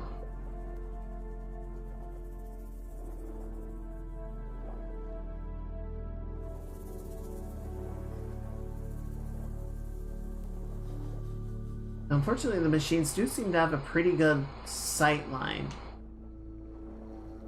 Okay, let's head back this way. Try and give the snap maw a wide berth so we don't have to stealth our way back through. Wait, are there multiple? think there's multiple burrowers.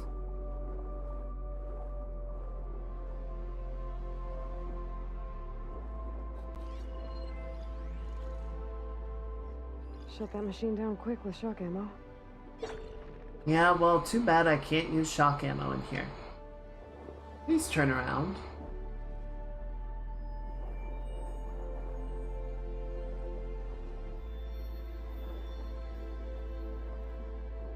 It's gonna see me when I do this. Or not? Cool.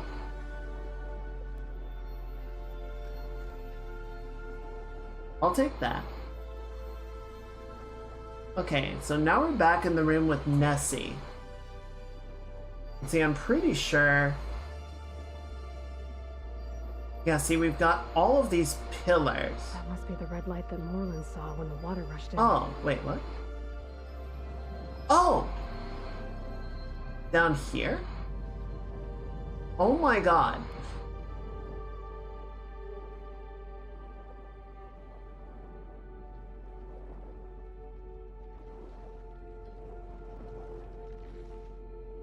But I can't examine it yet. Okay, so nothing here.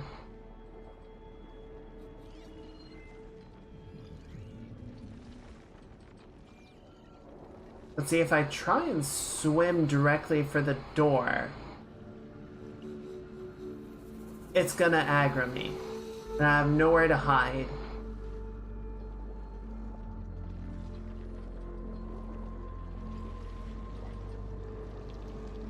Nowhere. The currents are gonna keep pushing me away from the door. I don't think that's what I need to do. I don't think I can just make a beeline. I need to find some other way to get in.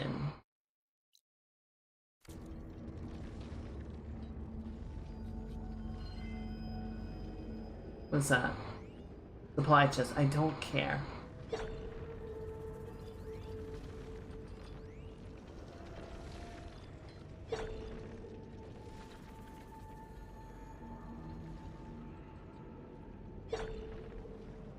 Yeah, nothing picking up over there.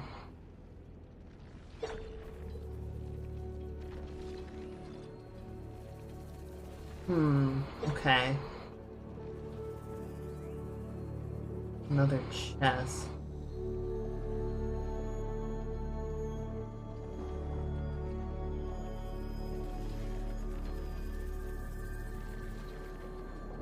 I mean, I can try going along the edges, but I'm pretty sure it's gonna attack me.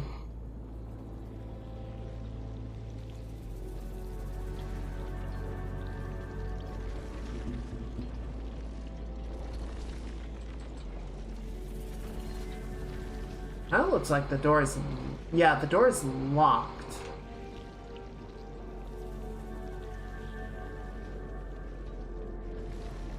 The ring on the door is sealed. So...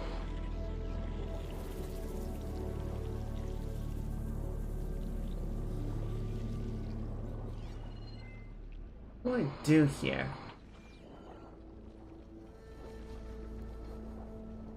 That's closed.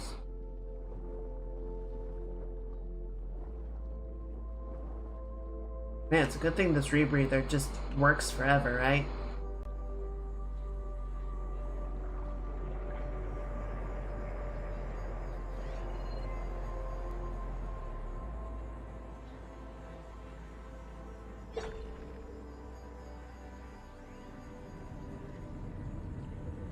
Here's money.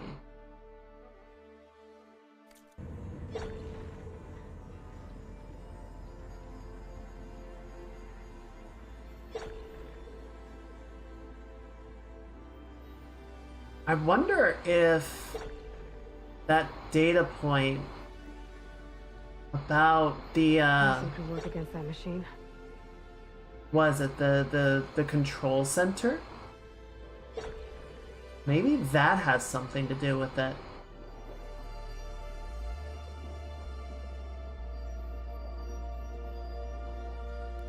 Like, if I can find whatever will let me unlock all the doors, then I can access the bunker doors and get where I need to go.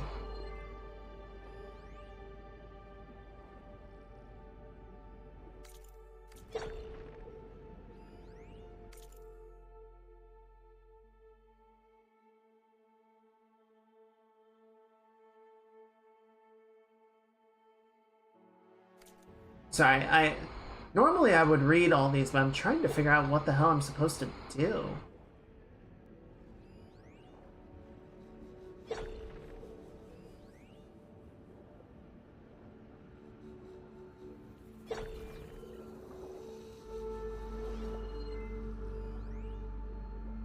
Custom order. Hey Wendy, I had to leave early today. Could you handle something for me? The custom order from Mr. Tuberville and family, Suite 115, just came in. The receipt makes it very clear that it is not to be sent to his room. He wants the package to be sent out to Miss Olivia in New Paradise. Yes, that Miss Olivia, and no, he clearly doesn't know. So don't you go telling him, girl. If she wants to keep squeezing gifts out of these cheats, then good luck to her. I thought maybe she'd finally got too old to reel them in, but Lang said she saw Miss Olivia on Tuesday, and she looked like she was in her early 30s again. So she must have gone back in for more work. It couldn't have been cheap, that's for sure. Treatment or not, I hope I've still got half her energy while I'm in my 60s. Okay, I have to run. Get that gift sent out to her. Usual drone service. See you Wednesday. I guess that part of the city isn't much changed either.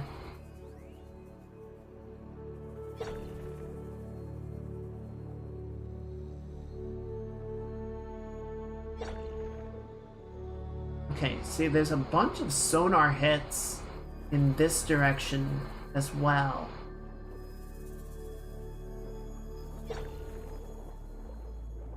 And that looks like a control tower of some kind.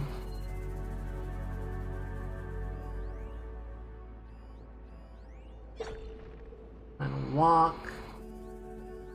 I think that's just the valuables box. And then we have the bunker door. But there's nothing I have. There's no way I see to get inside this building, inside this tower.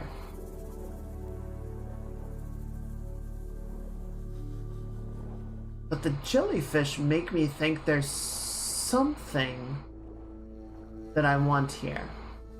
Or something that I need. Even though I can't?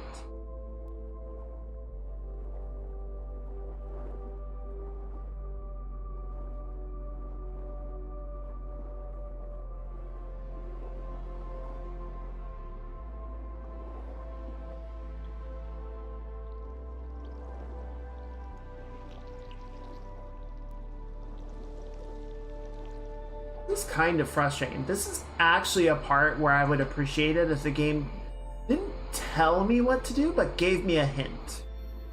Right?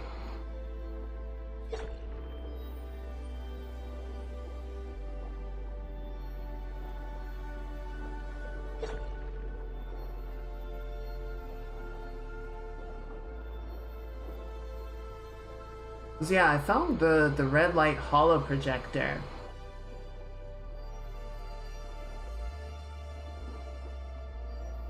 It makes me wonder if I'm overthinking it.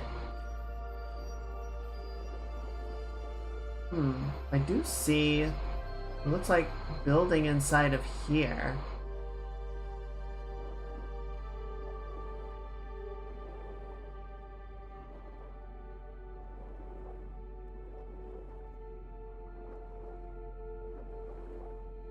Is that a donut?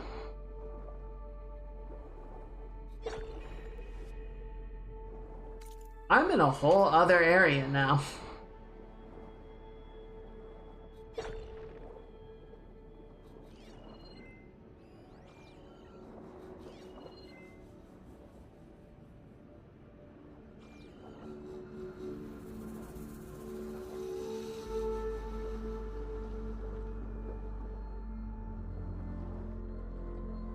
Okay. Wait, what is that? Okay, so that's that Gears money thing. Not anything else in here, though.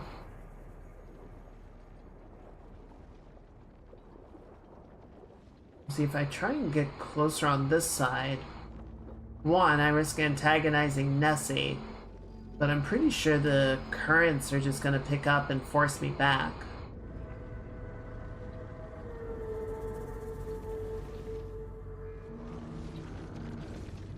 Yeah, you see how the little current indicators are starting to pick up? Current's too strong. I gotta turn back. What am I supposed to do then? Like, I didn't even get close to the hole.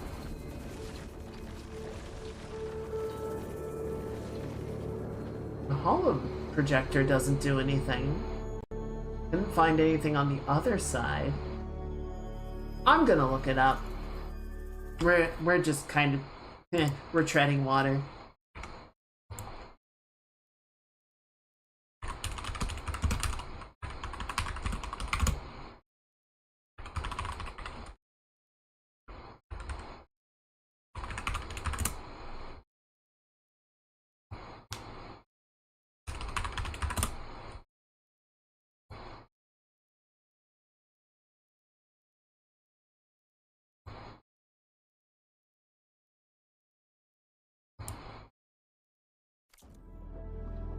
I hate this game.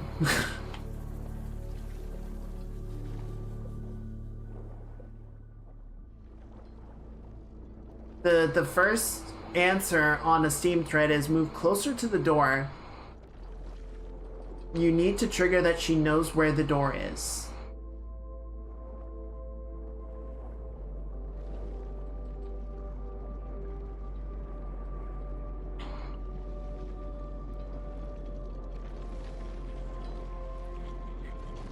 How am I supposed to do that without angering the Tide Ripper? No door on the other side.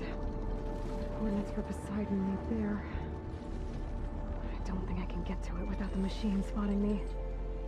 I gotta find a way to deal with it first. I should take a look at that red light I saw earlier. If it was a warning, maybe it's part of some kind of alarm system. I hate this game. That was stupid. Alert. Critical flooding detected. Automatic drainage controls offline. To execute an emergency purge, manual reset of primary and secondary pump nodes is required. The purge can then be triggered at the pump maintenance station. If I do this purge and drain all the water, I can fight that big machine on dry ground.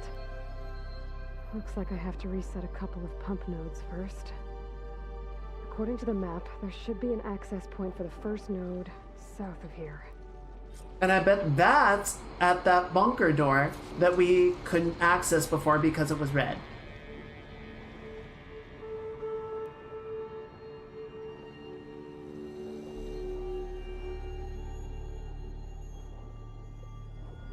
Right?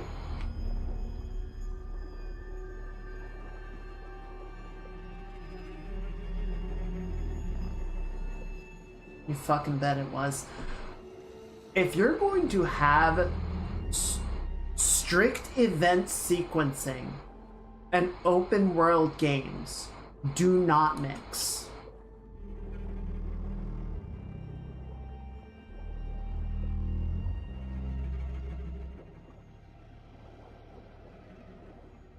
That sucked.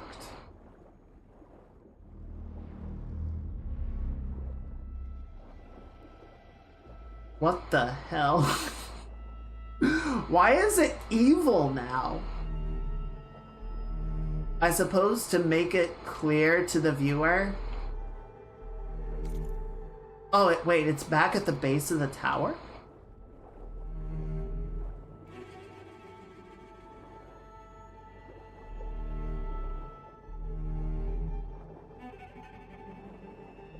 Also, this music is very ominous, and I don't appreciate that.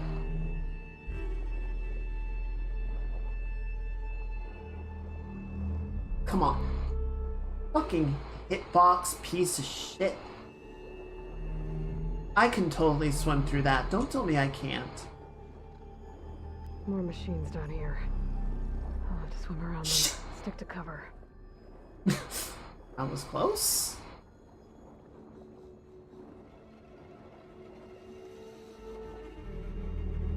Don't mind me, sir. Just gonna swim right on down here. There must be a whole network of these tunnels down here. Water lines for an entire city.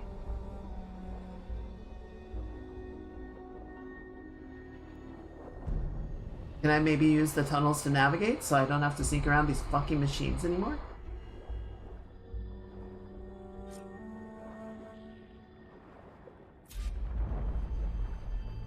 I can't reach the ledge from here. Maybe there's something I can climb to get out.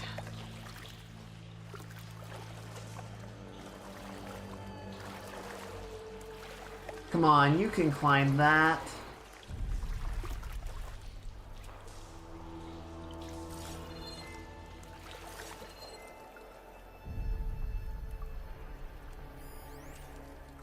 Okay.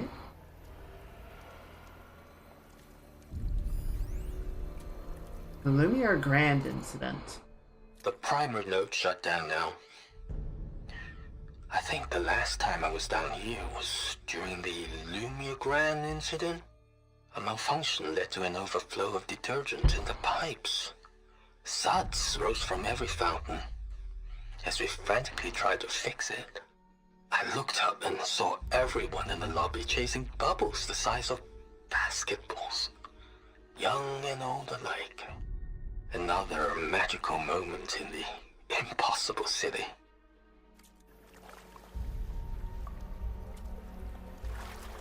That's sweet.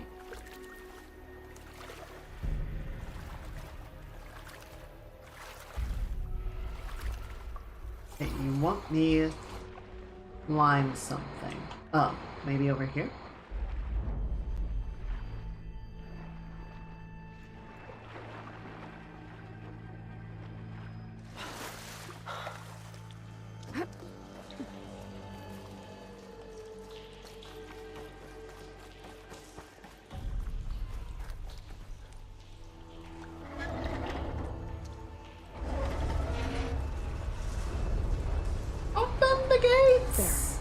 One node down.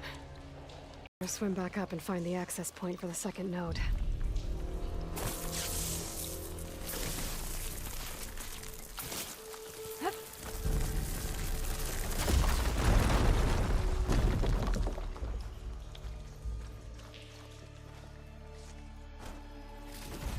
Boogie. Alright, let's go.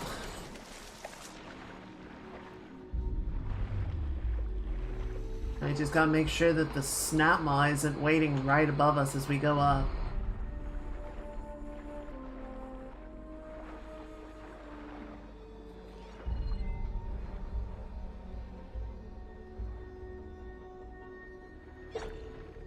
Where is it?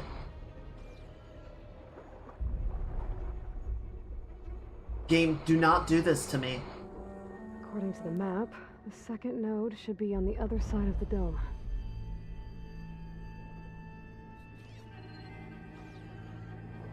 Get up and into cover. Now we gotta find the snap maw. There he is. Okay, we got plenty of time to get up and out of its line of fire.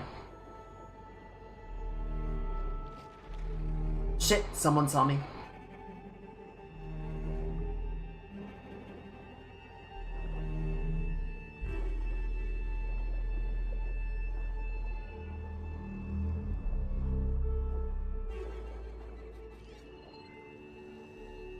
Thing is, I don't know who. I don't think it was one of the, I don't think it was the snap maw. I think it was one of the burrowers. Keep still now. Yep, there he is. You little shit.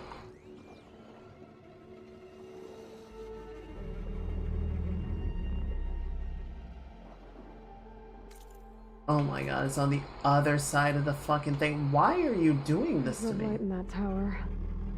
Just like at the console I found earlier. That might be the maintenance station. But how to get in? I already know. You just make me do this big old run around.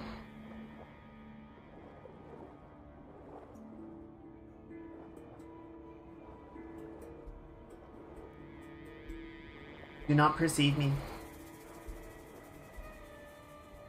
Do not perceive me. Do not perceive me. I have nowhere that I can run if it does observe. Could hit it with acid.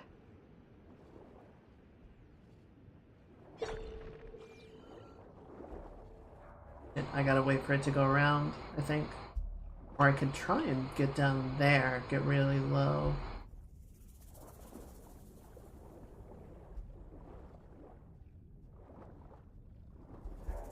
Like help this way.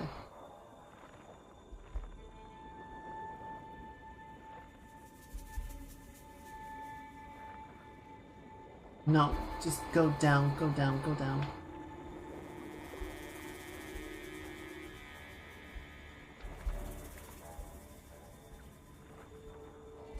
They seem capable of swimming, but not really, you know, made for it. Definitely kind of struggling a little bit. Right. There's another one. Another one. Turn around, you stupid. There you go. Alright, let's go, let's go, let's go.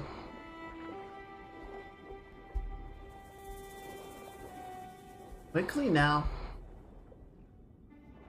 Aloy, please go faster, I'm begging you.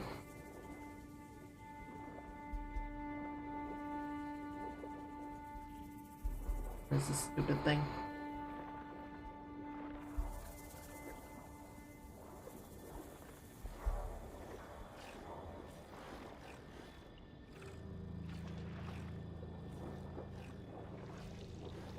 There it is. Another access point.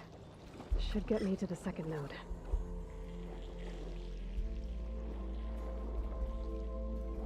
Okay. We're figuring it out. Doing it live. There's gonna be some other... Yep, there it is.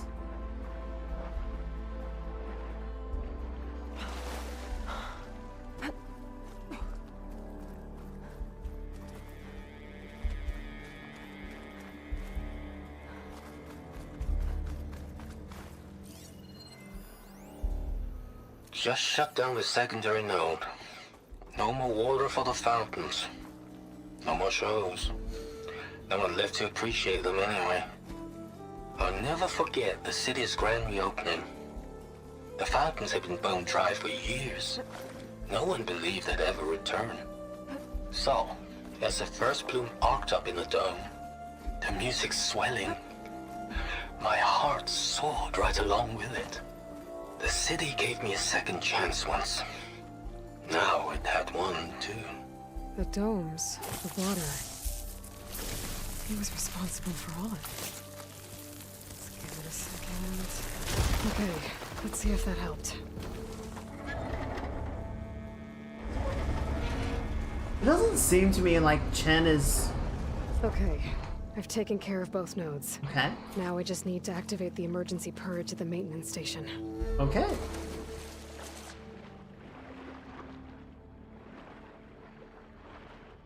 I'm assuming that's the tower with the big angry red lights. And once we get that, that should let us drain the water, and then we fight the boss, and then we'll be good to go. Okay. We're getting it. We're getting there.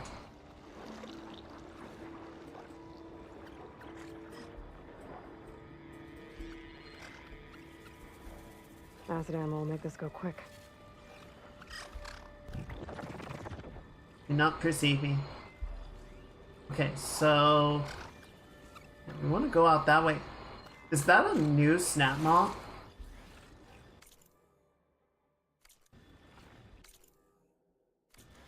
I think it just spawned an additional snap mob to make this more difficult. Because, of course it did.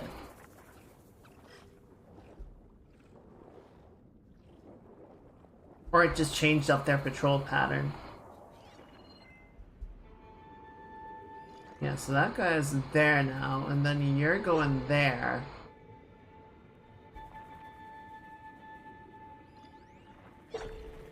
Okay, so we should be pretty okay with this guy. We just need to wait for him to sort of get around. Fuck you.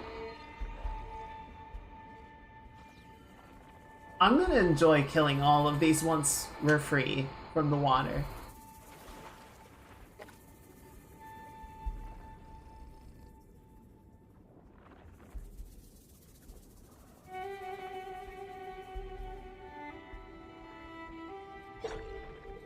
Okay, where are you going? I think we're okay now.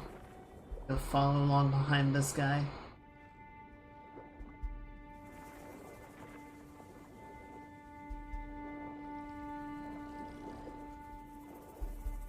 Real nice and slow. Keep low to avoid the burrower.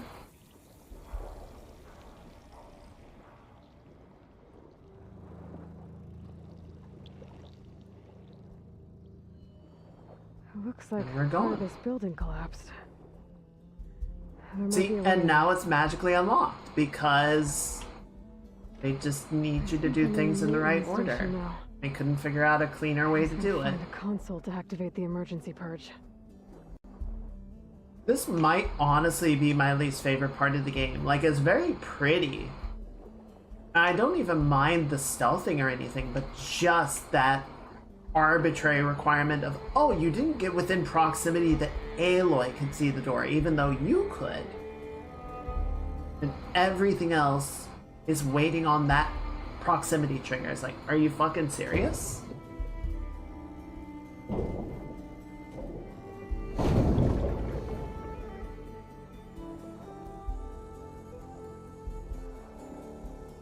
I guess to be fair, I'm gonna have proximity triggers in my game as well, so I'm not gonna be completely guilty of it, but it's also gonna be a lot harder to avoid the proximity triggers.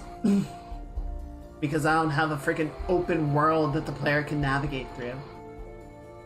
Excuse me.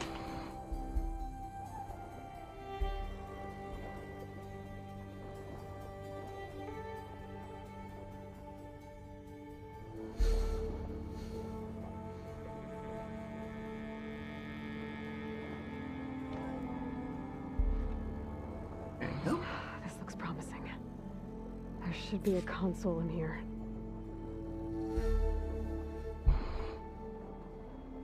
There. Time to dry this place out. I'm gonna pour some tea while this is playing.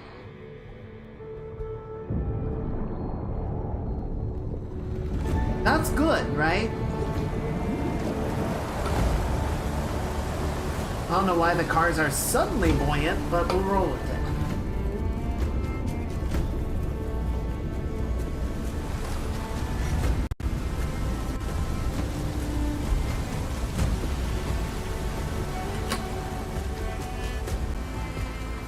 Airbags? I guess.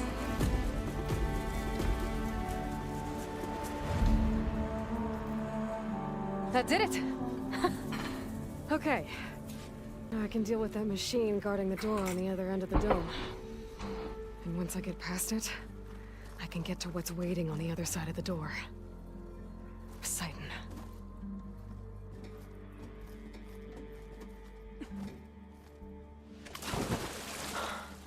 I guess the purge didn't get rid of all of the water. Great. System shutdown's almost done. Only thing left is to power everything down at the control center. So, I guess this is it. One final walk down the strip, Oh, we already- and then it's lights out forever. At least I won't be around to see it destroyed. The Odyssey will be well on its way to Sirius by the time the swarm gets here. Still, my last memory of this place will be empty. A city that's already dead. Stanley Chen was one of them. The Zenith. But he did so much for this place.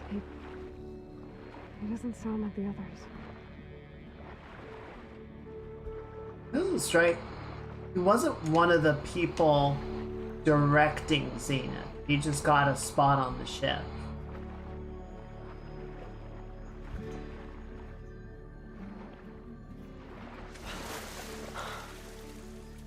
And where? I guess I can clamber out this way.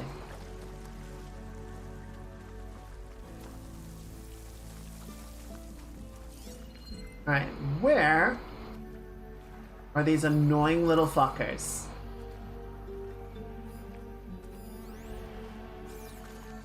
Shooting that should release a cloud of spores to hide in.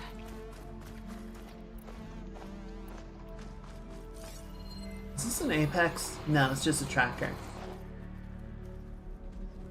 The Purge left these machines behind. I could sneak by them. Deal with the big one first. Yeah, but what fun would that be, really?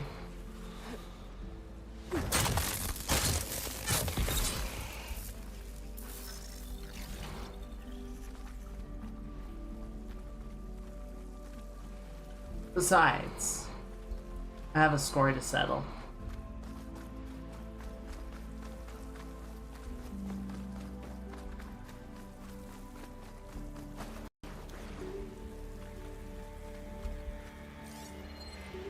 Looks like Frost is no good here.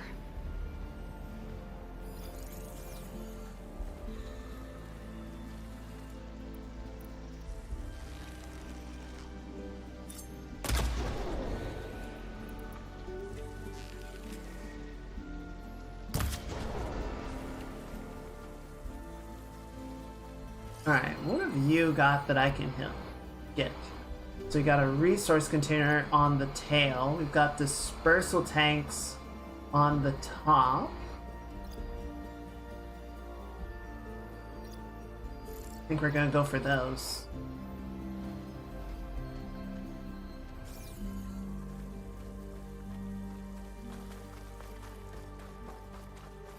Now it can spit, so we're not safe up here, but I think we'll do okay.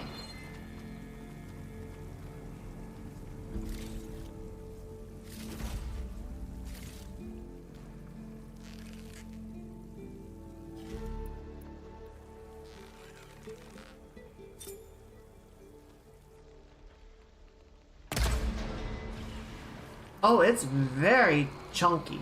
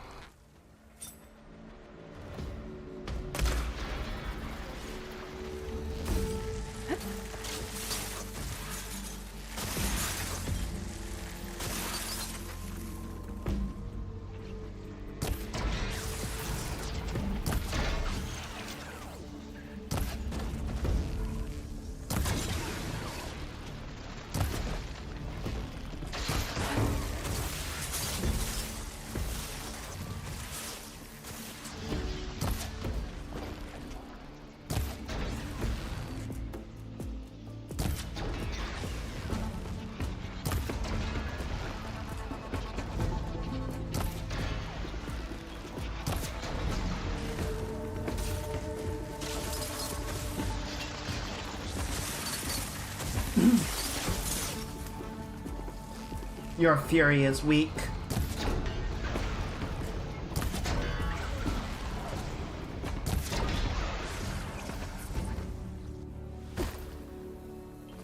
Pathetic. Nice. Stash this away for later.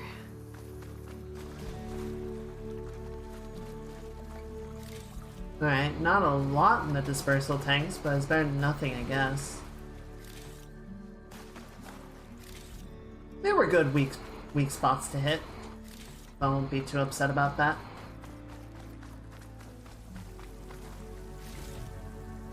Okay, that one was good. That one had a lot in it.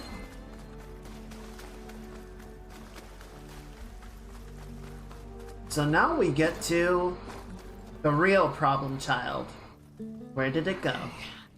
Poseidon is through there. But where did that machine go? It's in the water, isn't it? Aloy! It's a Guys! miracle! Whoa! Okay, it's still swimming.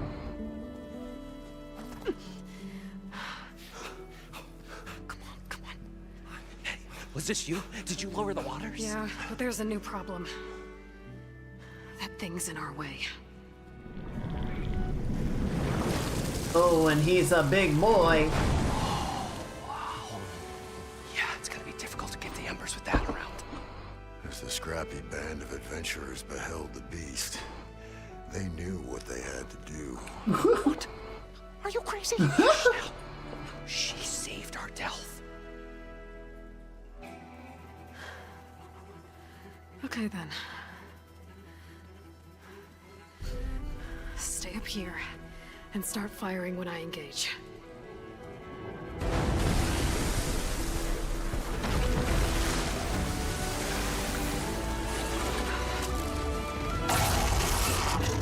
Why does it have a mouth like that?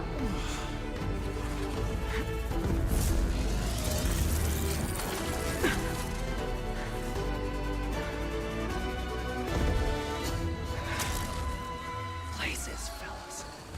Get to that overhang. Could freeze that machine. Okay, what do we... Hang on. Tell me about this thing. Okay, so it's got resource pods on its crown. Or no, processing capsule. Destroyed if not attached. Okay, so we can try and go for those. Purge water cannons on its mouth, or on its mandibles. Purge water pouch on the chest. So if we can leave the pouches intact, that would be ideal. We want to get rid of the cannons, which I'm fine with. Cannot be destroyed. The heart cannot be destroyed, but is vulnerable. The tail canisters. Okay, that looks good. And then chill water canisters also on the tail. The fin. Okay, so you want to take out the fin 100%. The antenna are also weak point. Disables reinforcements. Destroyed if not detached. Okay. And then got some exhaust ports that are vulnerable. What is this? The tidal disc. Disables an attack if destroyed. Tear off components of the valuable resources. Okay. So that's not a unique component, but it's definitely important to get rid of it.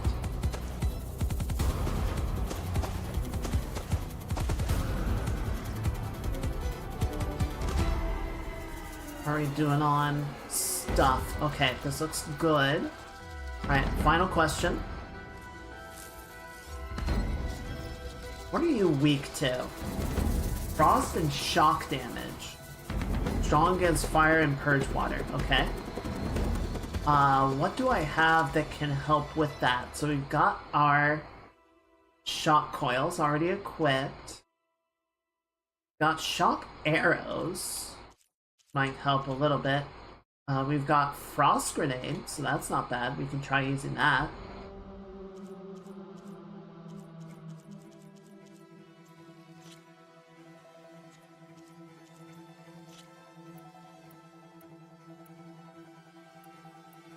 Yeah, we're not going to be using the Fire Hunter build. There we go. Okay. What's the plan here? I think step one, get rid of that disc. Oh! That was easy. I did not think it was going to die that quickly, but I will take it. Oh. Oh, he's very angry. And he's also just kind of destroying pillars willy-nilly.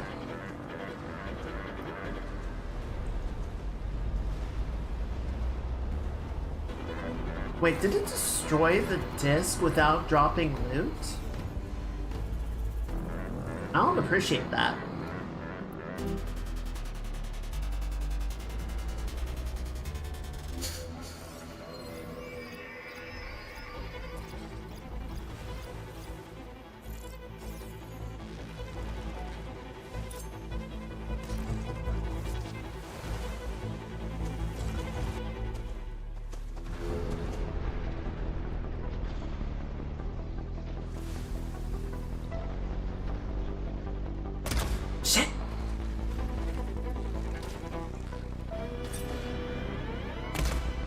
Are you serious? Fuck you.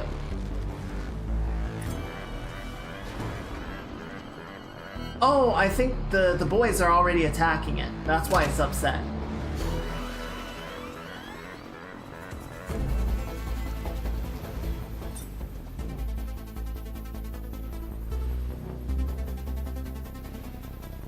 I really needed to stop flopping around for like a second though.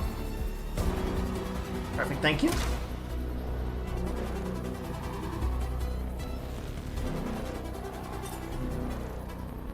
Oh, he might see me.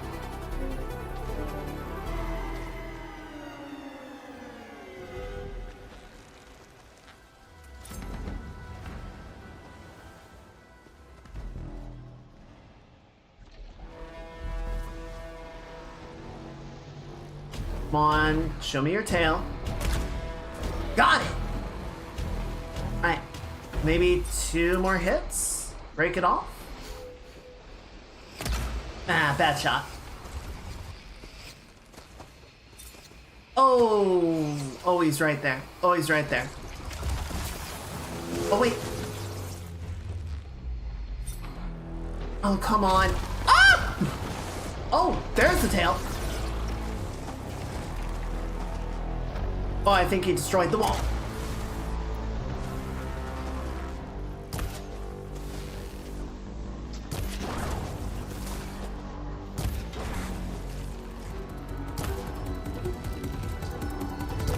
Uh-oh. Uh-oh. Ah!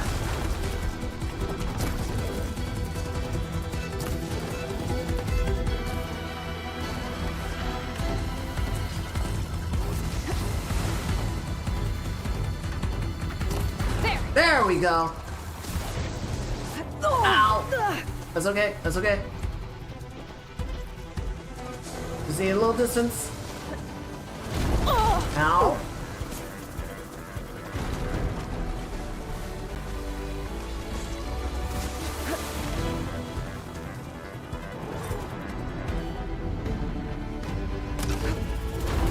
Not a great shot. Not a great shot. That was kind of my fault. Down it goes! Oh! Man, that's kind of the only Valor attack I need to use ever. Holy shit. That took out like 1/3 of his health, and I don't think it even hit a weak spot. It kind of just blew him up. Come on, gentlemen, get a move on. Yeah, I think it destroyed the radar. That's really annoying.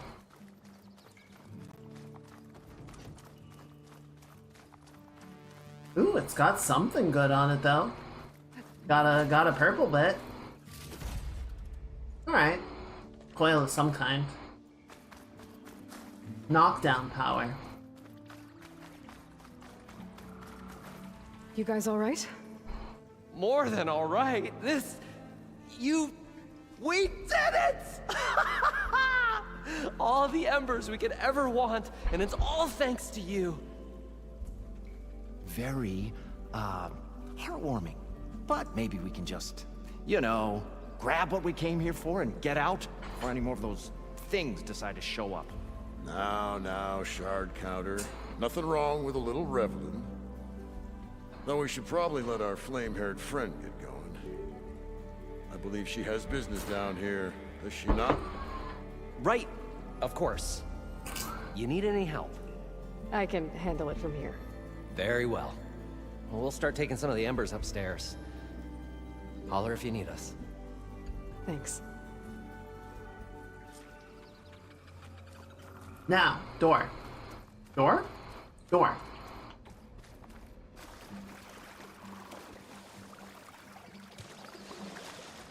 I'm curious, is there anything down here?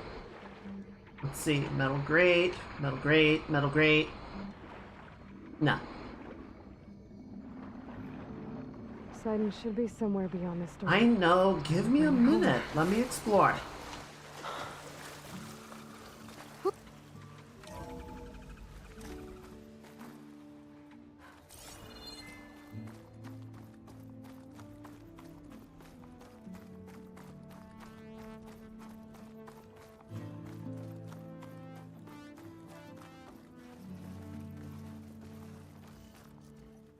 Okay.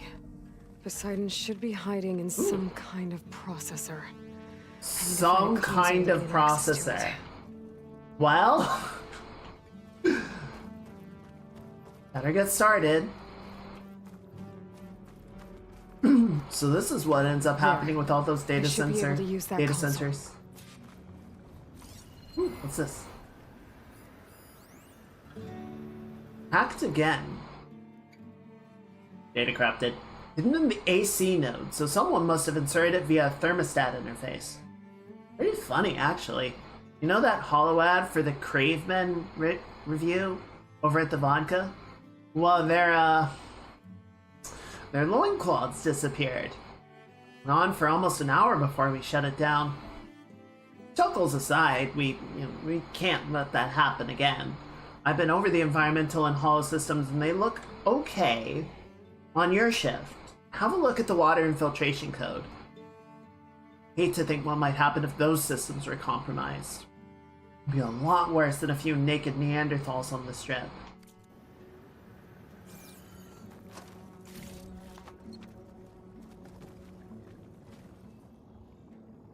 I'm here to bring you home, Poseidon.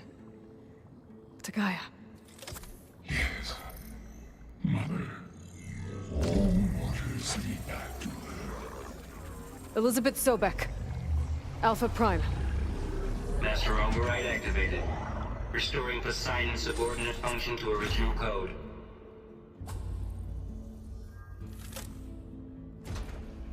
Well, Poseidon actually sounded kind of happy to go. Gotta bring this back to Gaia. She looked really tired there for a second.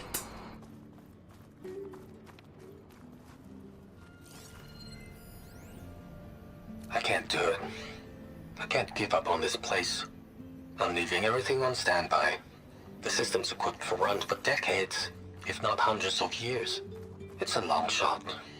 But maybe someday, against all odds, someone will find this place again. Marvel at its lights and wonders. It's like taking Poseidon triggered a restart Discover of the city's power. fortune. That was unfortunate. Okay, hang on.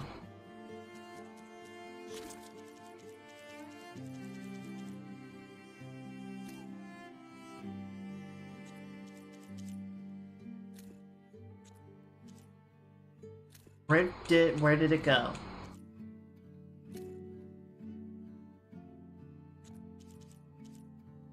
There it is. I can't do it. I can't give up on this place. I'm leaving everything on standby. It has been a busy The day. system's equipped for runs for decades, if not hundreds of years. It's a long shot. But maybe someday, against all odds, someone will find this place again. Marvel at its lights and wonders. Discover a fortune and boundless opportunity. Make it their own dream. After all, if the city can give me a second chance, if water can flow in a wasteland, anything's possible. Aww. He was right.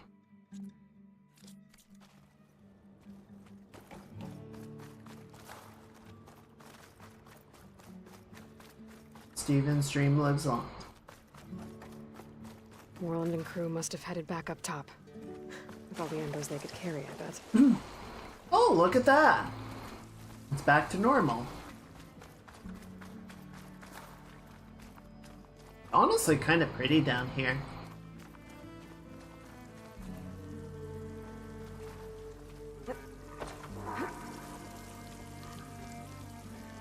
Sounds like the sound system hasn't held out so well, though.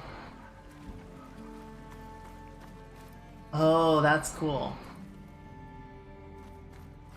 Dig D. I thought it said Big D, and I was like, hehe. It was in the Poseidon Hotel. Oh, you're so clever. Oh, you're so clever.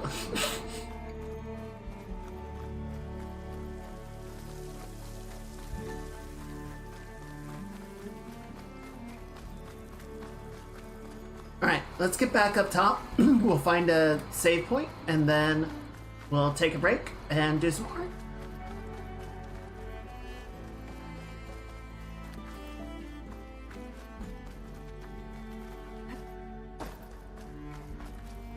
Maybe over here?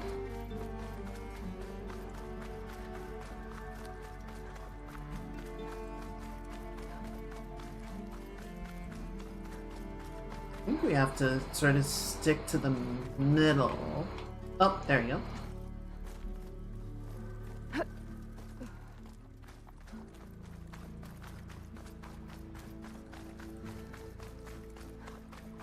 An elevator.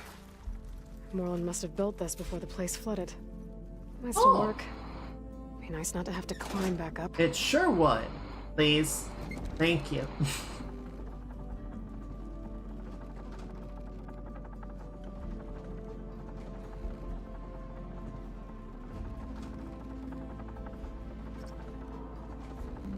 A city that rotted was revived within a bubble and then buried by the sand. How many times is it gonna come back from the dead?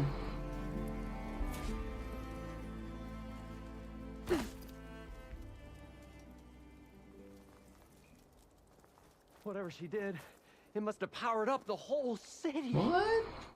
Is that? Yo. Oh, the show my old Gramps always wanted. There's another.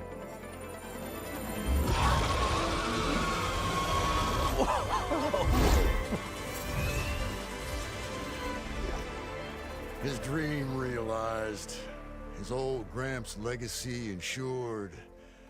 Our hero beheld the sea of desert lights and wept at his good fortune. When I saw the embers as a child, I never dreamed they could be like this. Thank you, Aloy. Did you find what you were looking for? I did. And now I have to move on. Oh. Oh. Come back when you can.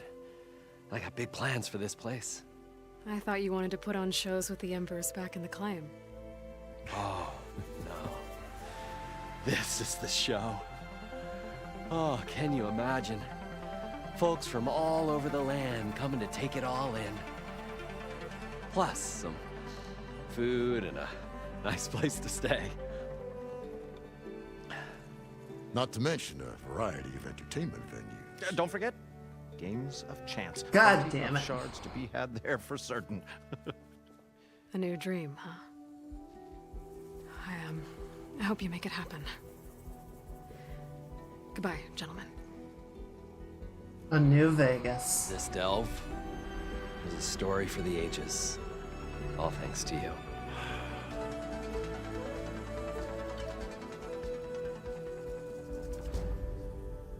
If Moreland and crew's gonna stay, maybe I should come back and check on them later. For now, I need to get Poseidon back to Gaia. Good plan. But I might want to head back to Silga. See if she needs help with that scrambled signal first. And with my new diving mask, I can swim as deep as I need to. Like at those deep water sites I found earlier. Yay, backtracking. My favorite. Alright, well that was... I don't know. It was fun aside from that whole bullshit with the trigger. What is that? That looks dangerous. A newer Vegas. The dream in the sands never truly dies.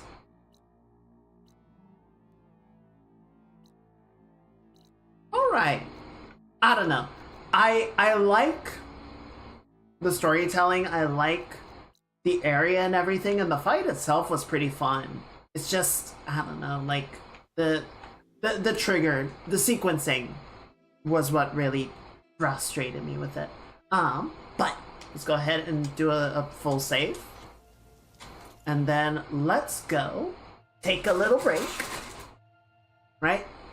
I'm gonna grab my, gonna do some stretches and whatnot. This is a good opportunity. Everyone, do those human things. Get something to eat, something to drink, use the bathroom, stretch, whatever you gotta do. And when we get back, we've got some pages art that we're gonna continue to work on. Plug a little time into that. I know we leaned really heavy into the game today, but I feel like it was worth it to finish up the Poseidon chapter. So I'll see you all in just a little bit. Let me put the banner up. Where's the banner? Alright. Alright. And I'll see y'all very shortly. Bye.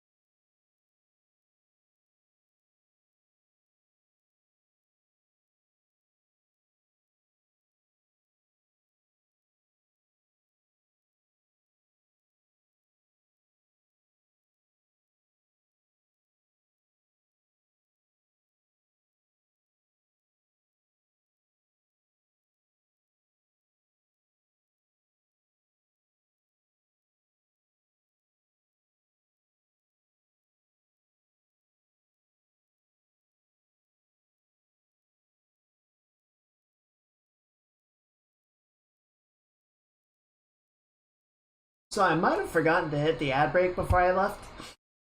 I got it part way through, but it's still got like a minute. It's got like 30 seconds, it's fine. Update the category.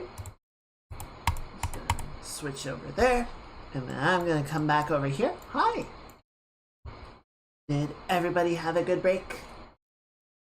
And then we can go ahead and drop the banner. Get our main music going for the evening. And let's switch over to the clip studio. And we should do the clip studio. We shall make the art with the paintings. Oh.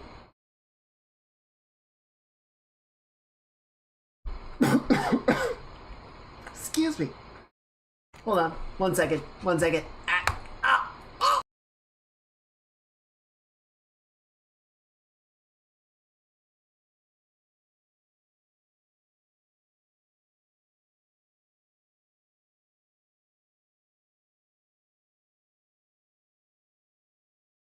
Sorry, little T went down the wrong way. Ah! I hate that you you take a little bit of drink and it goes the wrong way and you clear your throat and then you have some more drink to settle your throat, but you're also looking at the drink like, you caused this! Okay, so there is one little change that I want to make in here. Not a little change, but I feel like the lighting, the shading is not quite giving the atmosphere that I would like it to. So what I would like to do is sort of go into these areas. Particularly, I think Jordan's sweater is giving me the greatest sense of this. That it's just kind of too saturated, particularly in the shadow. So I want to go in, and we're just going to sort of go into all these shaded areas and just tone it down. We're just going to sort of neutralize the yellow.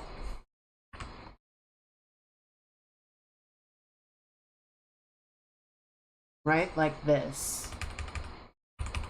Just so that it feels a little bit more affected by the low, cool lighting.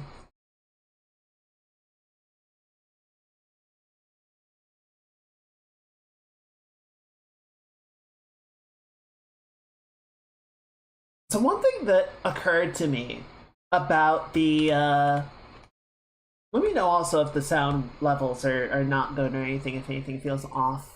One thing that has sort of occurred to me about Horizon Forbidden West storytelling, compared to the first game, I felt like the first game was much more sort of linear in its narrative. And by that I mean, we have the inciting incident with the proving, right? And then Aloy is shown the truth of where she came from, that she was just found in the mountain. No parents, no clear point of origin, she just existed, and then is made a seeker to go out and pursue the Shadow Karja attackers. And we have A leads to B, leads to C, leads to D. And there's a bunch of side quests, there's a bunch of side stories along the way that sort of continue to give, adventures to supplement the main story. But the primary narrative feels very sequential, right? This game feels much more episodic to me. I think it's two things. One, we're split in a 3-episode sequence here of, well, you have 3 gods to go after, and you can pick any order to do them in, so there's, no clear, delineation or linear structure of which one is supposed to come first. I'm not gonna jump back, but part of the reason, Ether was technically closer to where we were, but I decided to do Poseidon first because we had this whole sequence with the desert Tanakh and that tribe, and it just kind of made sense to clear the map north to south, more or less. And then we can sort of work our way farther and farther westward, and Ether is second by that ordering. But there's nothing that says we had to do Poseidon first. It was just sort of a decision, which is fine, right? I'm not saying it's a terrible thing, but it's an interesting sort of point. The other thing to me is I feel like in the first game, we met the Nora, we were introduced to the Nora, from the very beginning, and then we meet the Karja once we sort of head out into the more open area, and we meet the Oseram sort of at the same time, right? Like we meet Erend, and then we start to meet more Oseram the farther out we go, and we meet the Vanguard and the Oseram that have sort of settled in Karja lands following the fall of the Mad King. And as we're introduced to these clans, it's sort of in the process of going through the story and branching out into the broader world. Whereas with this, it feels like we had this whole quest sequence, right, with the desert tribe of the Tanakh. We have the whole sort of back and forth between the two leaders and the hunt for water, and we have the stuff up north with the mudslide, and all of that had nothing to do with Poseidon. None of that tied into the main story. It was entirely side questing. So I'm not saying it was filler, but it felt like an episode, right? It felt like a chapter rather than a continuation of the singular narrative. I wouldn't say that that's worse, but it definitely feels different.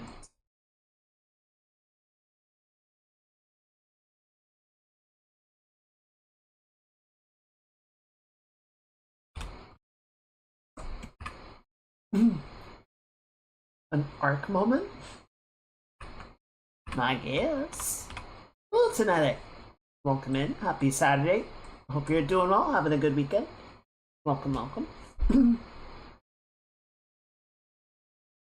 I guess the main thing that I would say... Oh, and I didn't see it earlier, but thank you, Gally, for the stream streak. I think the main thing that I would say it doesn't know... We're talking about the Horizon storyline. And sort of the way that the narrative structure feels a bit different. Part of... I think the reason that it feels a little bit, I might say, worse in the case of Forbidden West is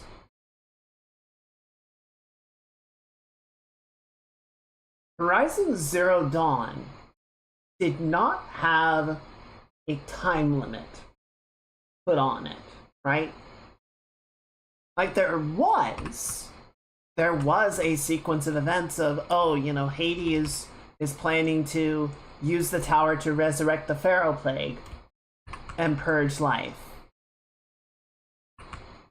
But we don't know that there is a doomsday clock on the world until we get to that part of the story.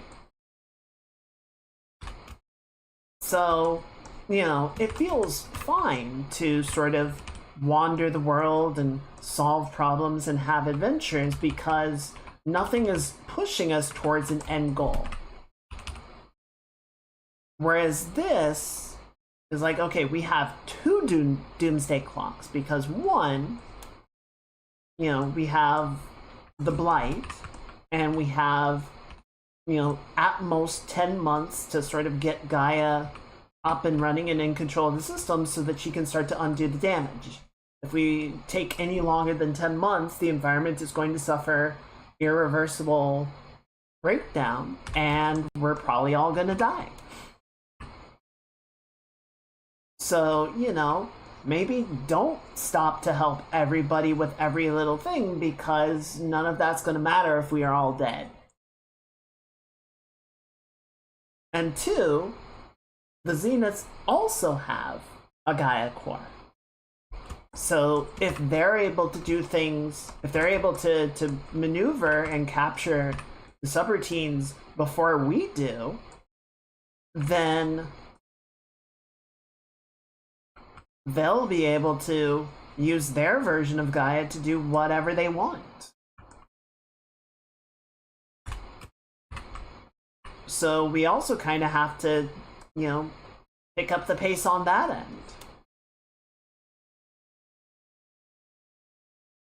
So, like, I like the stories that they're presenting. It just feels a little bit weird to sort of decide to do that instead of save the world.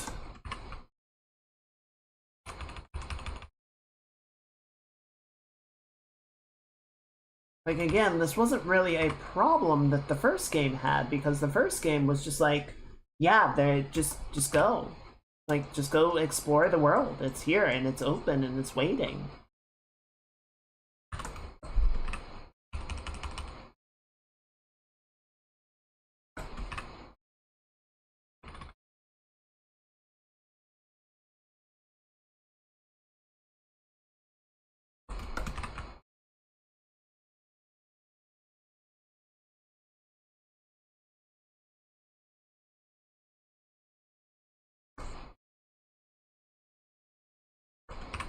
So, I don't know, like, I like it.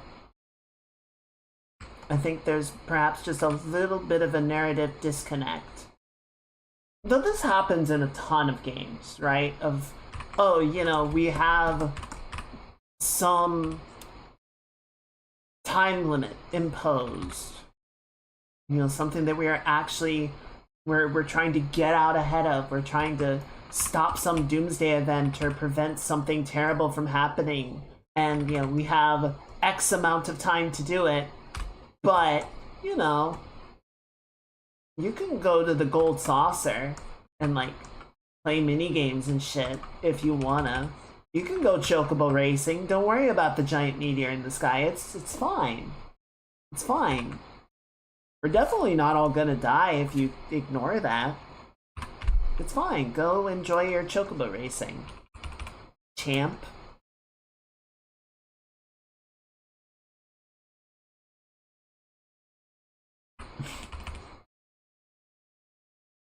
Yes, 7 minutes. 7 minutes is all I can spare to play with you.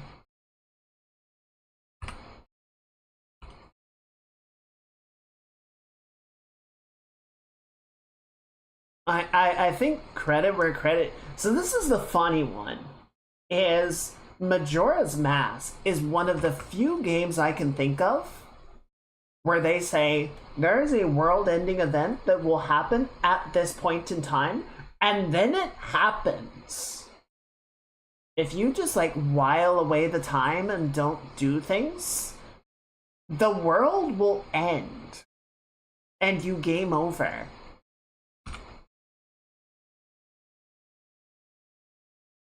But funnily enough, because, you know, they give you the song of halftime? The song of slow time, right? That lets you slow the speed of time progression down to 50%. And then you have the song of time that resets the beginning. So while the time element is definitely a challenge, it is definitely something you need to plan and operate around, the game is like surprisingly chill about how long you actually have to do stuff.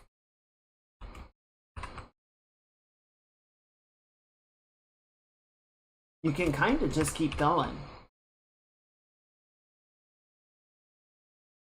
You know, you can like clear a dungeon and do some other stuff, and then, you know, complete side quests, and then you can finally, you know, reset the day and you're back to the beginning and just choose the next thing to do and keep going. So one of the only games that really like emphasizes the doomsday clock is also like, yeah, but here's ways that you can ignore it. Here's ways you can get around it. But it's not going to completely destroy you. Hang on 1 second, I need to bring up references. I thought the trim of her sweater is stitched, and I need to double check if I did do that or not. I guess not. What part am I thinking of? Surely there's some part, right? Oh, it's on her gloves. Okay.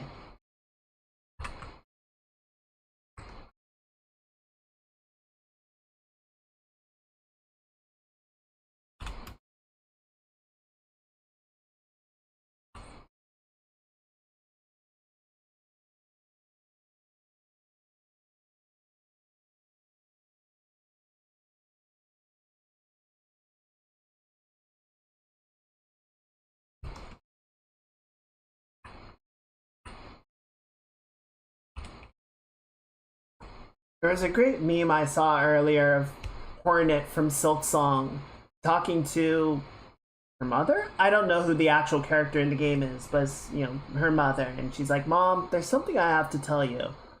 I'm bisexual. And her mother just kind of looks at her in surprise and says, You like men?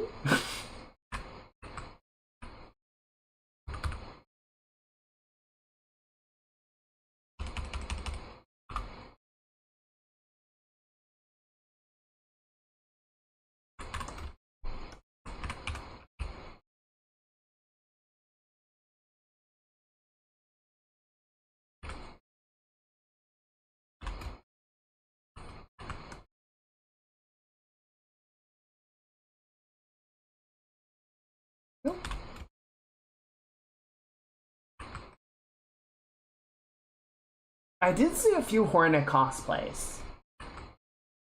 Some people got very, very thorough with the mask construction. Very impressive.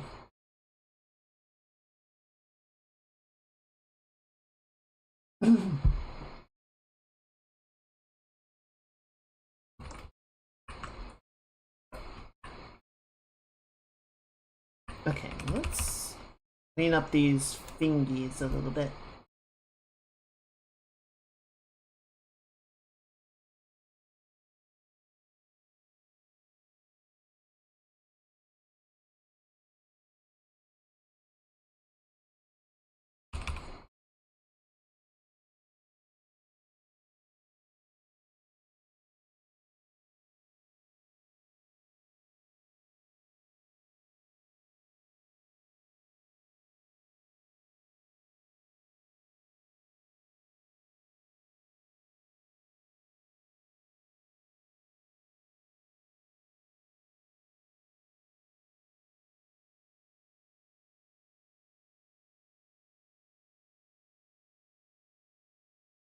I've been playing a good amount of Deadlock lately. I'm quite enjoying it. There's still a lot about the game that I am terribly underperforming in. Movement tech, in particular, is very bad, but also, excuse me, like map sense. You know, I think a lot of MOBA games, a lot of MOBA players, I think start to develop sort of a good sense of... Hang on 1 second, my phone is not charging. There it goes. It was plugged in, but the charger wasn't plugged into the strip because, of course it wasn't. That would be too convenient. Anyway, what was I saying? So, I think a lot of MOBA players sort of over time develop sort of a sense of, you know, not just where they should be at a given moment in the game, but start to develop a good sense of, oh, you know, I'm too far forward, I'm too far back. The enemy is probably sort of moving in this direction because these objectives are available, right? And I just felt like the last couple of games I was playing, I was never where I needed to be. I was always too far back that I had to run to get into fights, I was a little bit too far forward, I was putting myself in danger. I think I just need to get a better ability to sort of know what's going on and be better positioned to respond to things. I think a lot of that does just kind of come down to practice, but I was definitely feeling it in the last couple of games, like, oh, I'm fucking up. I am doing a not good here.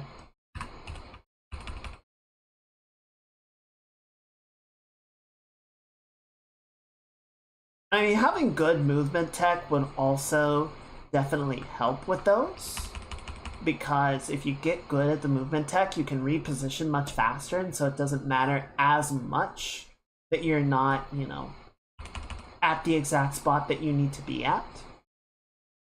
But both really just need to be practiced to fix that particular aspect. But I do feel like I'm getting better at the fights, I'm getting better at my targeting, I'm getting better at sort of managing economy.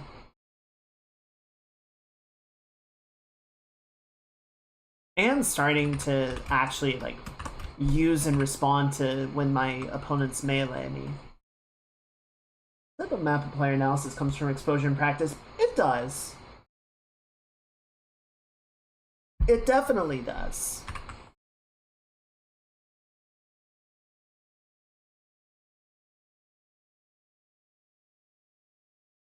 Yeah, I'm sure as I play more of it, it will start to feel better.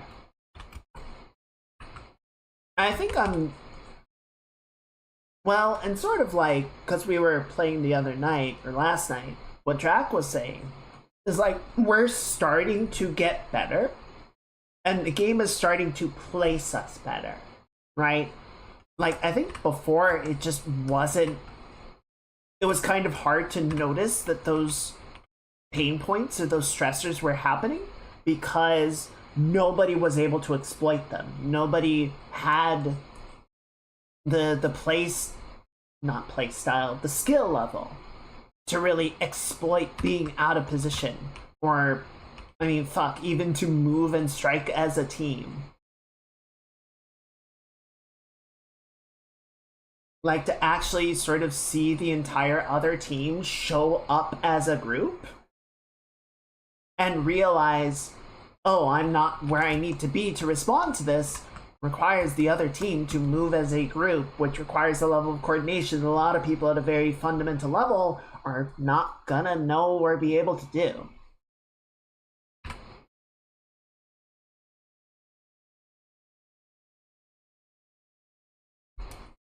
So now that we're actually going up against people that do have those capabilities, it is exposing the shortcomings on my end of oh, I'm not sort of having the awareness or the map sense to be ready for these possibilities.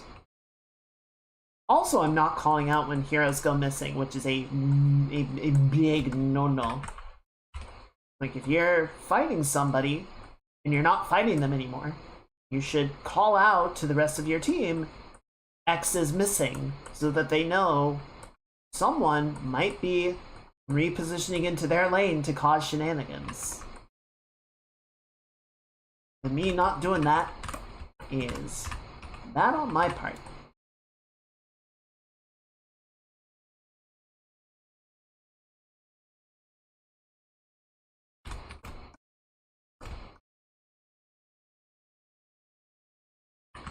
But yeah, we'll get there. We'll get there for sure.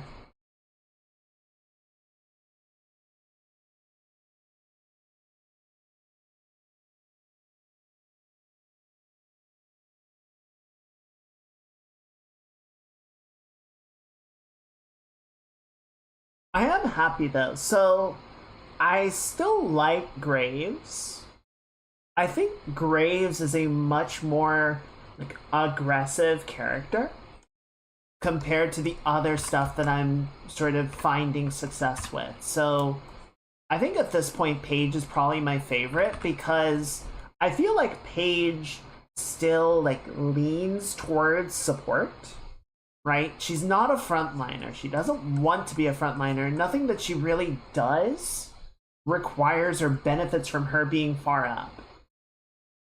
But at the same time, you know, if the fights are going well, she can really pivot into some pretty strong team fight capability. She can really come in with the damage and debilitation to shut down the enemy team and make things just flow much better for you and yours.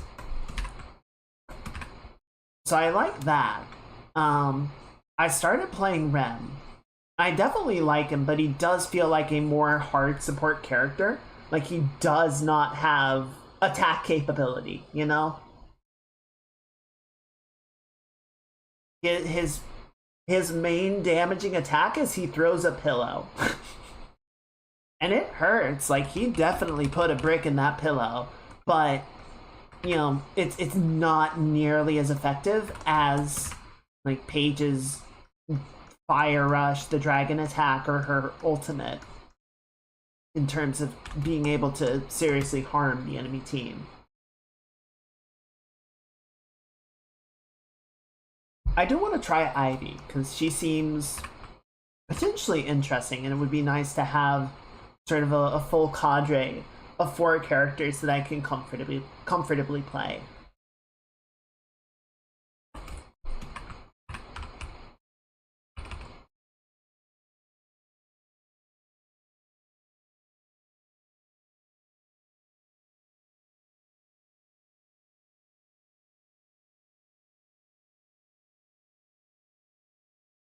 So we'll see. We will definitely see. I do want to play more of it.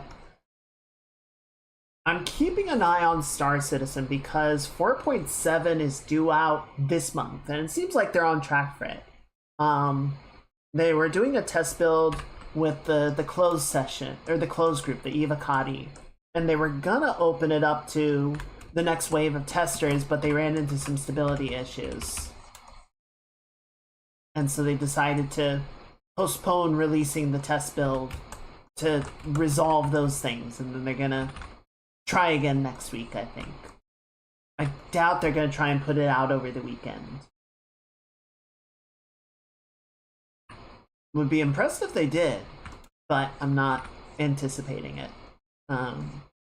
It's shaping up to be a really cool patch. It's shaping up to be a lot of stuff, and I'll be interested to sort of see what ends up happening with it. I guess by that I mean just like how people respond to it, how it starts to sort of develop more of the systems. One of the things that they were also showing or describing in the patch notes. So right now there are a couple of systems in your ship that don't really like do anything, or they do very little. And one of them is your radar and sensor suite.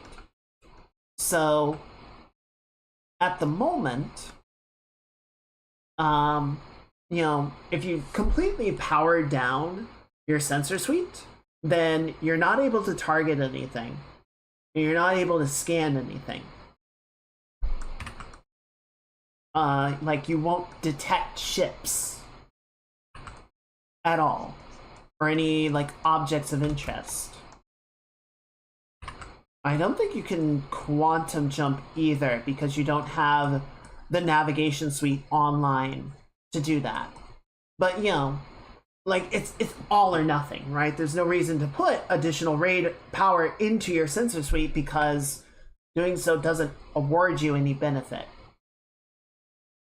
Whereas what they're doing now effectively is your sensor suite has a number of different functionalities. So you can target things, you can detect things, and then like in combat roles, your sensor suite will be able to provide a measure of aim assist, right? So if you get your crosshair within the target range, your gun will sort of auto lock onto the ship and close that distance, right? That little hair's breadth between a hit and a miss. It's not big, right? It's not, you know, pivot the character, pivot the ship, aim assist or anything. It's just that little bit of like the 1 or 2 degrees between a whiff and a hit. So different sensor suites will have different capabilities. So you might have like a combat-oriented suite that doesn't have as long of a max detection range, but a better auto-aim cone to make it easier to land shots. Or vice versa. You might have something, you know, you might be a recon ship, or you might be a prospector, you know, going out looking for stuff that you're not looking to like latch onto targets and blow them up. You just need to see as much as you can. And so you can get different things, and the amount of power will improve the sensor suite's capabilities to do its respective roles. So increasing the power can increase the scan radius, it can increase your auto aim capability, etc. It's like, okay, they're actually getting stuff to work. They're actually getting it to have like layers of depth.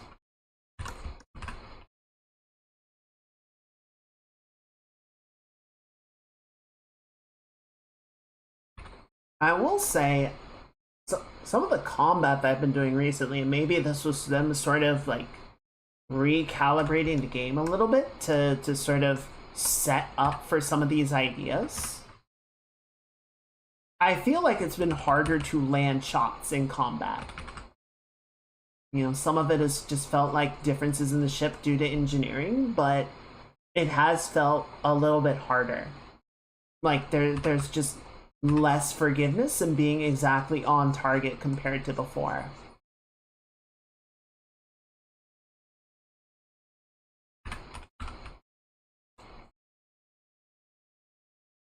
You know, I could also see, because, you know, some of the ships are essentially missile boats, right? They don't have a lot of gun capability, but they have a very deep missile magazine.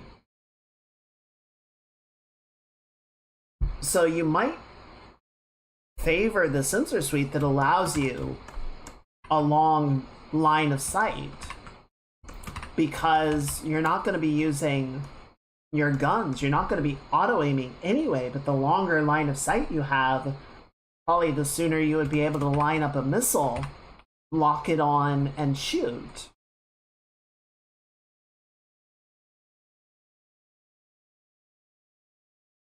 You know, potentially staying outside of your opponent's detection range, and definitely outside of their auto-aim capability.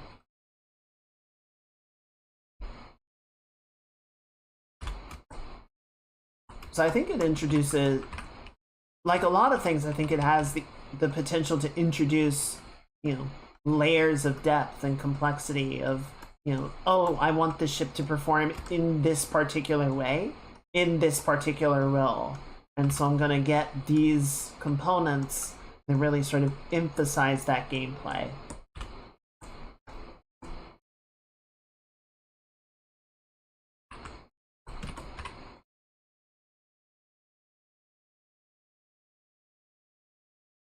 So fingers crossed.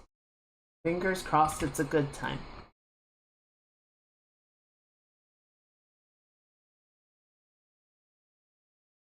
I don't know, part of me, I like the game fine as is. I think there's just, aside from getting the next ship that I want to get, there's not a lot for me to aim at doing.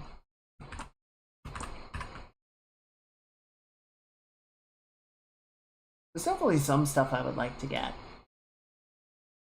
Frankly, I think the big thing that I would need to do is I kind of want to join an org. I kind of want to get into a group where I can start to do like more multiplayer activity, right? get involved in like group operations or partake in bigger battles.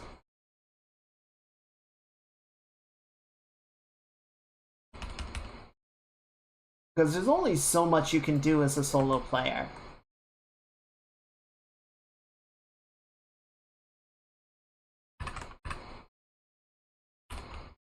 At a certain point, you kind of run into a cap of, well, that ship's too big. That ship will just chew you up and spit you out if you try and go at it by yourself. You need help.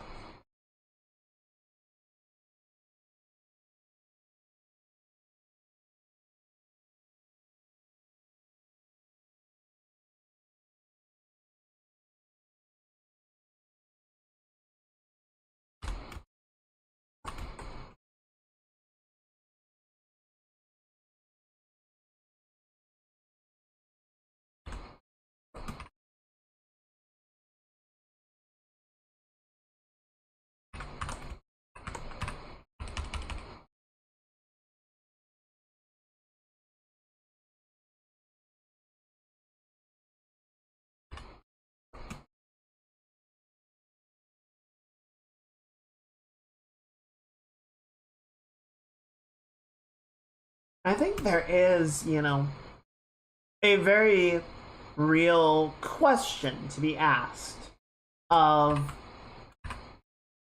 do we like introduce, you know, should there be stuff that is just impossible for people to solo, right? Not everyone really wants to participate in a group. Not everyone wants to sign up and be responsible for a group, or pay dues, or have, you know, attendance expectations. You know, it's gonna depend a lot on the group, whether there is like, oh, you know, if you're gonna be in the organization, you need to, you know, actively show up and participate and contribute. You can't just sort of be an idle name, or we're just gonna kick you because you're not doing anything anyway. You know, definitely, I think there are definitely people that look at the idea of content that is just impossible to do solo, and they don't like it. I get it, but you know, you can't run raids in 14 or WoW by yourself. You know, 14 did allow for a system where you can run dungeons solo, right? It just populates the party with AI members, and you can just play the game by yourself, which on one hand is certainly nice, and they add some nice like narrative extras, little dialogue tidbits that the NPCs will say, just to sort of give it a bit more flavor, and that's cool and all. But it is still supposed to be an MMO, right? It is still supposed to be a multiplayer game.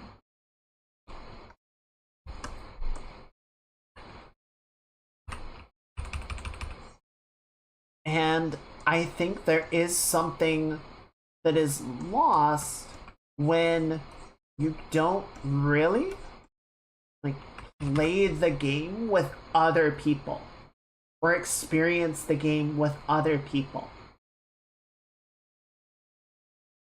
I think it is a lesser experience. You know, generally, when a new dungeon comes out, I would do the first run using the NPCs because I want to get the storytelling experience of it.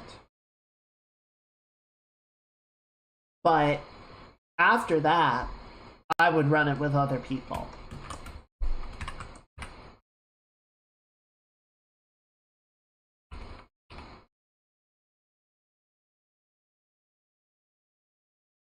you know, I think there's a couple of things that happen, right? One, you don't get those memories, right? You don't get the person that heroically dives in to save the raid from a wipe. You don't get silly banter and back and forth. You don't get funny moments that happen from players interacting with each other and doing dumb things as a consequence of being people.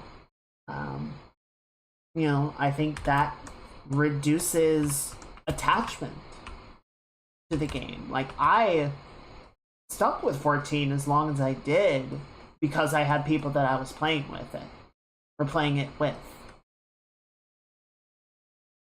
And if it had just been me by myself, I might have gotten to Endwalker. I might have gotten through the story there. I don't know that I would have, because I would have just been playing the game mechanically.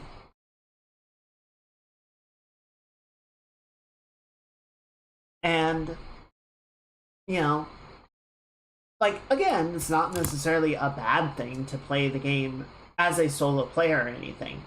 But I think a lot of times when people play MMOs solo, there is still a... what's the word?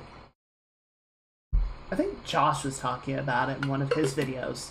That there is still a sense of being in a world that is inhabited by other people, right?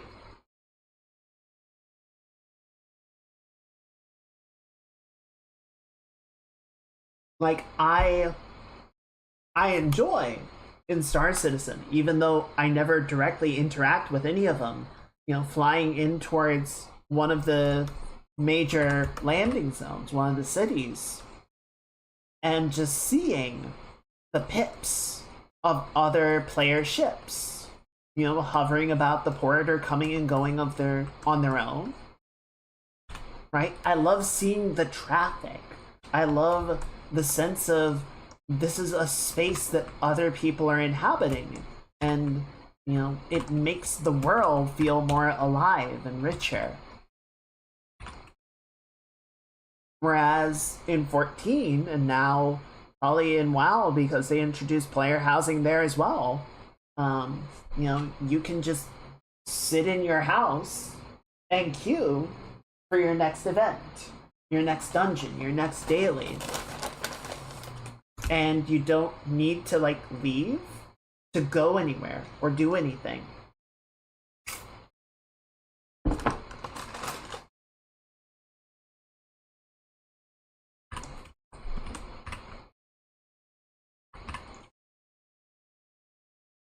You know, there's no... you don't have to, like, go into town to set anything up. You don't have to see the people wandering around in their gear, or in their, you know, RPG or RP clothing or whatever. It's just menus, and then you queue into a dungeon, but it's like the 120th time you've done the dungeon. There's not really anything interesting about it, so you're not there. Unless it's a really good dungeon, you're not really there to play it mechanically, you're just there to get your almost sign-in rewards. And so, the people that are there, that you have randomly queued with, and you have never met in your lives, and you might give a passing hello, they're basically NPCs, right? You're not really that invested in them or interested in interacting with them. You just want to get the dungeon done.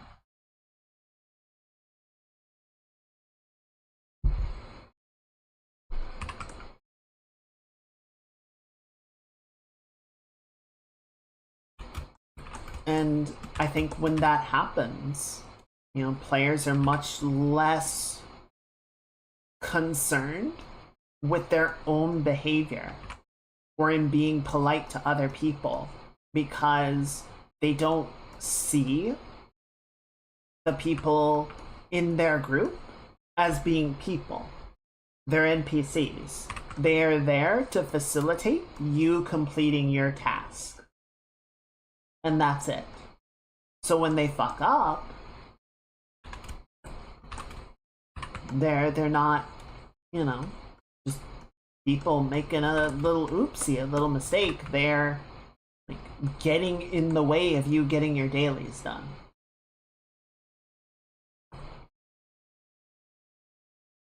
Which leads to people being shitty.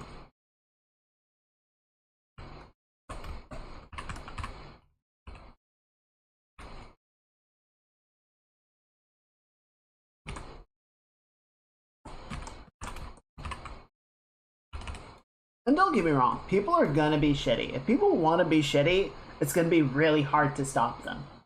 I don't know that there's really anything that you can do to like completely clear the system of that happening. But I do think having more social interaction between players, really sort of driving home that you are interacting and playing the game with other people, does deter many from being awful. Not everyone, but many.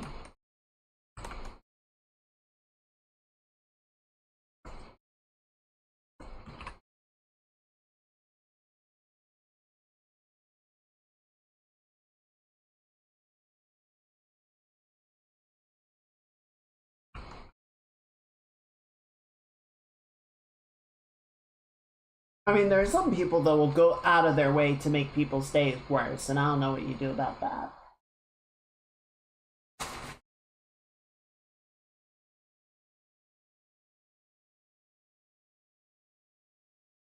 I don't know how you stop assholes from being assholes.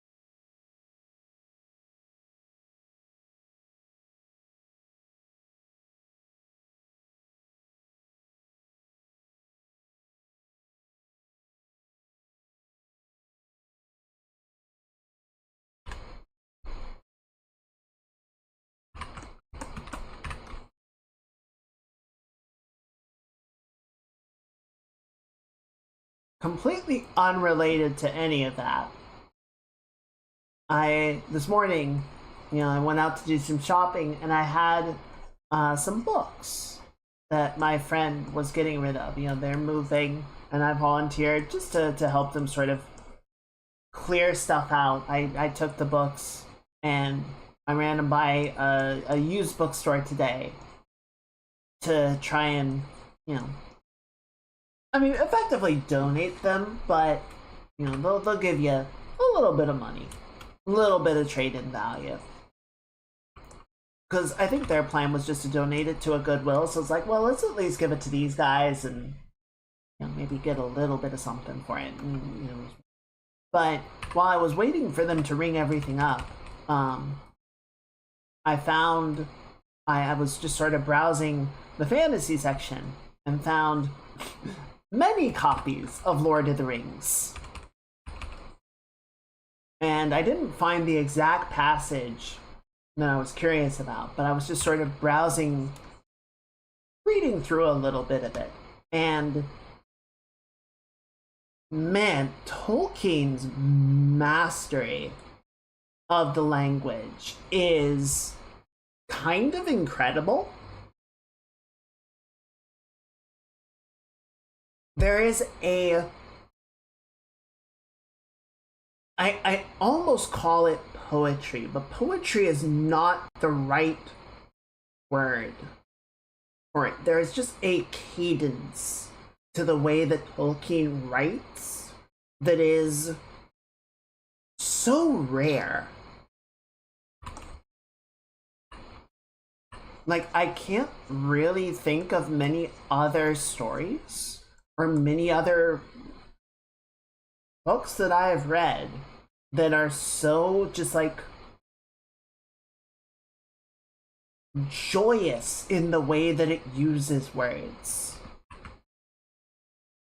I think that probably comes from the fact that Tolkien was like a big linguistics nerd. Right? Like, he wasn't just using words to convey an idea. He was using the words and celebrating the words themselves. I feel like that really comes across that, like, yeah, you could chop down a bunch of the sentences. You can make them much more succinct and get the information across, the ideas across much quicker. But you would lose the feeling. Let me open my window a little bit. And I feel like that feeling is a big part of what cemented Lord of the Rings, both The Hobbit and Lord of the Rings, as being so important and so pivotal as literature.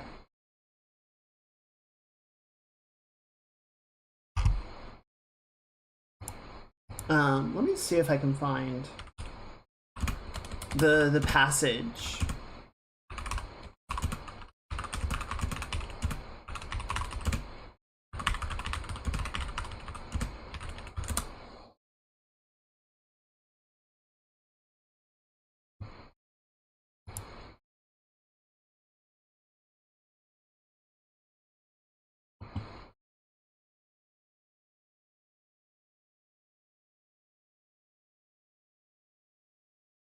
Here it is. So it's the scene where Gandalf is recounting to Aragorn, Legolas, and Gimli the fight against the Balrog. And the movie did a good job, I think, both portraying it and, you know, they changed up a lot of like exactly what's said. But I think they came up with a good sort of poetry of their own that fit the movie very well. So I don't mind that they changed it. But the original passage from the book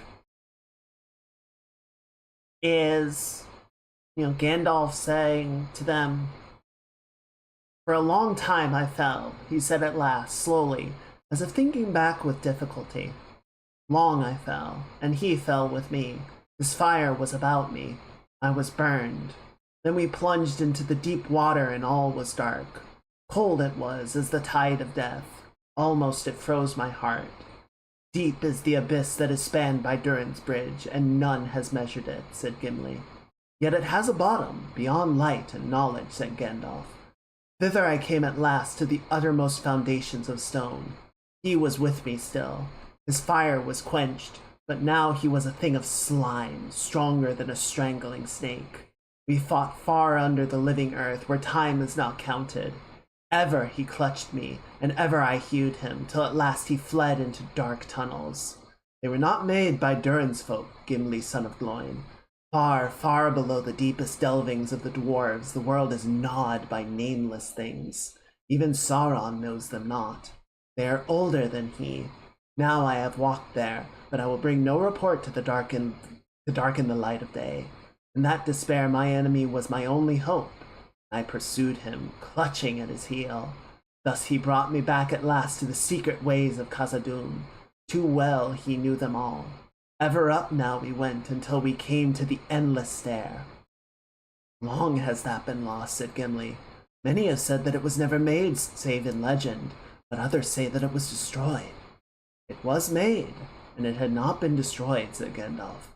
"From the lowest dungeon to the highest peak it climbed, ascending an unbroken spiral in many thousand steps, until it issued at last in Durin's tower carved in the living rock of Zirak-Zigil, the pinnacle of the Silver Time. There upon Celebdil was a lonely window in the snow, and before it lay a narrow space, a dizzy eyrie above the mists of the world. The sun shone fiercely there, but all below was wrapped in cloud. Out he sprang, even as I came behind. He burst into new flame. There was none to see, or perhaps in after ages songs would still be sung of the Battle of the Peak. Suddenly Gandalf laughed. But what would they say in song? That those that looked upon from afar thought that the mountain was crowned with storm. Thunder they heard, and lightning, they said, smote upon Celebdil, and leaped back broken into tongues of fire. Was that not enough? A great smoke rose about us, vapor and steam. Ice fell like rain. I threw down my enemy, and he fell from the high place and broke the mountainside where he smote it in his ruin.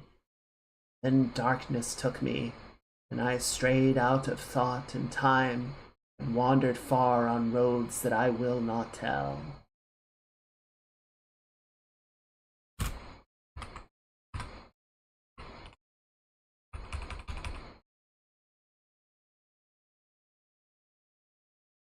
It's like,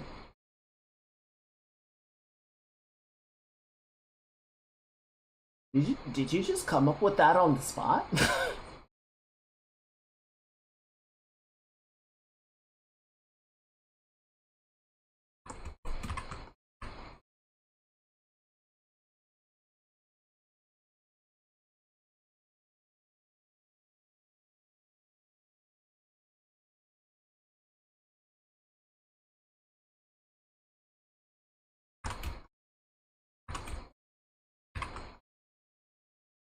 There's a love of the telling in that is just, it's more than just saying what happened. It is true storytelling.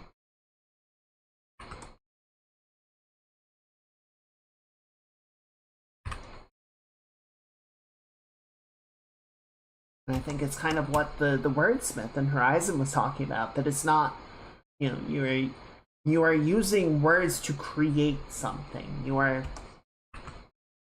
putting together something that is more than simply the sum of what the words themselves are saying.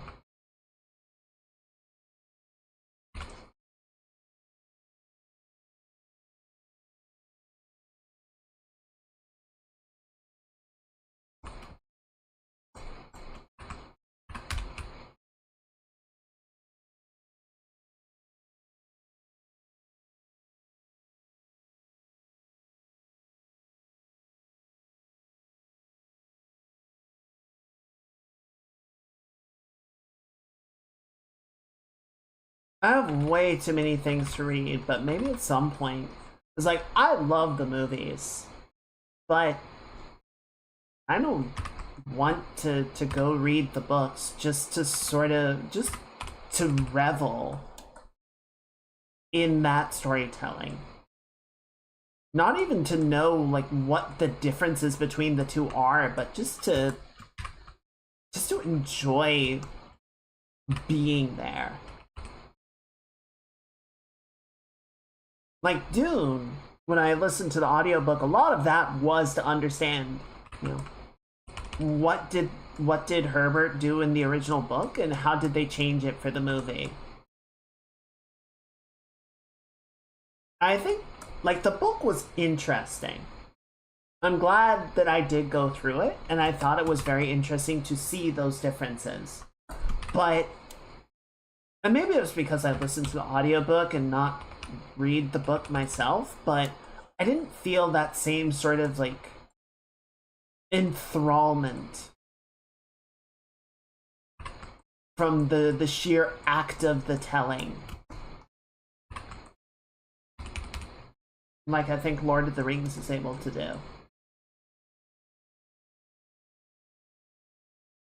And maybe that's just because a lot of sci-fi authors tend to be more ideas people than, strong in their literary training, shall we say. They have compelling ideas that they want to put forward, and they try. And sometimes they'll put forward really interesting ideas, but their method of storytelling leaves things to be desired, shall we say.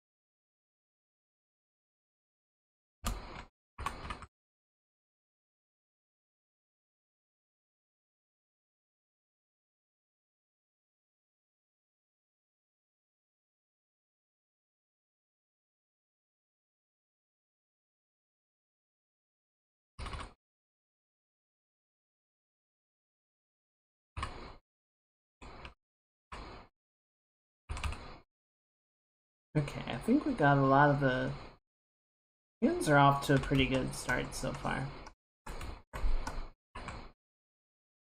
Still kind of chunky, kind of weird in some spots, but better.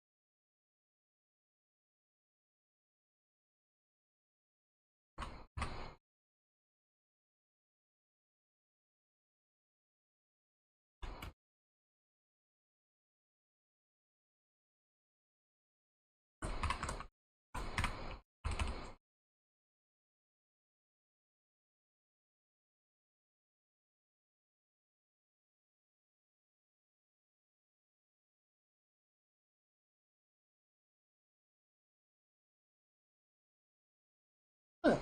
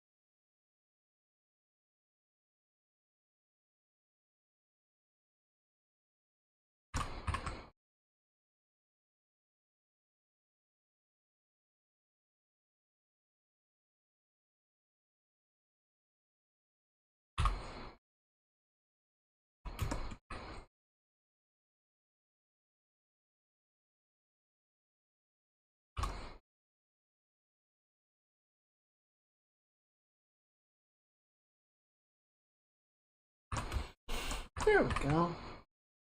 Good. Good, good, good, good, good. I can just get a little bit more of this along the sides here.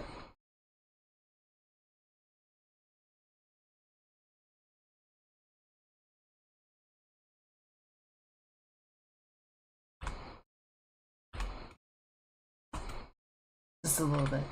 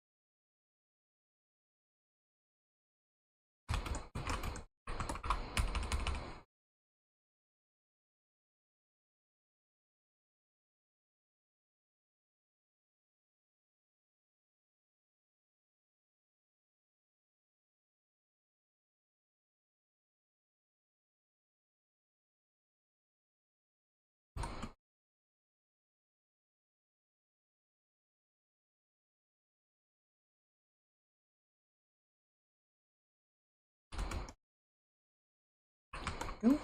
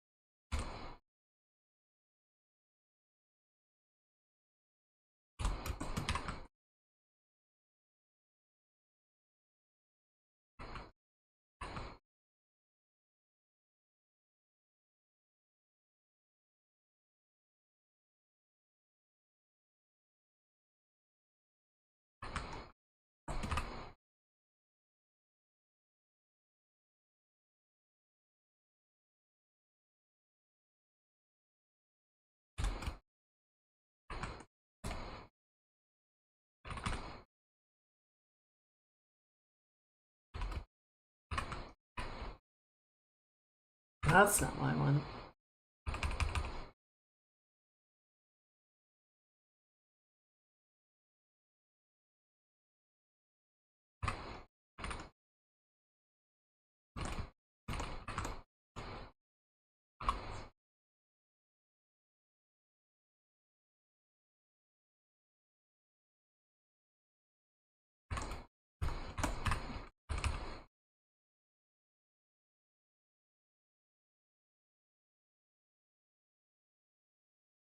Here we go.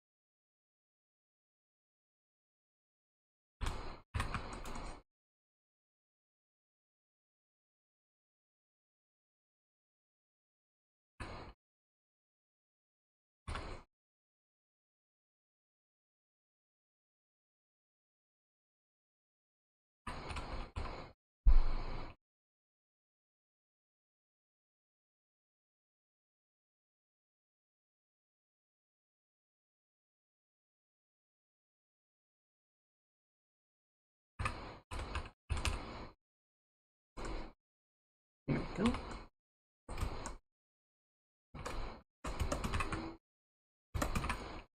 Actually, darken this pretty substantially. Don't want the legs. Drawing a lot of undue attention.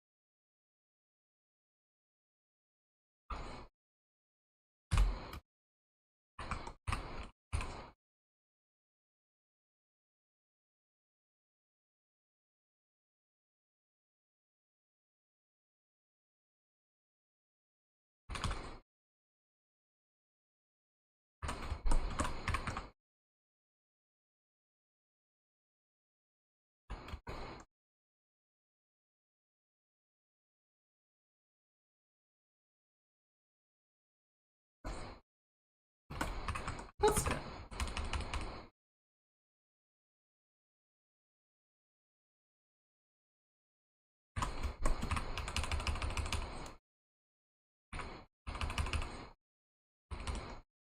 Good, good, good, good, good.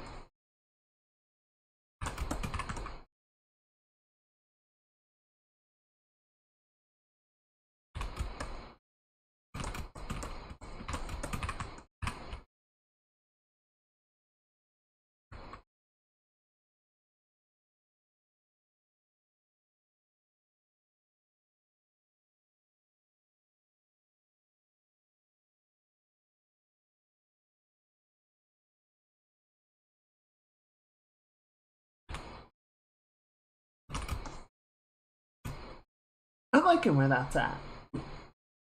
I think that gives a nice bit of a cooling off to the skin on the lower leg. It's less distracting.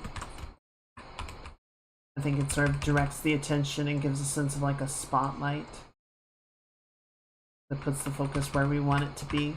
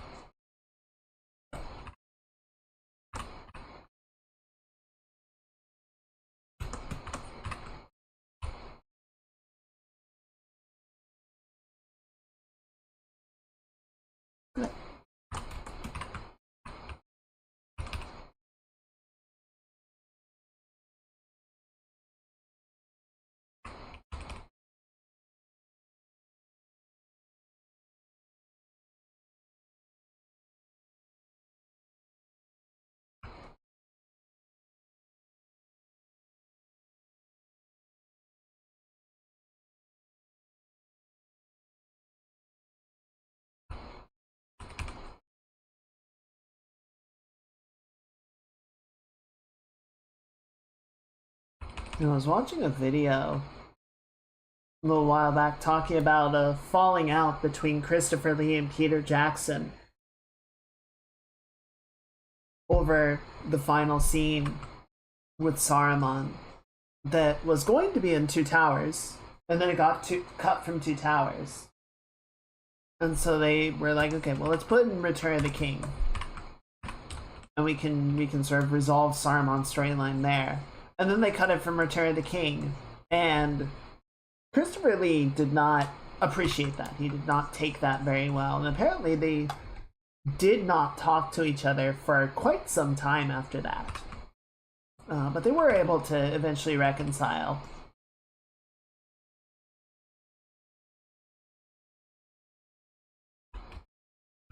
But it's so weird because I almost never hear Peter Jackson actually talk. And then I listen to him talk in the video. It's like, oh my god, that is the most Kiwi man ever.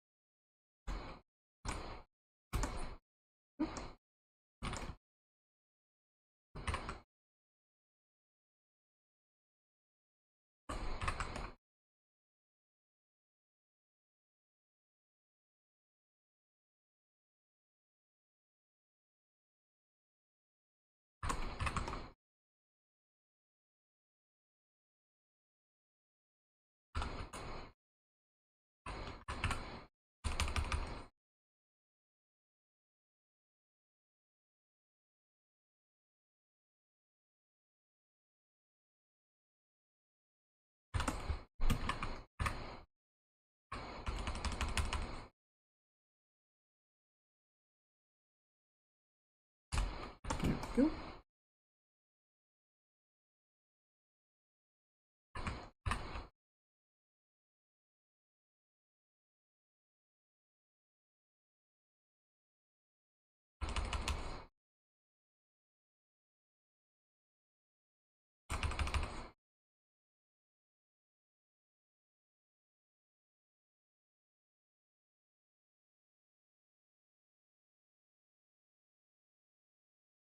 Thank you, honestly.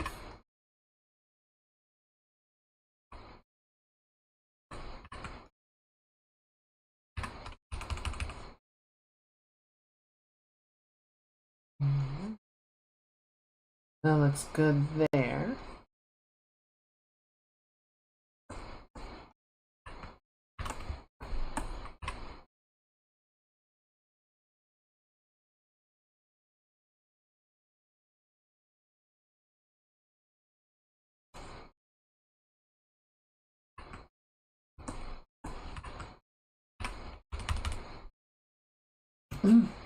Really names to forgive me at the actors play. Merry and Pippin. Oh, I couldn't tell you. Talking about the fact Lord of the Rings is PG-13. By that rating, you could have one of. I remember them talking about that. Like, what would have been the best scene to put in? And I don't remember their ideas, but it was phenomenal.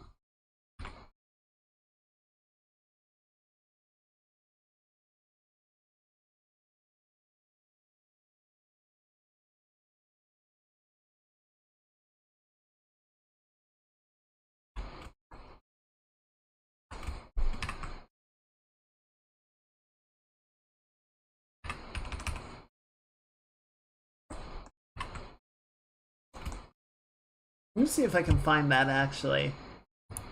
I'll leave that on for a second.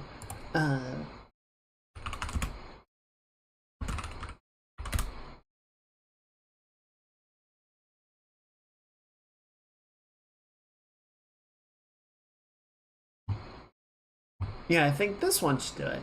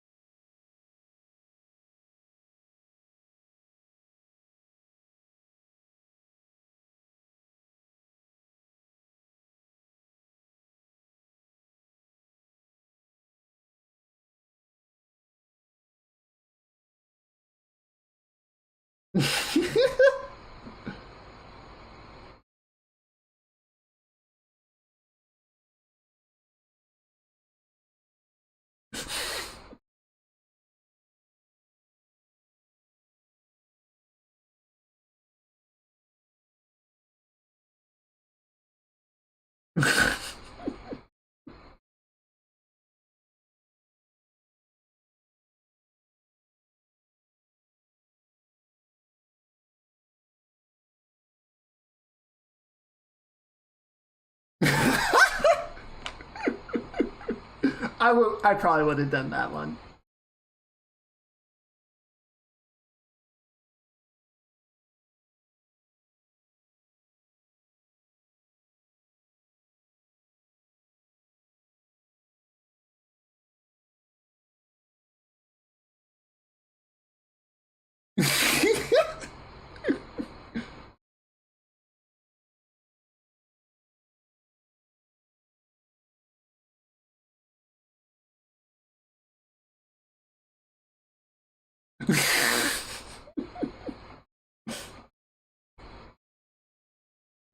Excellent. Right? Where the fuck are we going?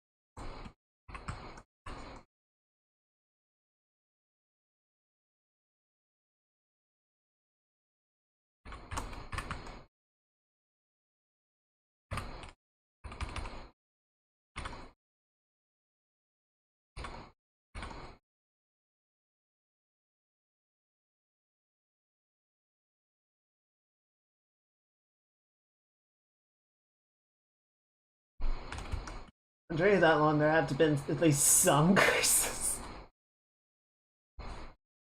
I mean, just think about how long they were climbing over mountains, and they definitely stubbed a toe on a rock at some point.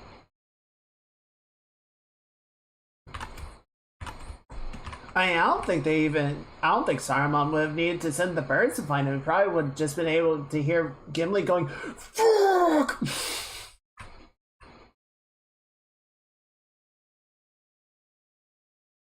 That's fair. Alamod can be incredibly finicky, it's true.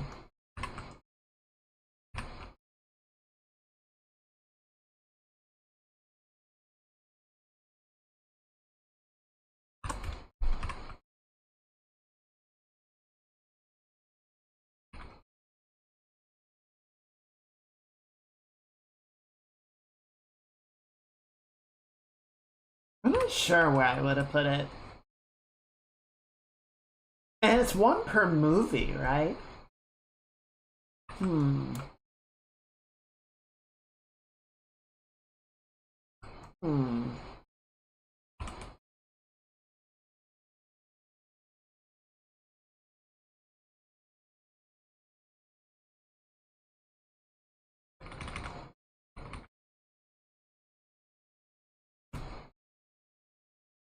When Legolas is walking on the snow, and when Gimli is fucking hell.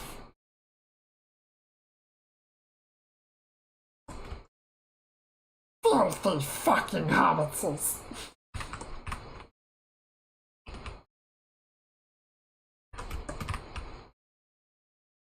Just give it to Andy Serkis. He'll destroy it.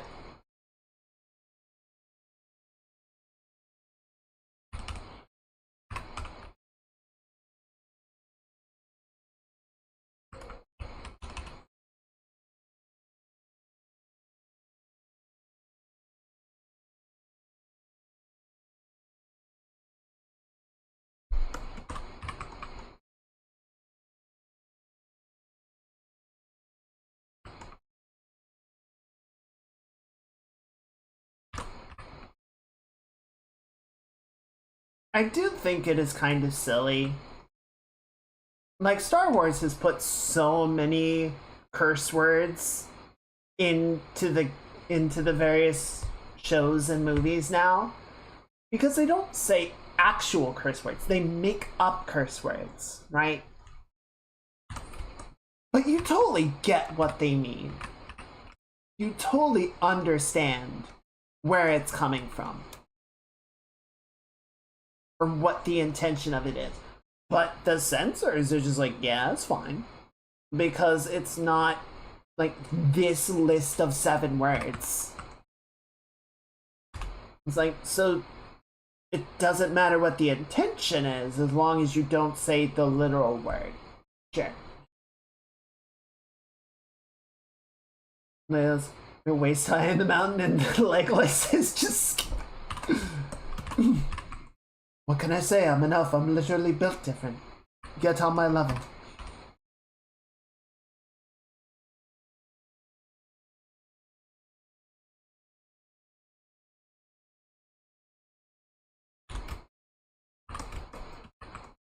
The patch notes for the elves are just, we added more sparkles. Excuse me.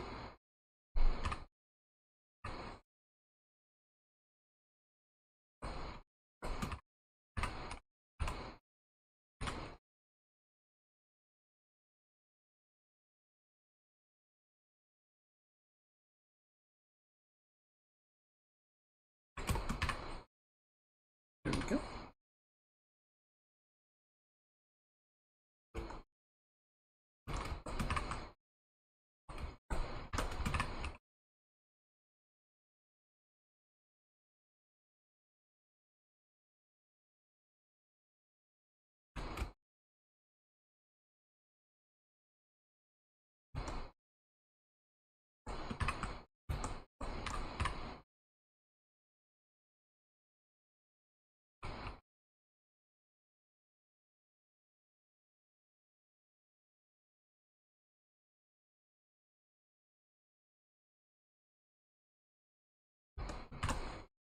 Yes, the robots.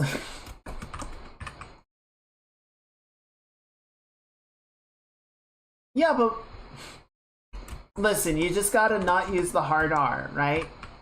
You just gotta say it like the clones do, and it's fine.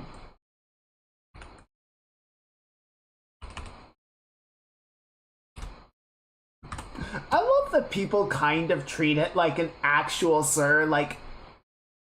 Is it okay to say Clanka?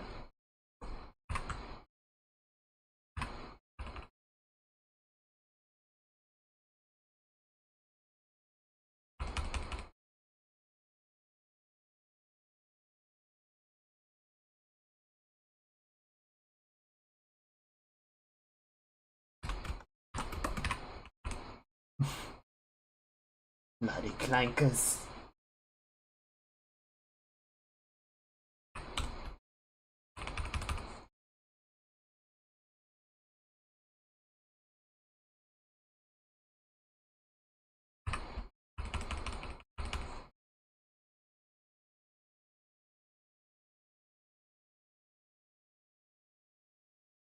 That was one thing that I was thinking about yesterday while I was browsing the artist alley. Like, I had a level of trust that everyone that was in the alley was legitimate. But I was eyeing some of them like, this isn't AI, right? There were a couple that looked a little suspect.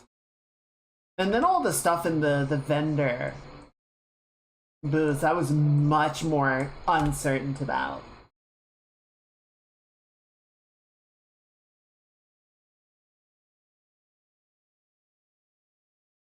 I never played GTA 5. I haven't played any GTAs. I don't know who that is.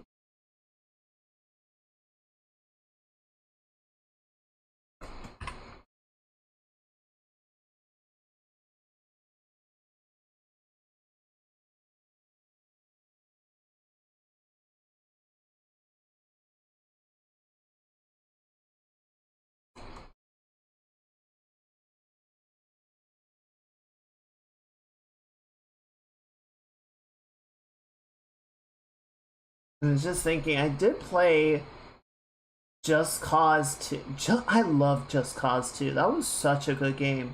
Just Cause 3, I think, suffered from that same sort of thing of, we have to make this one bigger than the last one. We gotta add more stuff. We have to add more tools for chaos. And I'm like, it became so busted and convoluted. Like, I don't know, there was just too much stuff, and the paragliding didn't feel good to use. I feel like the grappling hook was just like, it didn't have the same intuitive feeling as the second game, and it's just like, you didn't need to add more. You didn't need to go as hard as you did, and it did not pay off.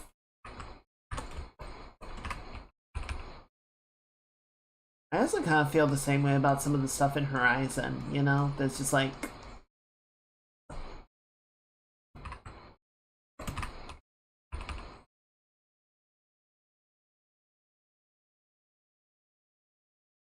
I don't think the game is better for this, you know? I think there is some stuff, like, you know, watching Valk play through Zero Dawn, a lot of the weak spots on the machines in Zero Dawn are just weak spots to try and target to maximize your damage. You know, destroying some does disable a few abilities, but it's not like in Forbidden West where, you know, taking out some of the parts will reward special things that you need for specific upgrades.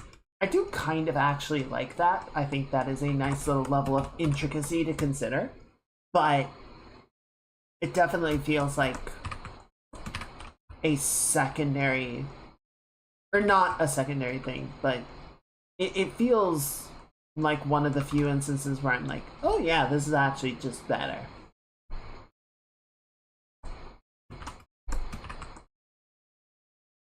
GTA 5, yeah.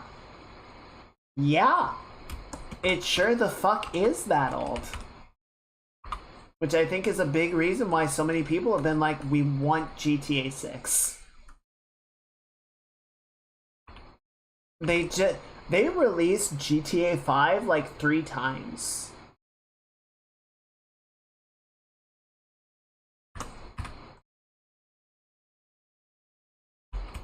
It is absurdly old at this point. Which, I know, like, 3 releases compared to, you know, Skyrim is like, okay, whatever. But, I mean, Skyrim is only 2 years older than that.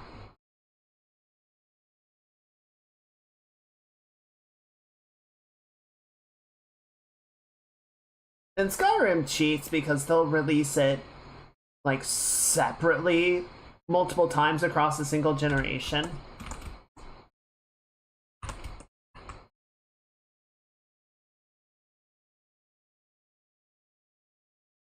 Whereas GTA is just like, I'm pretty sure it was released on 3 different console generations. They forced money on the account. Whoopsie.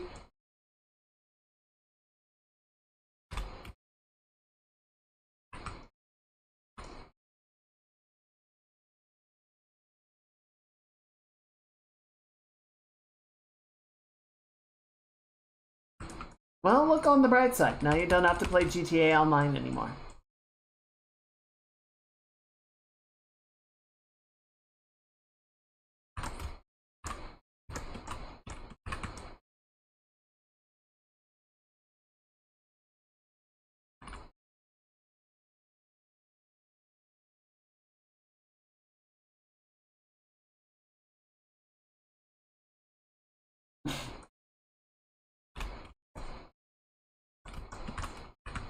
There was a great meme I saw of someone that posted like a classified or whatever.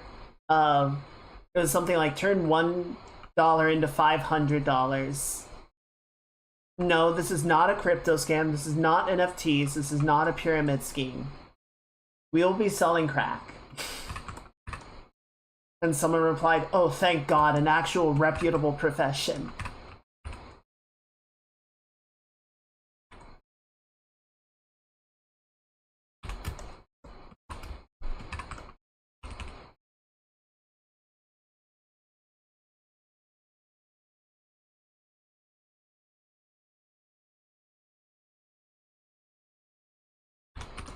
Okay, pants are looking better.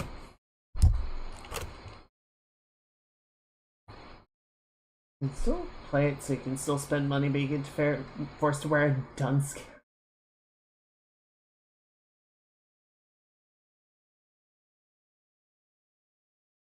Interesting, so it's not so much a ban, it's more of like a low prio. It's like the equivalent of the low prio system.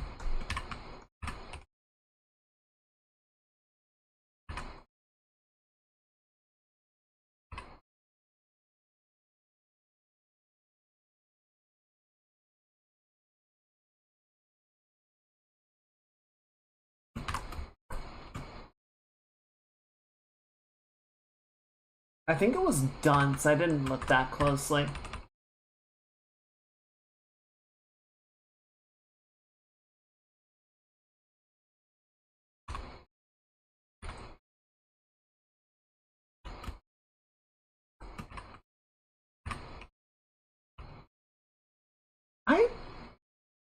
I do not understand people hacking.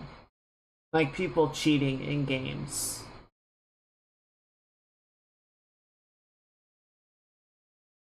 I understand it in some instances, I should clarify. Like, when I played StarCraft when I was younger, I would use some of the cheat codes on that.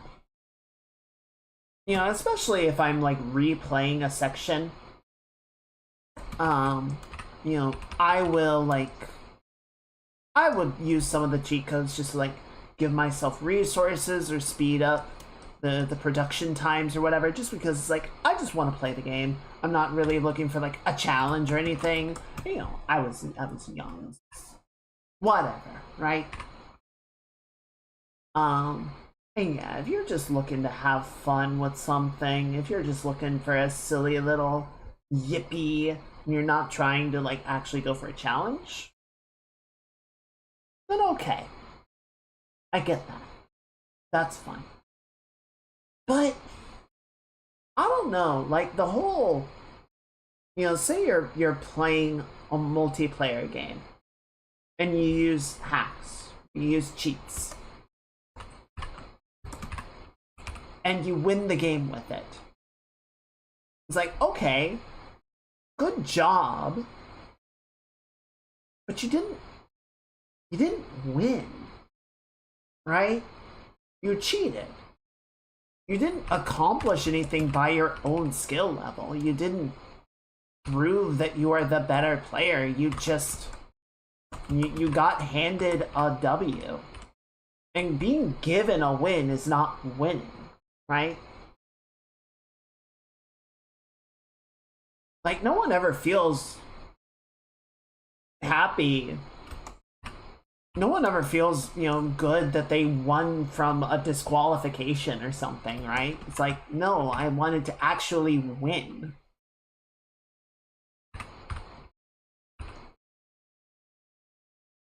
But I don't know. There's a breed of people that are willing, like, completely satisfied with using tools and hacks and cheats to just beat the other team relentlessly at a multiplayer game. It's like, why? They want the glory of it, take heart. They want the feeling of being on top of the board.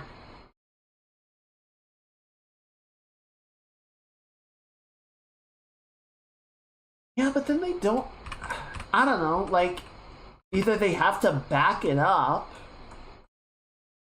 which they can't without their cheats, or you get like a Tarkov situation where everyone is cheating. And then, like, what's the point of it?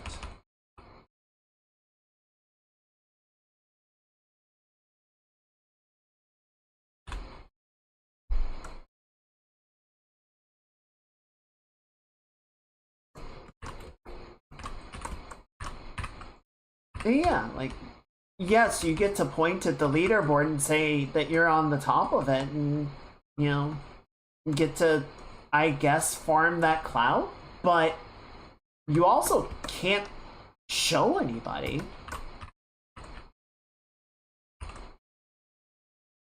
like, yeah, you can point at the leaderboard and say that you're on top, but if anybody wants to see you play, then they see you cheat. Or you don't cheat and you look like shit because you're way outclassed because you don't know how to play without your cheats.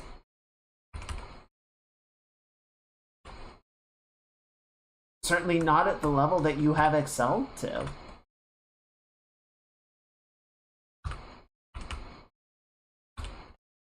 So yeah, I get it. Like, it's a short dopamine rush.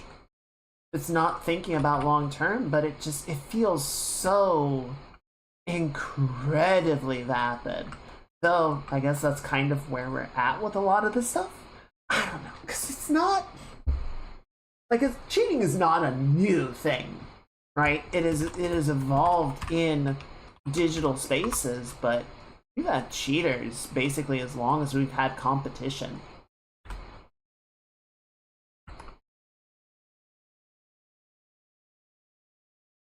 So I get that, but I don't know, it just seems so empty and short-sighted.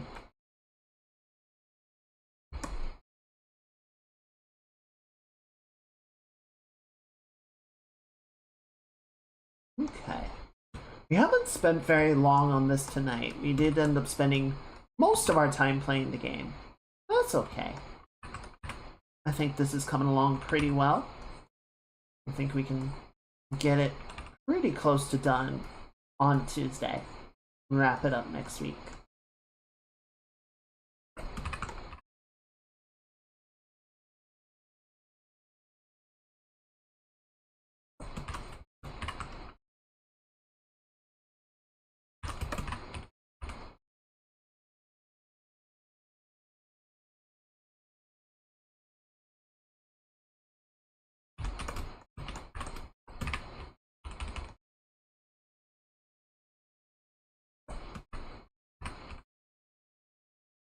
I do want to show you guys something before we wrap up. We'll go a little bit extra just to balance things out. Even still have cheaters in broadcast MTG. Tends to. Cheater got caught in a live tournament. Duffel cheating in a prize match. Jesus.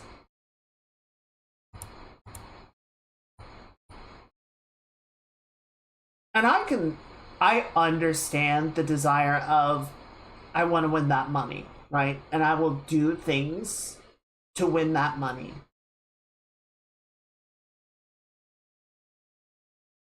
I can understand cheating arising from the external influence of that particular effect, right?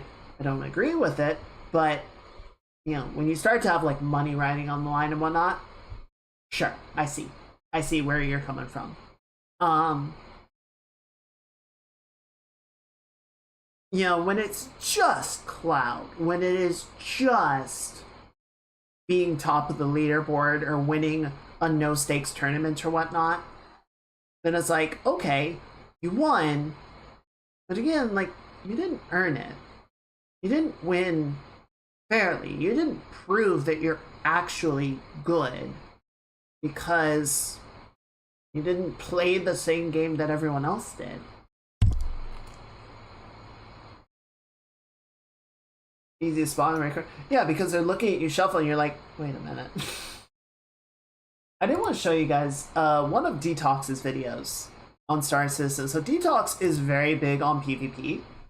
So I probably would not do a lot of the stuff that he does, but it is very fun to watch him get up to his antics. This was from a couple months ago. He'll explain it. There was a bug in the patch that led to some shenanigans.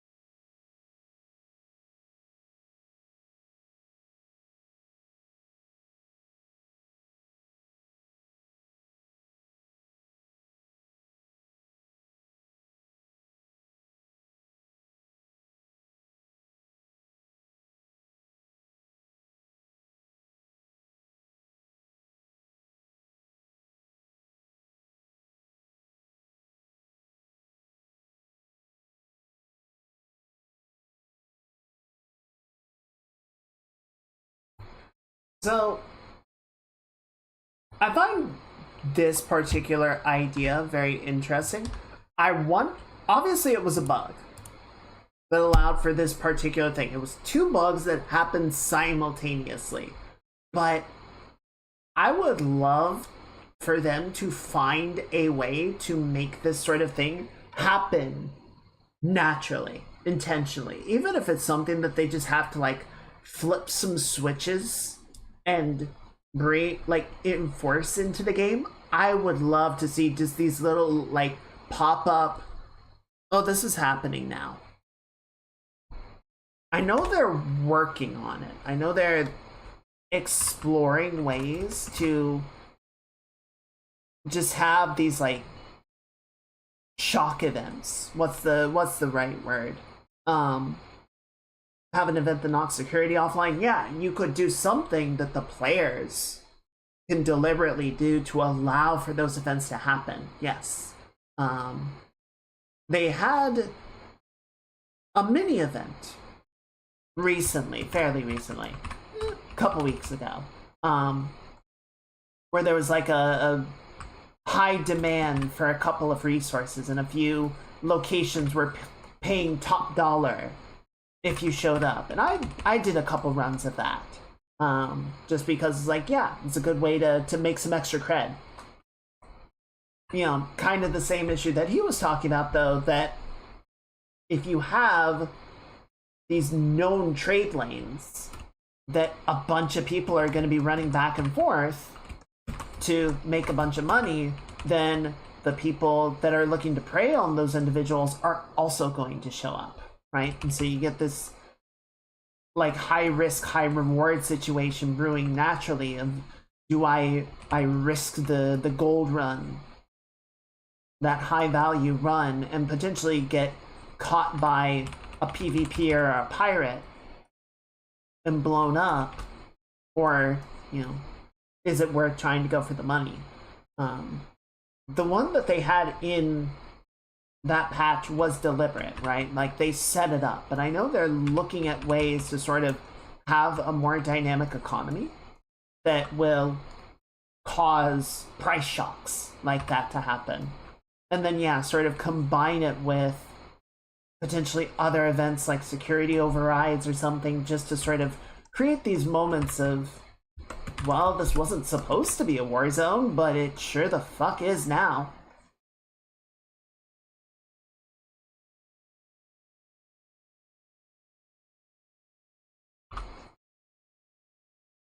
I think that would be very cool. It feels like the game is coming more online, and it feels like, despite many of the remaining flaws, of which there are a substantial number, it is feeling better and better.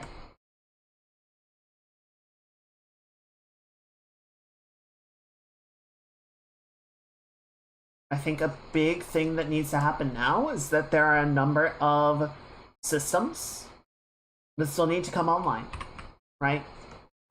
So we're looking at getting crafting in by the end of the month. That can lead to base building. There's definitely a bunch of like social tools that still need to happen. They need to work on instancing. They're working on the new planet tech. I think we would be lucky to see that planet tech rolled out by the end of the year. I am not particularly confident that it is going to happen in the immediate future. And unfortunately, there is some stuff that is just going to sort of languish until they hit that milestone. Sucks, but it's true.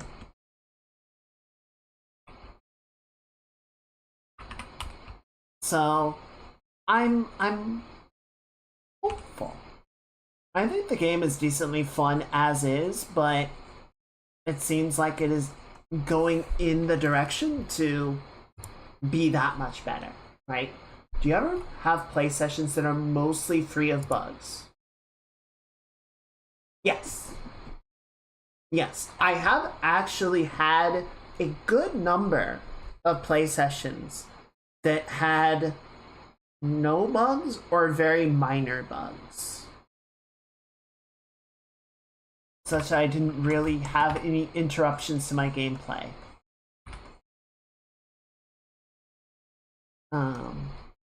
One of the ones I did recently, I did have a planet fault bug. I fell through the ground into the planet, which unfortunately, I'm really sad to see that come back because I had not had one of those bugs in a long time, and it's unfortunate to see it sort of making a return.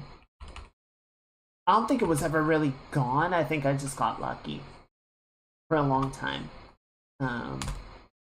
So yeah, there are definitely still some. Sometimes like inventory will disappear, stuff will fall through each other. Missions, the scripting system, missions spawning and updating correctly still seems to be really problematic. I hope they can sort of figure out what's going on there and start to improve that side of the tech, because that is a pretty rough limitation. But yeah, the general like performance of the game, I think, is much better than it was. And it is much easier to just get in and like play some missions or do some mining or scavenging or something and just have things, oh, excuse me, oh, God, work as intended, right?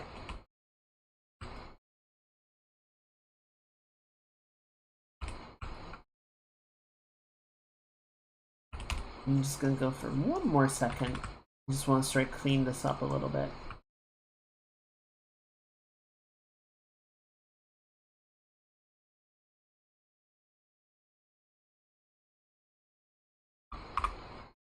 Bought the 2024 version of Flight Sim because the ongoing complaints about. I thought they had cleaned it up. I thought it was more performant. Some people say just don't use the mission system, which is like, okay, but I feel like compared to other flight sims, that's sort of one of the compelling reasons to buy it, is to have that experience.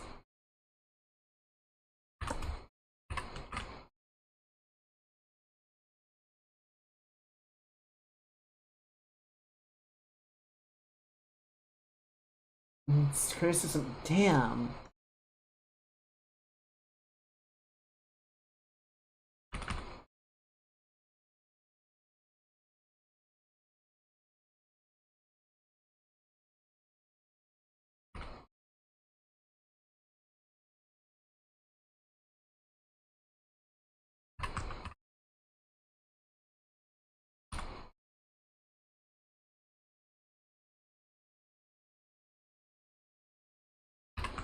You know, one of the things, last thought, and then we need to wrap this up, but one of the things that they were talking about recently that they introduced in Star Citizen was dynamic mission updating. So, you know, if you... Essentially, it doesn't require the game, or like you're running a mission, it doesn't require you to do Objective A, Objective B, Objective C. Like, if you can complete Objective C, it will just skip Objective B. Right? Or there's, like, conditional stuff of, oh, well, you got this done. So, cool. Don't worry about the other thing. You know, and a lot of that, I think, is pertaining to, like, objectives that require you to return to a particular zone. But it's like, well, we expect you to be within this radius where, you know, you're supposed to find the bounty target, but you already killed the bounty. It, you know, it's just because you sort of drifted outside of the zone, but you got the target, so don't worry about that other part. You're good. I think it does help. You know, it just makes the missions a bit more responsive, a bit less sort of finicky and looking for exact completion targets and stuff like that. So I do like it. I feel like that's what was missing with Horizon with the Poseidon section. It's like, if I could find where to go to open the sluice gates and pump the water out, I shouldn't have needed to find, get close enough to trigger the activation of the door. That's a stupid requirement. Like, nothing else worked until I got to that moment.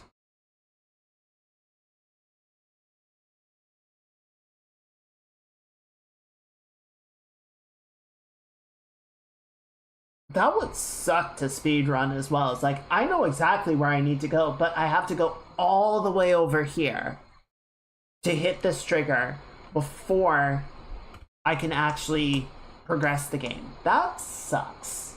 That's not fun. Don't like that. No shit. At least Star Citizen is out though. Microsoft Flight Sim has been out on sale for a year and a half. Somebody at Capcom is looking at their accomplishments since they launched Wilds. Is like, you know what? We're doing okay.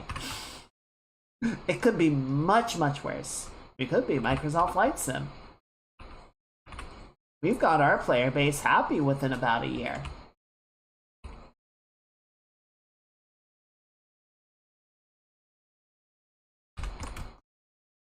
Alright. So yeah, we didn't get a ton done today. I am happier with how like the sweater is sitting. I think the more sort of neutral shaded sections feel a bit better. They feel a little bit more integrated. So we'll pick it up again on Tuesday and keep sort of pushing things forward. It's a lot of just like small cleanup things. But I do think, so there are a couple of things like the vines on each of their arms is still pretty undercooked. But I think we have gone through and done the preliminary cleanup on pretty much every area. That's good. So now it's just a matter of adding in all the nice details and everything.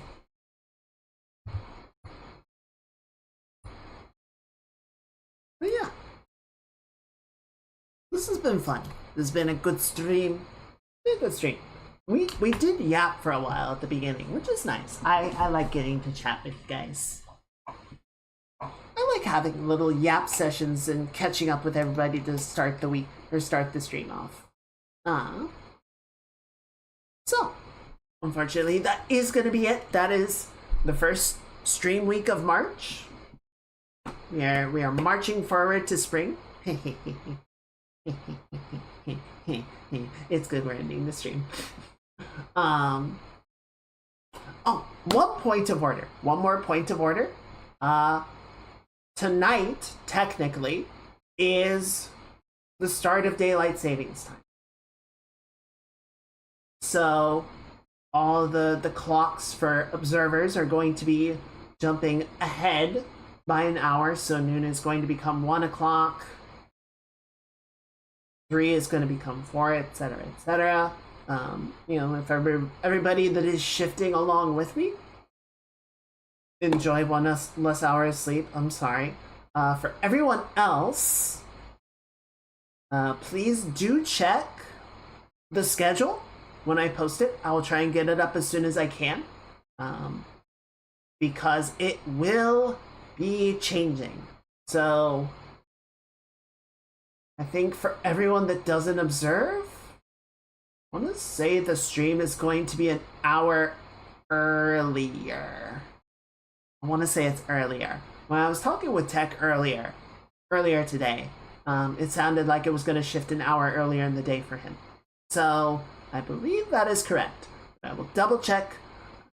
And yeah, please just plan accordingly. I'm sorry. It's dumb. I don't like it. I don't know anybody that does like it, but we'll be okay. But yeah, I'm gonna go ahead and shut down the YouTube stream. Everyone say good night to the VOD squad, and we're gonna go find somebody that we can raid. The British Columbia is switching permanently to DSC. Good. They should do that. We should do that. Everyone should do that. Bye, YouTube.